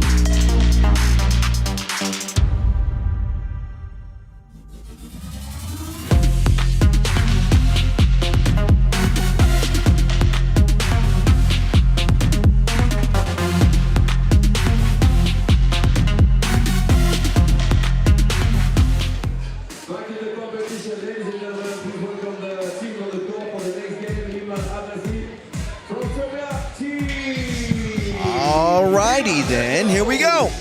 Pool B action. Adazi. You never even heard of this team before. You gonna know their name by the end of the day. Remember that comeback win they picked up over Miami? Yeah, 21-20. They are in the driver's seat. Liman fell completely flat offensively, and they lost to Miami 13-21. So this is a must-win situation for Liman. Adazi looking pretty good. Obviously reaching that 21-point mark, that helps with the win. So even in a loss, they're going to be in a good position. Who knows how this was going to play out? But Liman certainly understand that they've got to get a win, and they need to score 21 points just to not leave anything in doubt.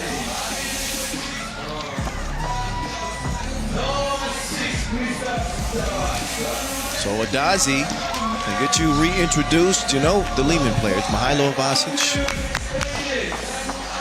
Andrea Milutinovic, Marko Stefanovic, and Stefan Kojic. But Adazi with Artur Strelniks, Kristaps Jabars, Martis Osis, and Roberts Smiljans. Now, I don't know how many that Osis had in that win over Miami, but maybe we can check it. I'm certain he had, at the very least, he had 10 points.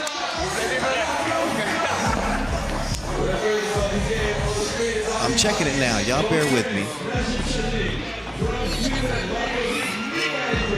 Adazi.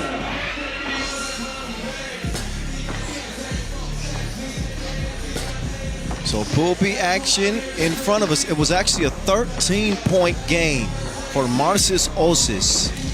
He went 4 of 10 from 2-point range, only missed 1 shot inside the arc. And that is how Adazi was able to steal that game from Miami.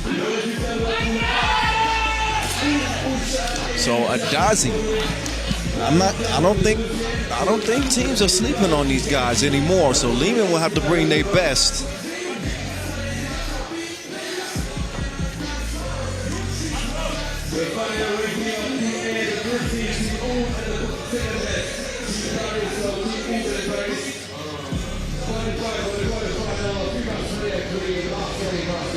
So again, the temperatures have dipped.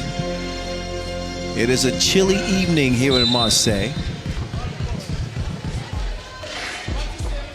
And the wind is unrelenting still. Quick foul. Stefanovic getting position. Should be a nice battle down low between he and Stefanovic. Kojic, 15-footer, money. Artur Strelnieks, Mr. Dependable. I mean, he gets that one to go off the glass, but over the years,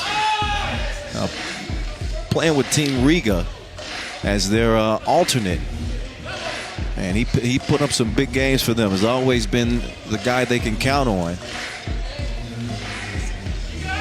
And now he finds himself on a new squad. Adazi, black tops, purple bottoms. Here's Osis. Oh, give me those. Got his cookies took like an internet browser. And now he's getting bruised.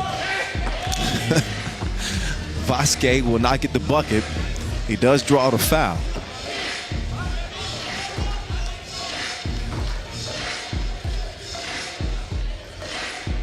Day one action from Marseille here in France. Second stop on the World Tour schedule 2024. It has been a day of surprises.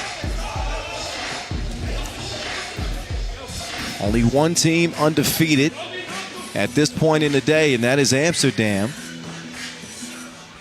Some of the others that you might have expected to be undefeated are not.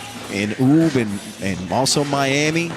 Riffa will not even be playing on day two. That's another squad you might have suspected could be a 2-0 team.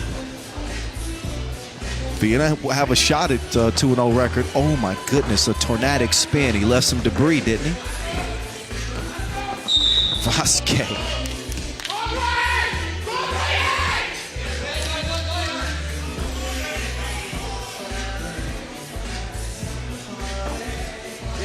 Three-one. Here we go.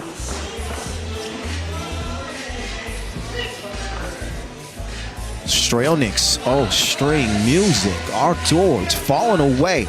Still gets that two to go down. Stretch with Milutinovic. Andreja to the crib. Oh, and a steal. So the Manimal. He's going to operate from the block. He's got Stefanovic on the cut. Great vision there from Vasquez. And it's Liman's experience that gives them an advantage. And nice answer on the layup there. That one courtesy of Kristaps Chavars. I don't know if Kristaps is related to Agnes Chavars.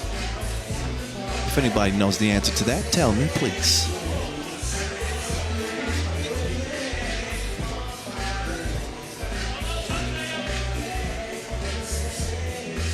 But we got a 5-4 contest. Stefanovic sets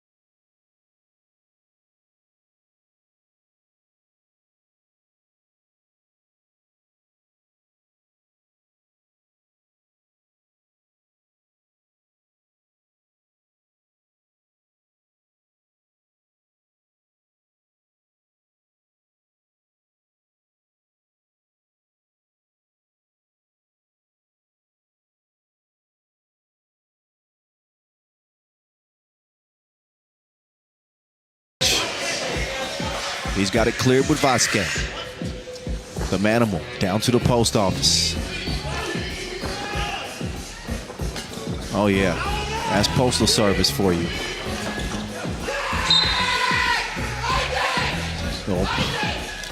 So Mihailo, you can hear him saying, "Aide, aide." Trying to pump his team up. The Manimal getting to it here, understanding the stakes for Liman in a must-win situation, but also needing to dominate this contest. Only getting 13 points in that loss to Miami. So they finish with 21, which is the most that they can finish with. That would give them 34. Milutinovic no good. So Adazi's magic number would be 14. Even in a loss, Milutinovic swishalicious. So Liman have asserted control early. 5-point lead. It's a game of matchups. They've had a tough time defending the Manimal in the post. When he gets a smaller guard on him, I mean, he wreaks havoc.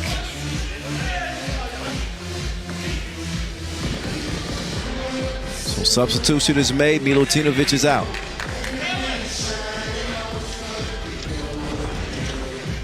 The Manimal to Chef Kodio. Kodio with the rock back. That's the number 3 and number 4 all-time scorers sharing the Wilson. That one goes begging. Stefanovic, a new add to this Liman team this year. These guys were arm wrestling on that drive. They got him going hand in hand down the aisle. Dun, dun, dun, dun, dun, dun, dun. It's got to be some kind of call. Of course it is.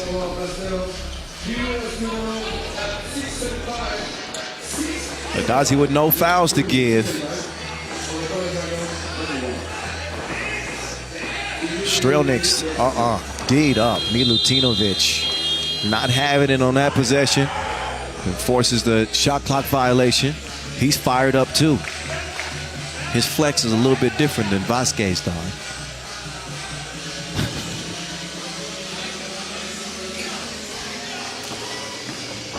Oh, Vasic is an unstoppable force right now for Liman. Adazi on their heels. Strelnick's not that time. Oh, the Manimal is feasting. The Manimal is just feasting inside as the lead continues to grow.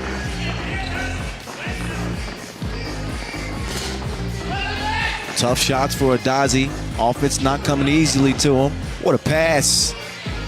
Vasquez to Kodio, and that too is going to trickle in. 13-4, as Liman have shown two different identities today. Same could be said of Adazi. But Liman looked completely different than they did against Miami, and Adazi looked completely different than they did in that win over Miami. What is going on in Group B? So after the miss from Strelnick's, Kojic being harassed. Kojic will force one up late in the shot clock. And nothing doing. 4:28, and Adazi, who scored 21 points in their opener, are sitting here stuck in park with 4 points. Mihailo is fouled, or is called for the foul, my bad.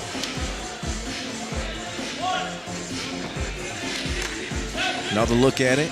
That was definitely reaching in there. So Chavares at the line. 22 years young. And And he will cash in the free throw attempts. But Adazi got their work cut out for him. They are down by 8. And if things don't change quickly, they could go from a team that looked pretty good to be heading into the quarterfinals to a team that will not be seen tomorrow.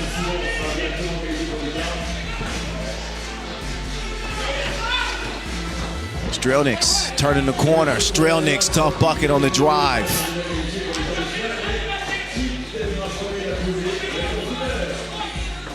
Koya, no good. Rebound tracked down by Vasquez. Koya all day long, he set him up for a double date. 10-point lead for Liman.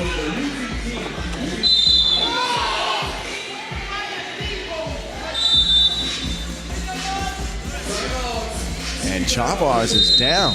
Apparently took a shot to the side of his head. In the meantime, Liman will get a warning. And the big fella's slow to get up. Let's see exactly what happened there. Okay, well, he dipped his head and then he might have took a shot on the dome piece. Kojic, yeah.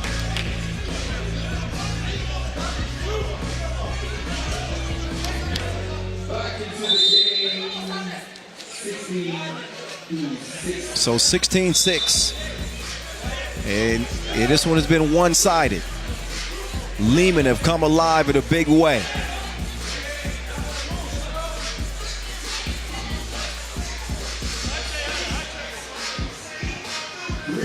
That was the 7th foul on Liman. So that's why you'll see Chavez shooting 2 free throws here. He had to shake the cobwebs out a little bit after taking that shot to the side of his head. He will deliver Adazi's 7th point. So Team Miami looking on closely as well. But with 41 points scored total for Miami, they're looking pretty good. Oh.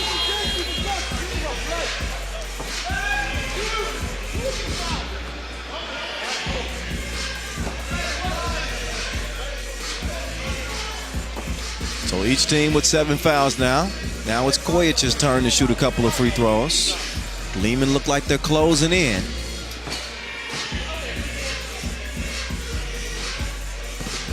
And Kojic. He will make this a 17-8 game. This could be ending quickly. Might not reach the limit. Still 3:30 to go. And Kojic will make it 18-8. This one is getting ugly. Strelnieks, he's got the green light, not the green release.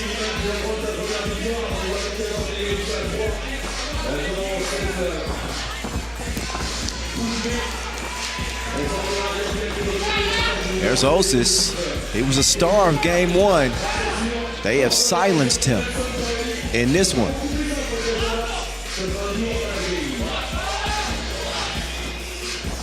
Chef Koya, no. Rebound stays with Liman. Milutinovic. Andrea, no. Vasquez somehow corrals the rebound. He's been a one-man wrecking crew for Liman. One more bucket, and this one's a done deal. Kojic, Vasquez. What a dominant performance from Liman that will secure their spot in the quarterfinals. Adazi will be the odd team out.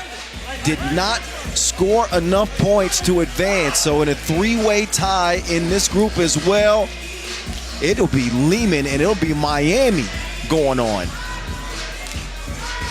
But 21-9, that was a beatdown. That was a beatdown.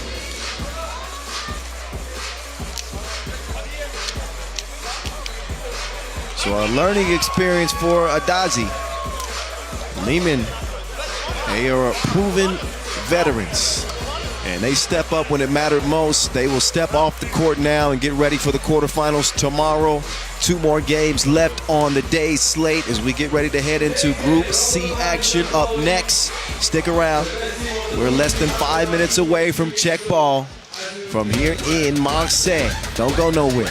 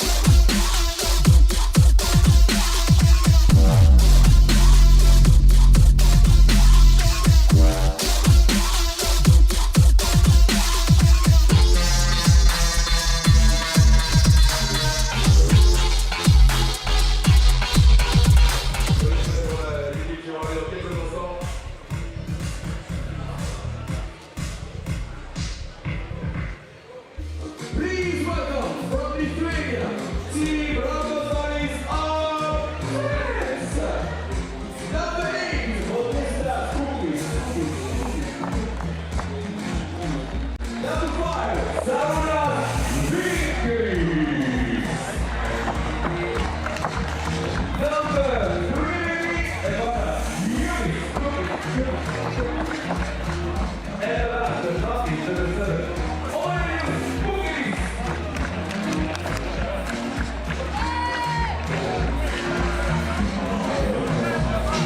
All right, there is Team Raudondvaris Hoptrans, who are most certainly looking for a better effort than they showed in Game 1. They have a chance to earn their way in to the quarterfinals. They lost to Amsterdam 16-11.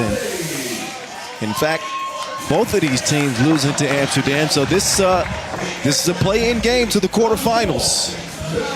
And Raudondvaris Hoptrans are going to be the favorites as the more experienced team, but I'm telling you, this St. Pauli team is not to be slept on.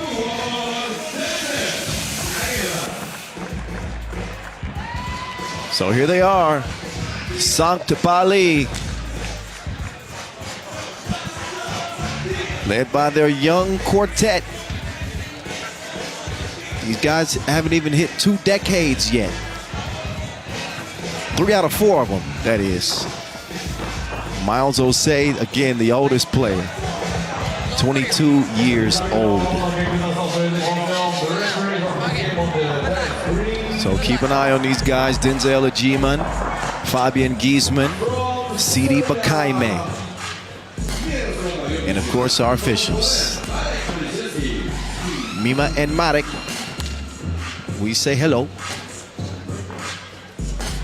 Pool C. And the final 2 games of the day, again, will officially set our quarterfinal bracket for tomorrow. $40,000 US at stake from here in Marseille.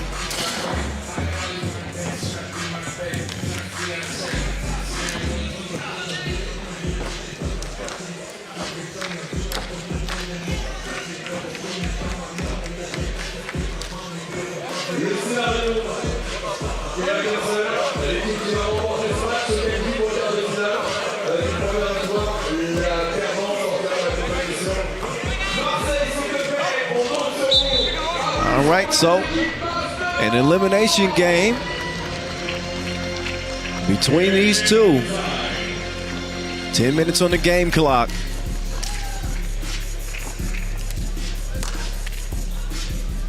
The first position for this game, Pauli from Germany. Voilà, nous sommes sur les Allemands de Pauli. And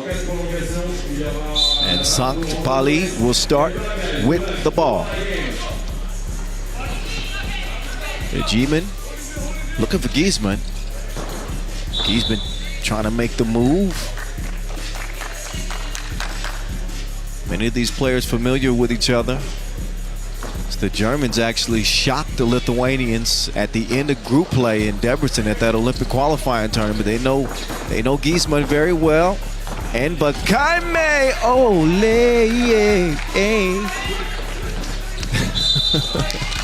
1-0. CD Bakaime. Yeah.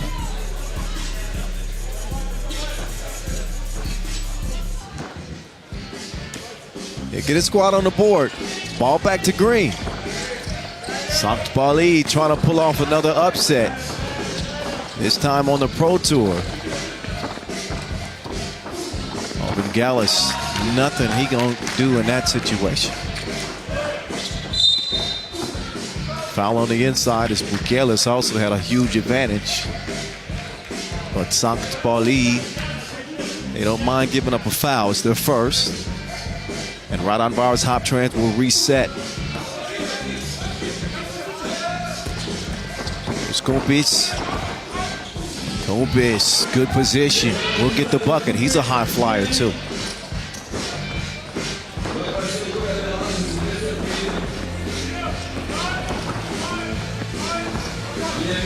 Fall aways, no good.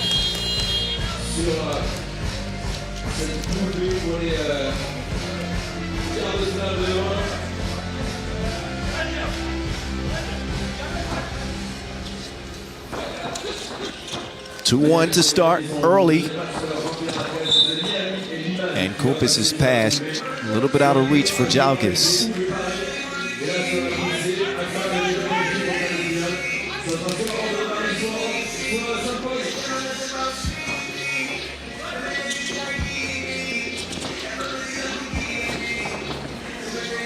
Giesman, ball fake, 2 on the way. Quick clear. And down to the post office, the Lithuanian. What you gonna do with that? So bully ball.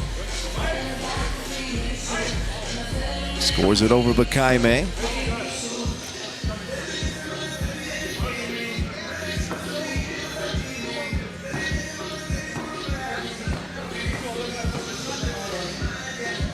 And Bukielis, no, will not make the free throw.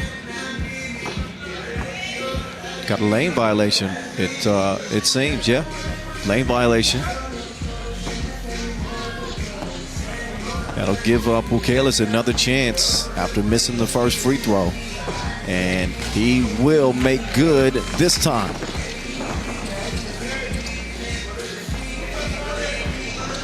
Post office. Another delivery from Giesman. Evens the game at 3 apiece. Ivo Knievel gets the shot up. Bukelis, this is the matchup I want to see. Bukelis and Giesman.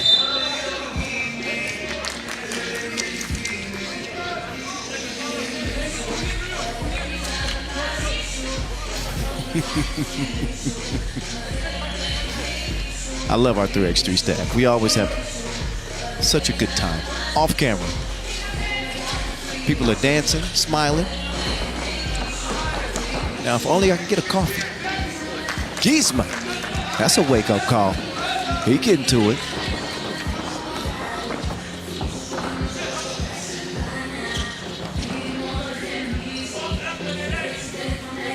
(4-4). A G-Man. Oh, just a little long on that 2 attempt.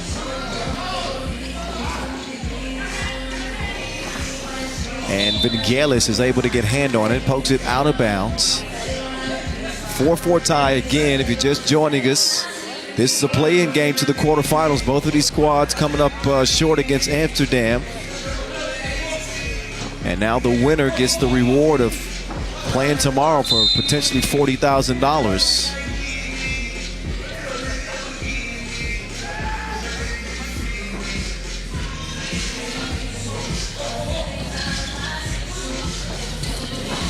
Bukelis. No good. Although last year he did shoot the two at nearly 40%. Capable shooter. And he says that pass was tipped. I think he might be right because they'll have 4.1 seconds on the shot clock to get something up.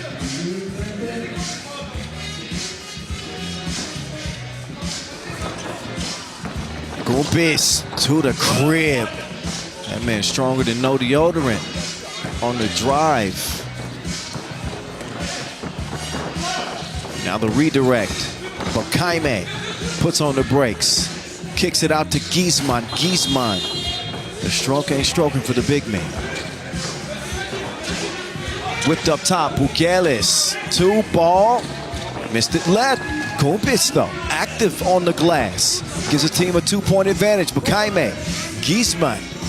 He's pulling the trigger, but he is missing the mark. Oh. Giesman almost gets tackled. Media timeout. It wasn't intentional by Kumpis. He just kind of fell into the big man.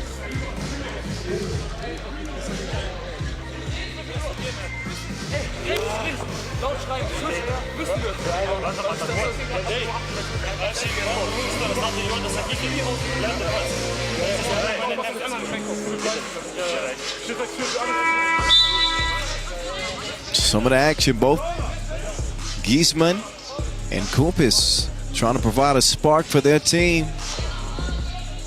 It's been Kumpis making plays like that.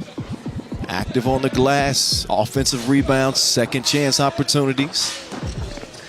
In a 6-4 game. Back to it we go. CDB, easy. Strong drive from the big kid. The big fella, I should say. I'm 40. I guess I could still call a 19-year-old a kid. Respectfully.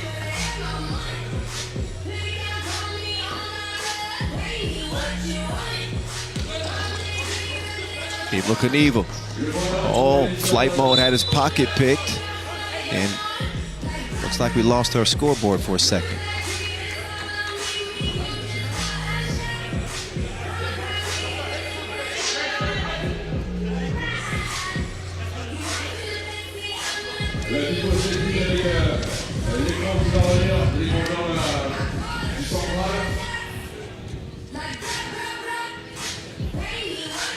Six 5. We'll get back to it in a second, but again, this delay is because of a technical issue. Shot clock, or not the shot clock, the scoreboard has gone down here momentarily.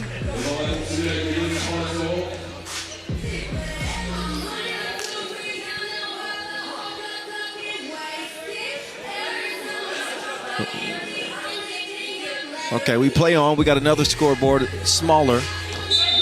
That's the 50-inch. That'll do. Uh-oh, Kumpis lost the handle. Kumpis, 2-ball, corner pocket. No, Giesman with the board. Over to Ajiman. Giesman back operating. Ajiman trying to get to the baseline. He stopped short by Kumpis' defense. Drive's no good. Loose ball. We'll stay with Green. Giesman. Double team. Ajiman. Left stroke. Ajiman.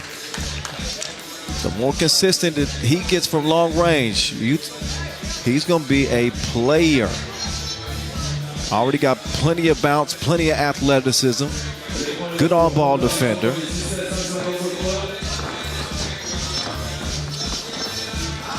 Oh, speaking of defense, Bokaime almost got a clean block. He's whistled for the foul.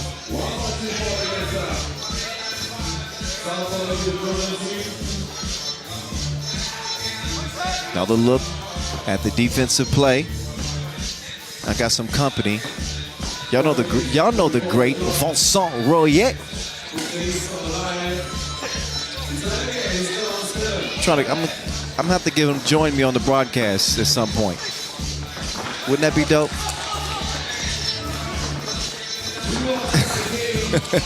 Jalgis. Soft touch. Will get the shot to fall. We got an 8-8 game. 5:25 and counting. Giesman fouled. He'll sub out. A G-man will step in.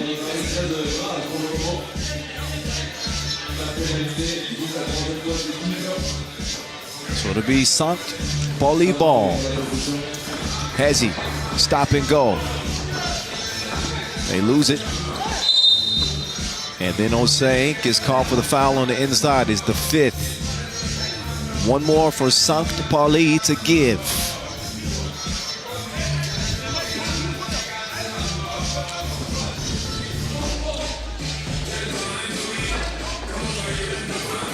Vingelis, he receives the package and not on the same page as Jalgis. Thrown away. Raudondvaris Hoptrans, who really struggled offensively against Amsterdam. It's not often you see them held to 11 points.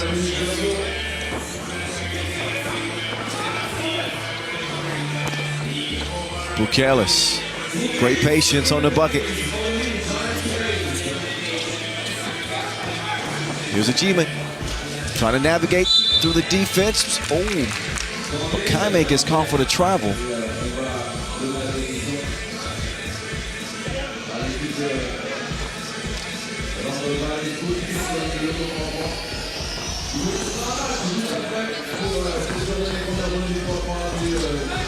The Lithuanian to Evo Knievel. Nice body work on the inside.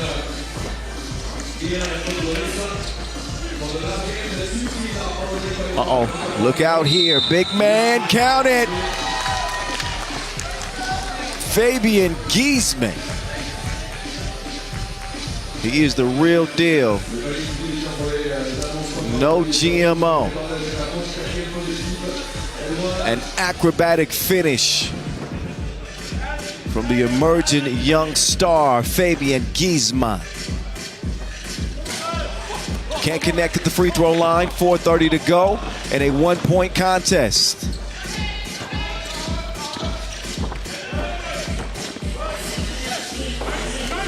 Jalgis no go. Approaching the 4-minute mark. The guys in green get it cleared. Quick over to Giesman. Giesman going to work. Denzel at G-man. Ooh, that stroke was broke. The rim might be broke now. Giesman getting on that thing. Throwing it down is 10-10.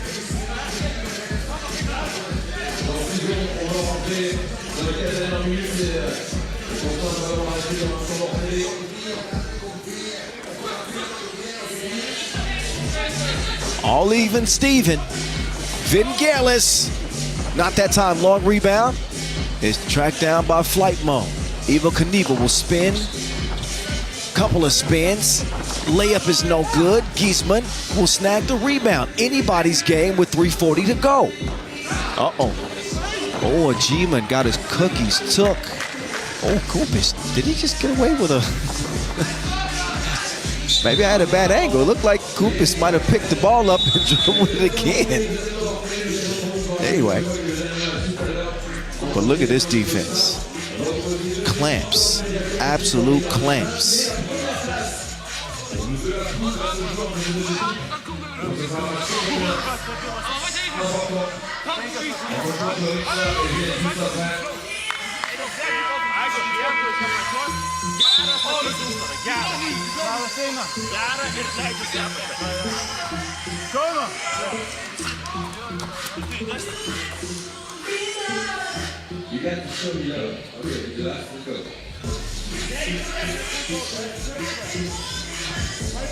All right, back to it. 3:33 to play. Kumpis to the baseline. He'll pull up mid-range. Wilson lands with Bakaime. Miles Osei. Giesman. I think the big fella probably should step inside a little bit more. Hard enough to knock down shots outdoors, but especially on a windy evening like it is now.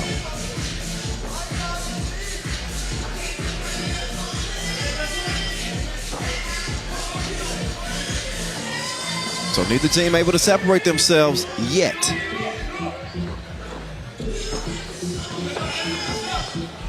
G-Man looking for a second two. No good. Giesman bumping and grinding. Oh, and that one doesn't go.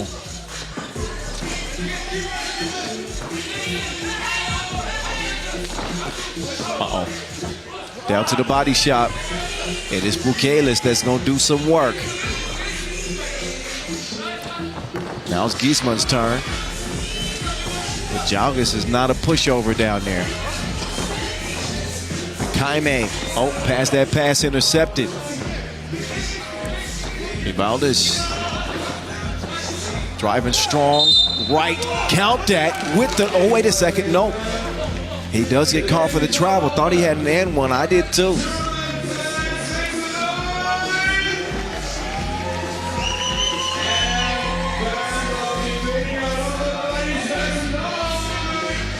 Raudondvaris Hoptrans enjoying a 1-point lead with 2:23 to go. And I use that word enjoying lightly because they ain't enjoying this. Fabian Giesman. Bucket plus the foul. And up to the free throw line he will go. Giesman, who just turned 19 years old.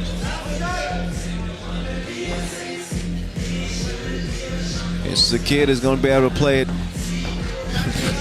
dang near any level that he wants to play. He's got that type of physical ability and potential.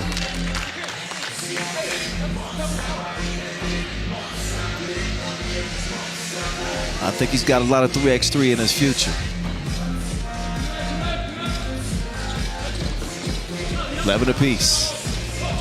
2:14 on the game clock. Evil Knievel putting him in the blender. Tough to score over Giesman though with that size. Now Giesman still attacking.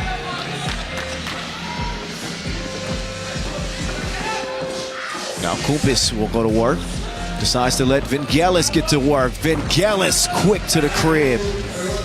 Now Giesman can't knock down the two. Every possession at a premium here as we approach the minute 30 mark in a 1-point contest. Got to pass up good shots for great shots. And that was a tough drive that comes up empty. 12-11, it'll stay. Kumpis wide open. Look, no sir. He will recover and score with the foul. Maybe a little bit of a silly foul there on Denzel. Fatigue foul. He's going to get a rest. But it is the 7th on Pauli. Left his feet. And listen, if you're going to get called for a foul like that, you gotta make it count. You can't let him even get that shot up. He does, and we'll find out exactly how this game ends. Just over a minute to play.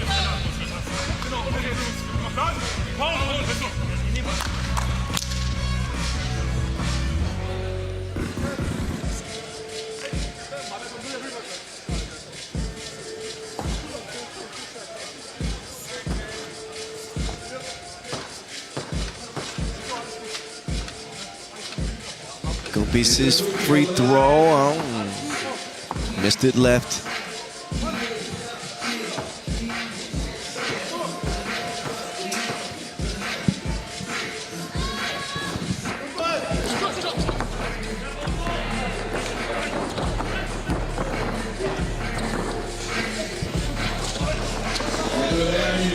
(13-11). Osai's been quiet. If he can make a play for Pauli here late, for them that would be welcomed. Oh, but Jaime took one right in the chops.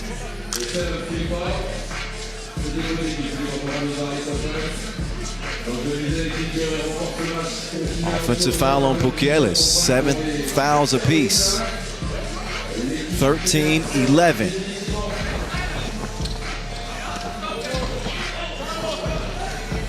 Giesman has a higher percentage attempt.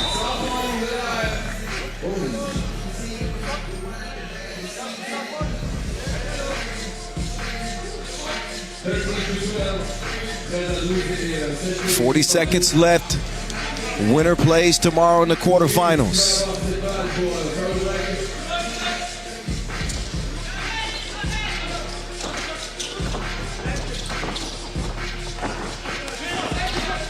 Raudondvaris will get a good look, top of the key. Jalgis sees it fall out, and Bukelis cannot squeeze it. 25 seconds left. A near steal, but Bukelis dribbles it out of bounds. So St. Pauli has life. They could tie or take the lead. 22 seconds left. Possession arrow green.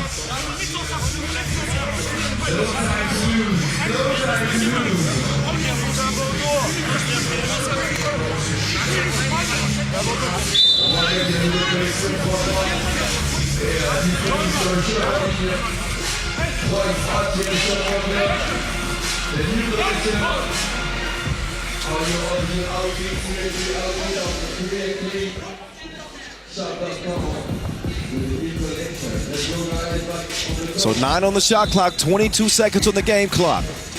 St. Pauli ball.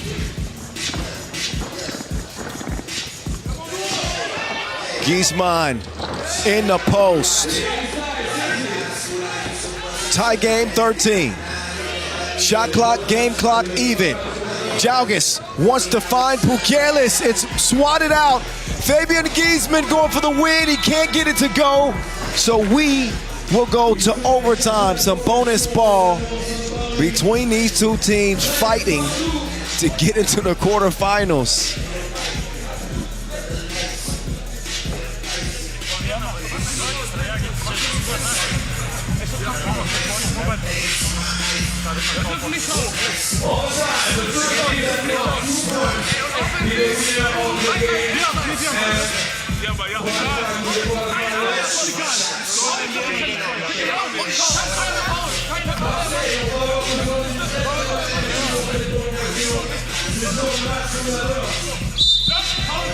All right, as we head into overtime, first to score 2 points in the extra period wins the game and wins a spot in the quarterfinals.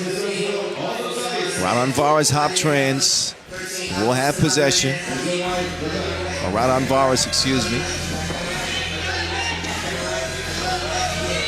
Kumpis moving left. Kumpis cross. Kumpis. Oh, tough. That's a Kaime getting called for that foul.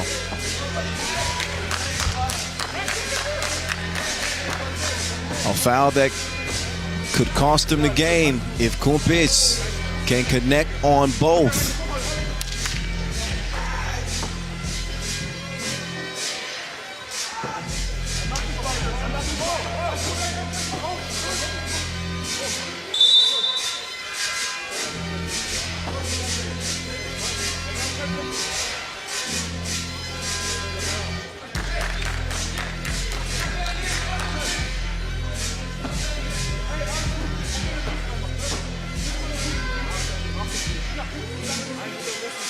Kumpis, first of two with money.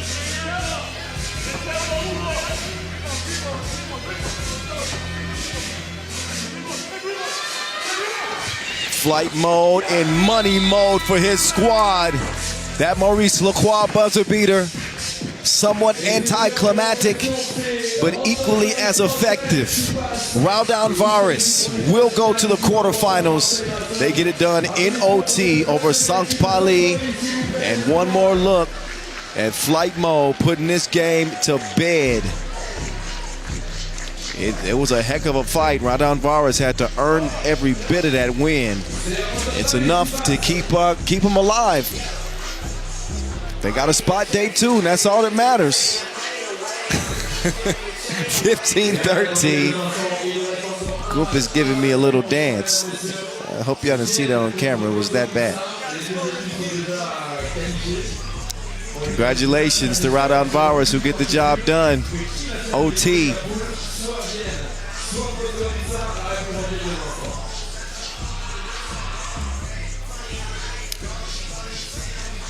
One more game left on the schedule. Wow.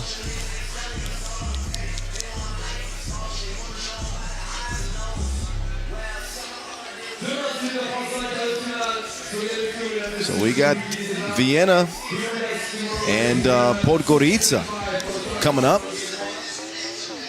as our final contest of the day. Enjoy the highlights in the meantime. And let's get ready to put a cherry on top of this first day of action here in Marseille. Stick around.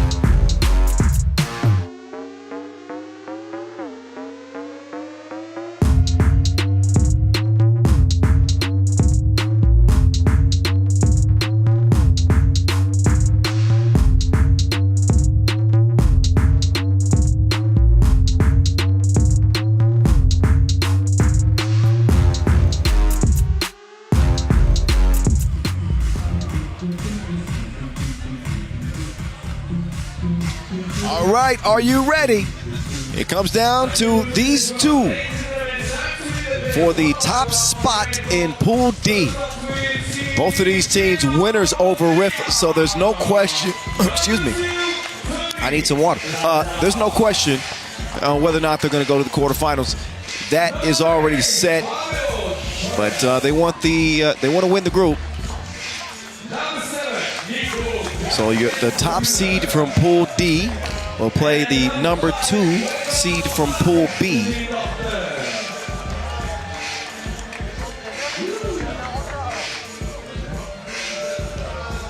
And here they are. Team Vienna, Nico Kaltenbrunner, Tony Blazan, Matthias Lenortner, Fabio Sonel.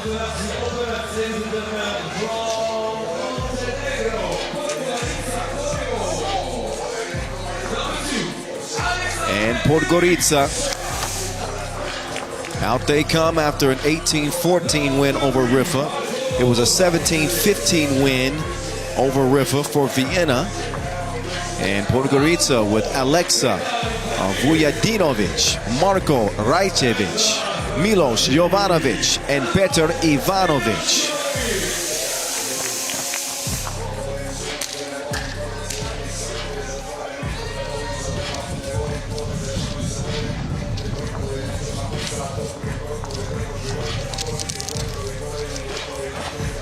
So we're all set for this final 10-minute sprint. Actually, the quarterfinals are set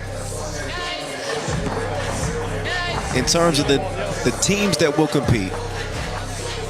But seeding tends to matter. You want the best matchup that you can get.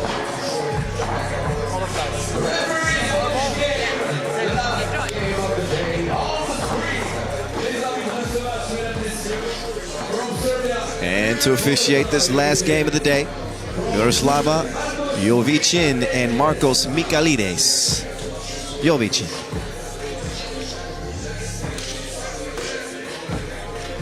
Fabio Sonel and company coming off a pretty strong defensive effort, holding an explosive Riffa team with the help of the weather too. 15 points. Podgorica maybe even more impressive, winning their game 18-14.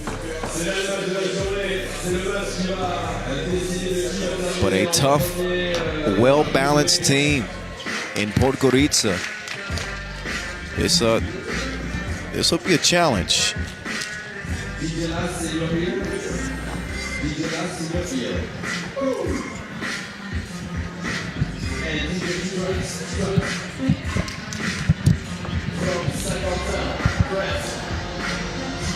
All right, time for talk is over.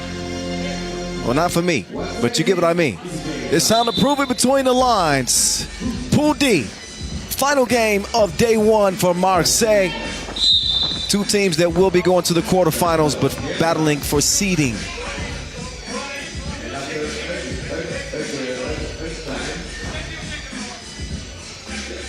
Got a nice breather after the Utsunomiya opener. More than a month as we went through our Olympic qualifying tournaments, and now here we are back on the Pro Tour. Nico Kaltenbrunner turns on the burners. Scores with a lefty lay. Back door, look, Joe. Nice action there from Podgorica with Rajcevic getting that bucket.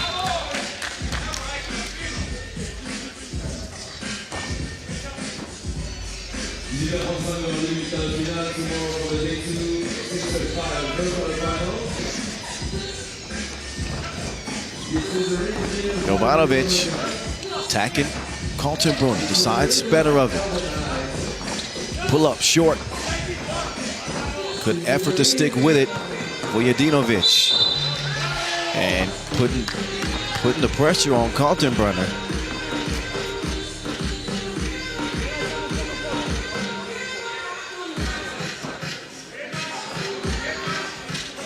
Oh yeah. Yeah, we're in the rhythm of the night.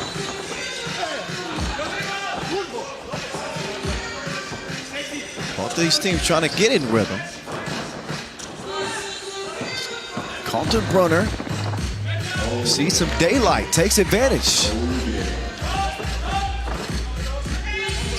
Rajcevic. Nice entry pass, leads to the easy layup with Vujadinovic. Slow down and enunciate. He's responsible for that last bucket.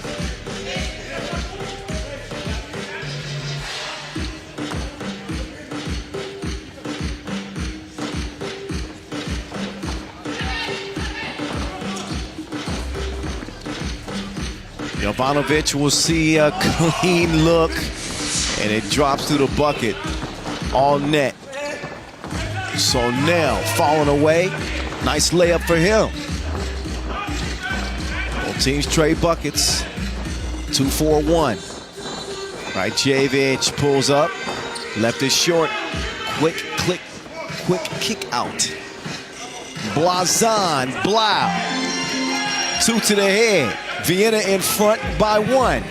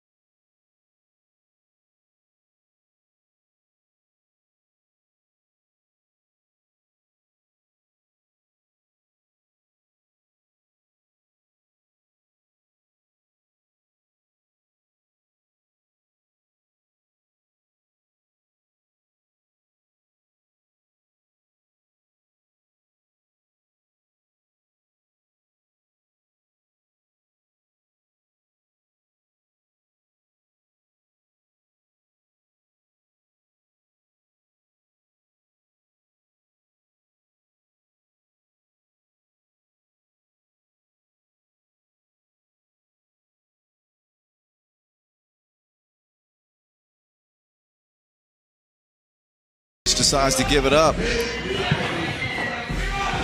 And not a bad decision because Jovanovic can handle his business.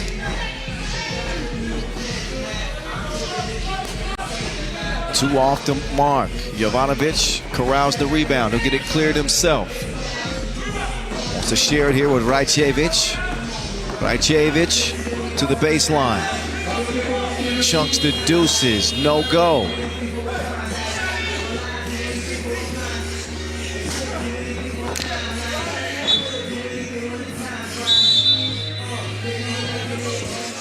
.65 from here in Marseille.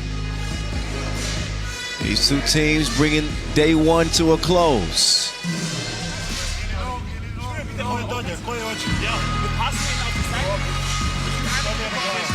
2024 World Tour regular season is in full effect. Started things off with a bang at the Utsunomiya opener at the end of April. Now here we are.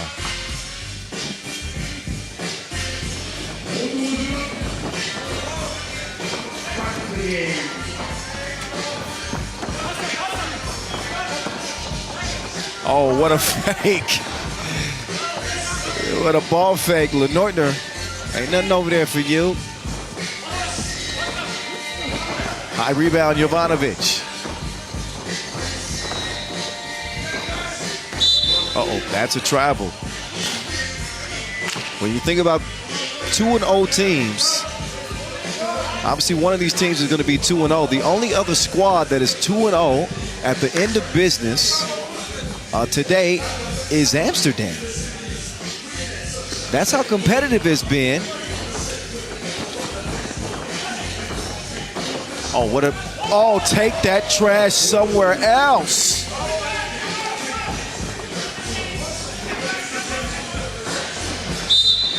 Rajcevic is able to draw the foul.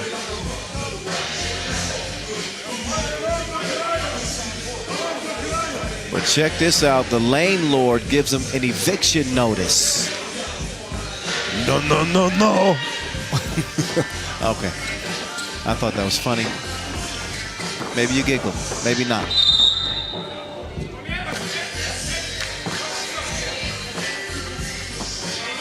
Got a whistle. That'll be the third actually. Podgorica, as Vienna will take back over. Berna, no hesitation as he lets the two fly.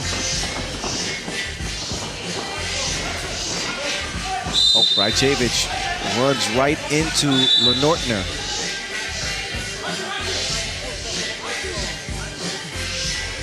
That is Vienna's fifth.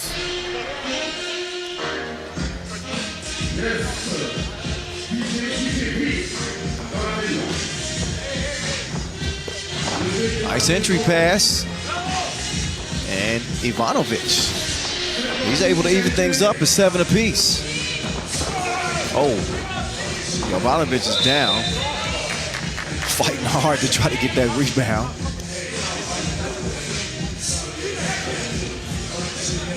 But halfway through, and as close as it can be.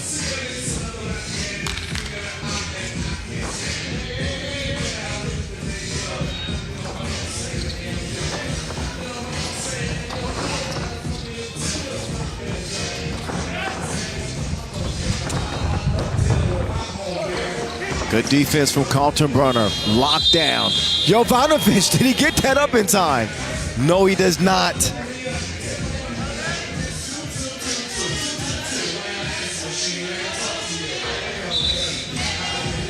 Wow, but that would have been obviously a sweet make. Shoulda, coulda, woulda. Does not count. No, talent lost.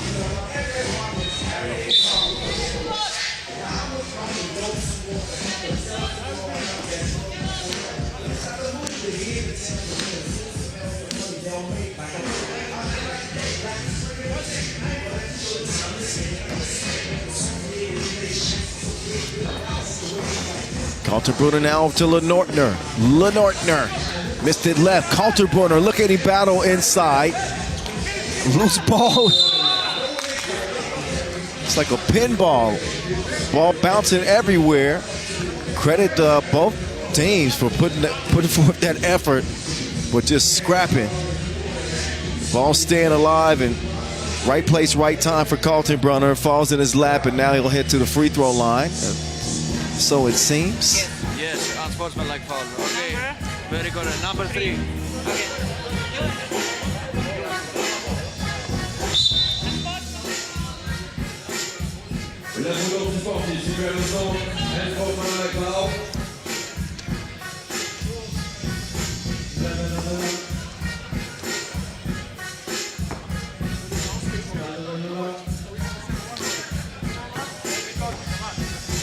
Kaltenbrunner's first attempt. Count that.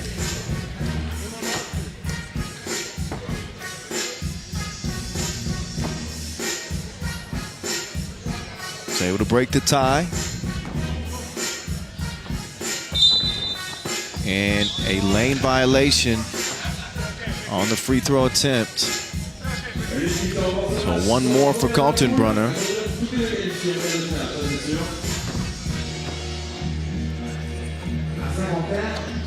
And that is good money. Nobody there to defend the Ivanovic bucket, so 9-8.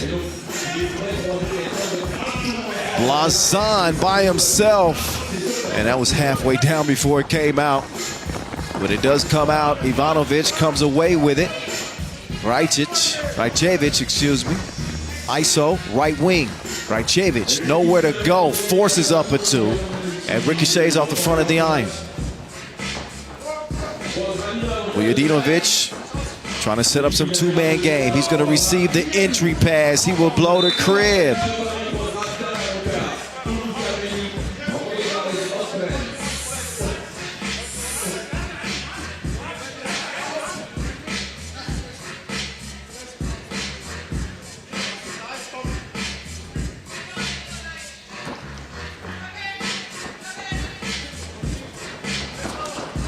Lenortner running into trouble.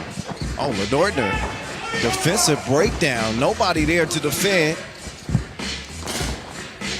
Jovanovic's 2 goes begging. Approaching the 4-minute mark. Blazan, can he squeeze it? He's got it now. And Lenortner on the baseline. Foul. A blocking foul on the drive. That is the 6th now on Podgorica.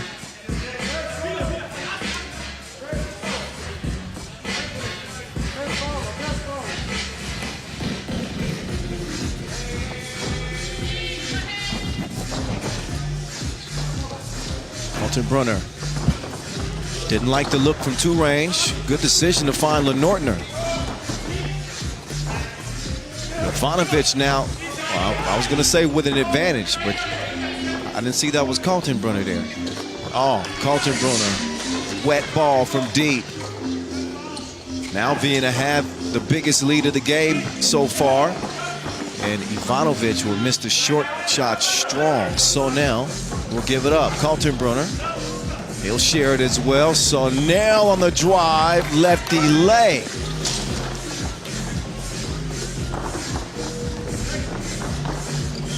Oh, tough shot from Ivanovic. Oh, that wasn't, yeah, that was Ivanovic in the corner.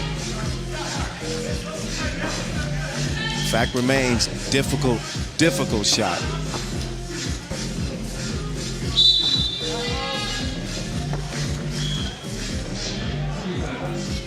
Time for a media timeout. 3:17. 3:17 left in the game. 2 teams headed to the quarterfinals, but they want to do it with momentum, and they love to do it with an unscathed record.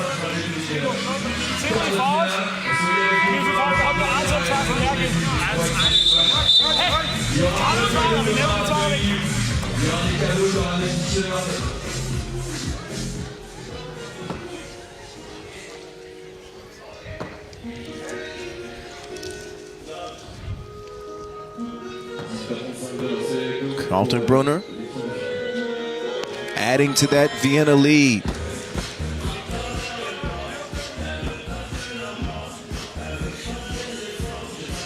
Podgorica in the penalty with 7 fouls.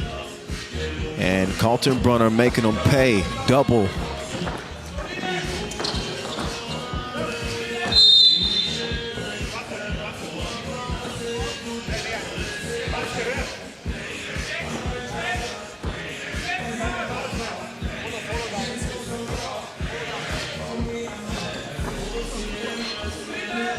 Rajcevic, quick drive on the baseline.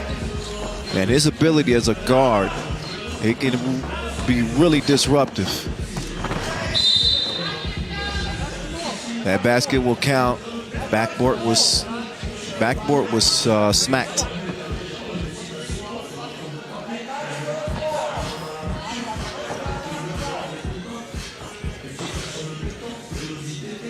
(17-9) after the goaltend.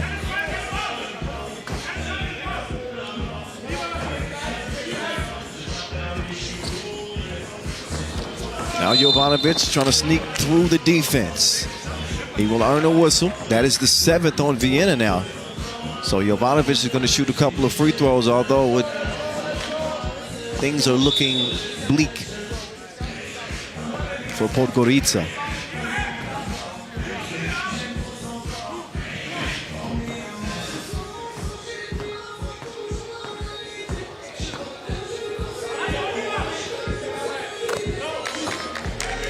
Jovanovic making it more respectable as Podgorica do get in double digits. And still time left in this game. Just under 3 minutes. And Jovanovic tracks down the rebound. Ivanovic cross.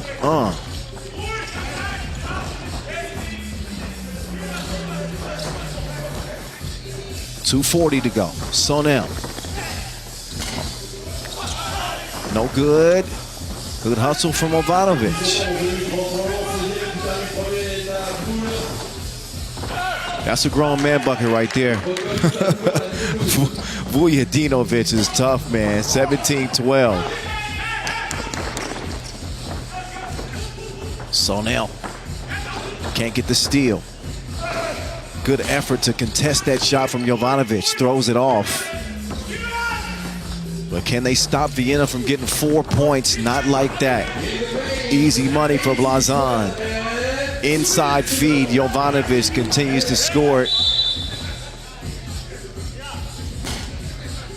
Going to be an interesting decision there because Blazan, I think he mishandled that rebound. But they didn't get a, I guess they didn't get a chance to clear it. Because you saw Jovanovic quickly grab the ball.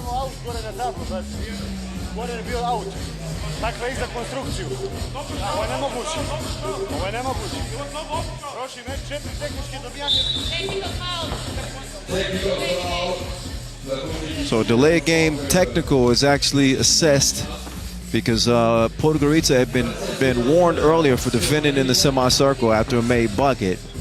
You've got to allow the rebounding team an opportunity to clear it, and by Jovanovic grabbing that ball,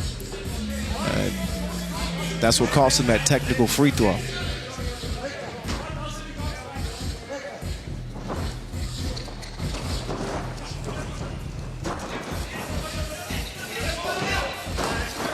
Kaltenbrunner running into trouble. Has to force one up.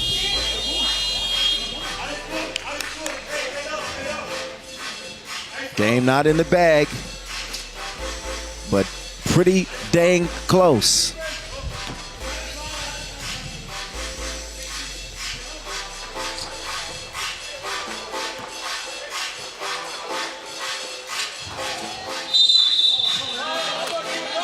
No basket.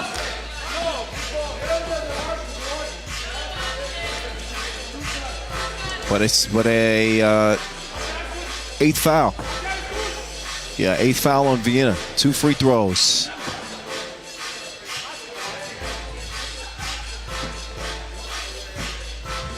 So Alexa Vujadinovic. Actually, this game is still in reach for Podgorica. with 1:40 to go, can make this a 2-possession game with a free throw make here now, and that will count. So here we go. A 19-15 game. The priority for Podgorica now is defense.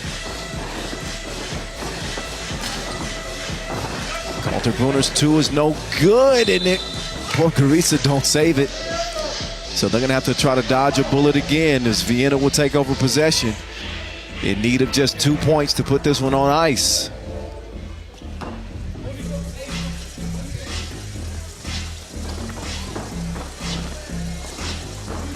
Blazon up fake. Blazon 2. No good. Rebound. Lenortner could not track it down.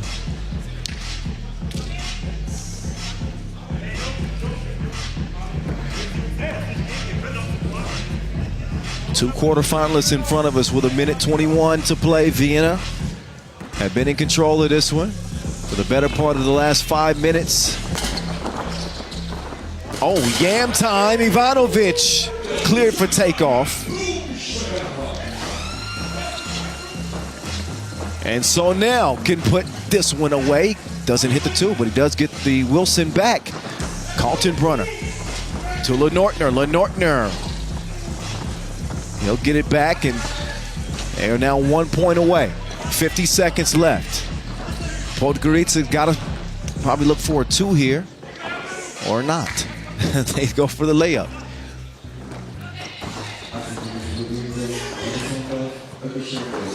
Oh, Kaltenbrunner got his pocket picked initially. Lenortner will get it back. Lenortner is fouled, and now Lenortner will have his chance at the free throw line.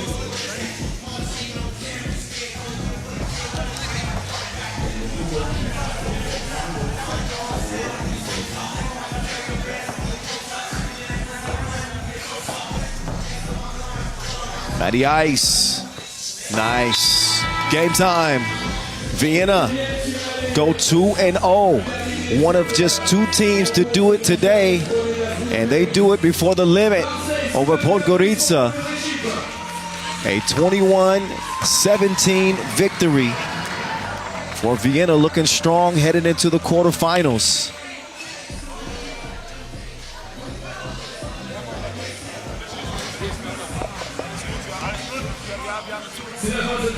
So it is Vienna and it is Amsterdam that come out of group play unscathed.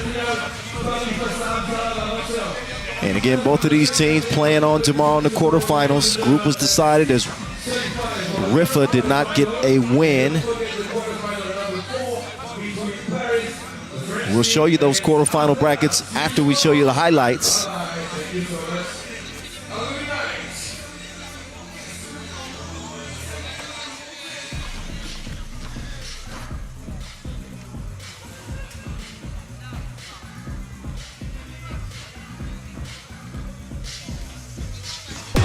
All right, highlights as promised. You know I don't tell no lies. I don't tell no lies. Matty Ice is with me after picking up that win, 2-0. Huh? Hello to all the guys watching there. That's from Matthias Lenortner, ladies and gentlemen. He says hello to everybody watching at home, and a big congratulations to him and his team. See you tomorrow. You see, my door is open for anybody who wants to come. You know, my door is open for anybody who wants to come and visit the broadcast from time to time. We had, let's see, Alex Sanchez came by, Worthy de Jong stopped by. We just saw Matthias Lenortner come by. Bogdan Alexa came by. Like, you know, mi casa es su casa. All right? So feel free. But a pretty good game to close the day. Vienna never really threatened, especially as we got to the second half of that contest. And both teams obviously in foul trouble late. Had a tough time stopping Blazon. Obviously the activity on the glass, Kaltenbrunner in particular, made a big difference. Final shot to put the game away. That is 2-0 Vienna. getting ready for the quarterfinals tomorrow. $40,000 US on the line. We'll get our 2-point shootout final. We'll get our dunk competition as well. So a lot of treats in store for you on the final day of action here in Marseille. And here are your pool phase results. Huishan and E did not go undefeated. They split their 2 games, so we'll see them in the quarterfinals in a rare instance where they aren't undefeated. Amsterdam look like the most dangerous team in the field. We'll see Miami, who won the Utsunomiya opener, in the quarterfinals as well. Liman picking up a big win over Adazi to secure their spot in the quarterfinals. And this is the way the groups played out. You see a lot of 3-way ties. And your only 2 unbeatens, as I mentioned, Amsterdam and Vienna, who both dominate in their groups. But that was it. It was touch and go. You can see the total points scored today, one of the lowest, because of we had heavy wind throughout the day, got cold late in the day, but we'll see how it is tomorrow. Here are your quarterfinal matchups. Huishan in E, Raudondvaris, Hoptrans. Vienna against Liman. Miami against Podgorica. And Amsterdam against Paris. That last one is going to be crazy. You know, the crowd is going to be lit here in Marseille. Okay, we'll say au revoir from day one. I'm the voice, Kyle Montgomery. Make sure you join us tomorrow. Quarterfinals begin at 18:35 local time. Don't be late. We'll see you then. Good night.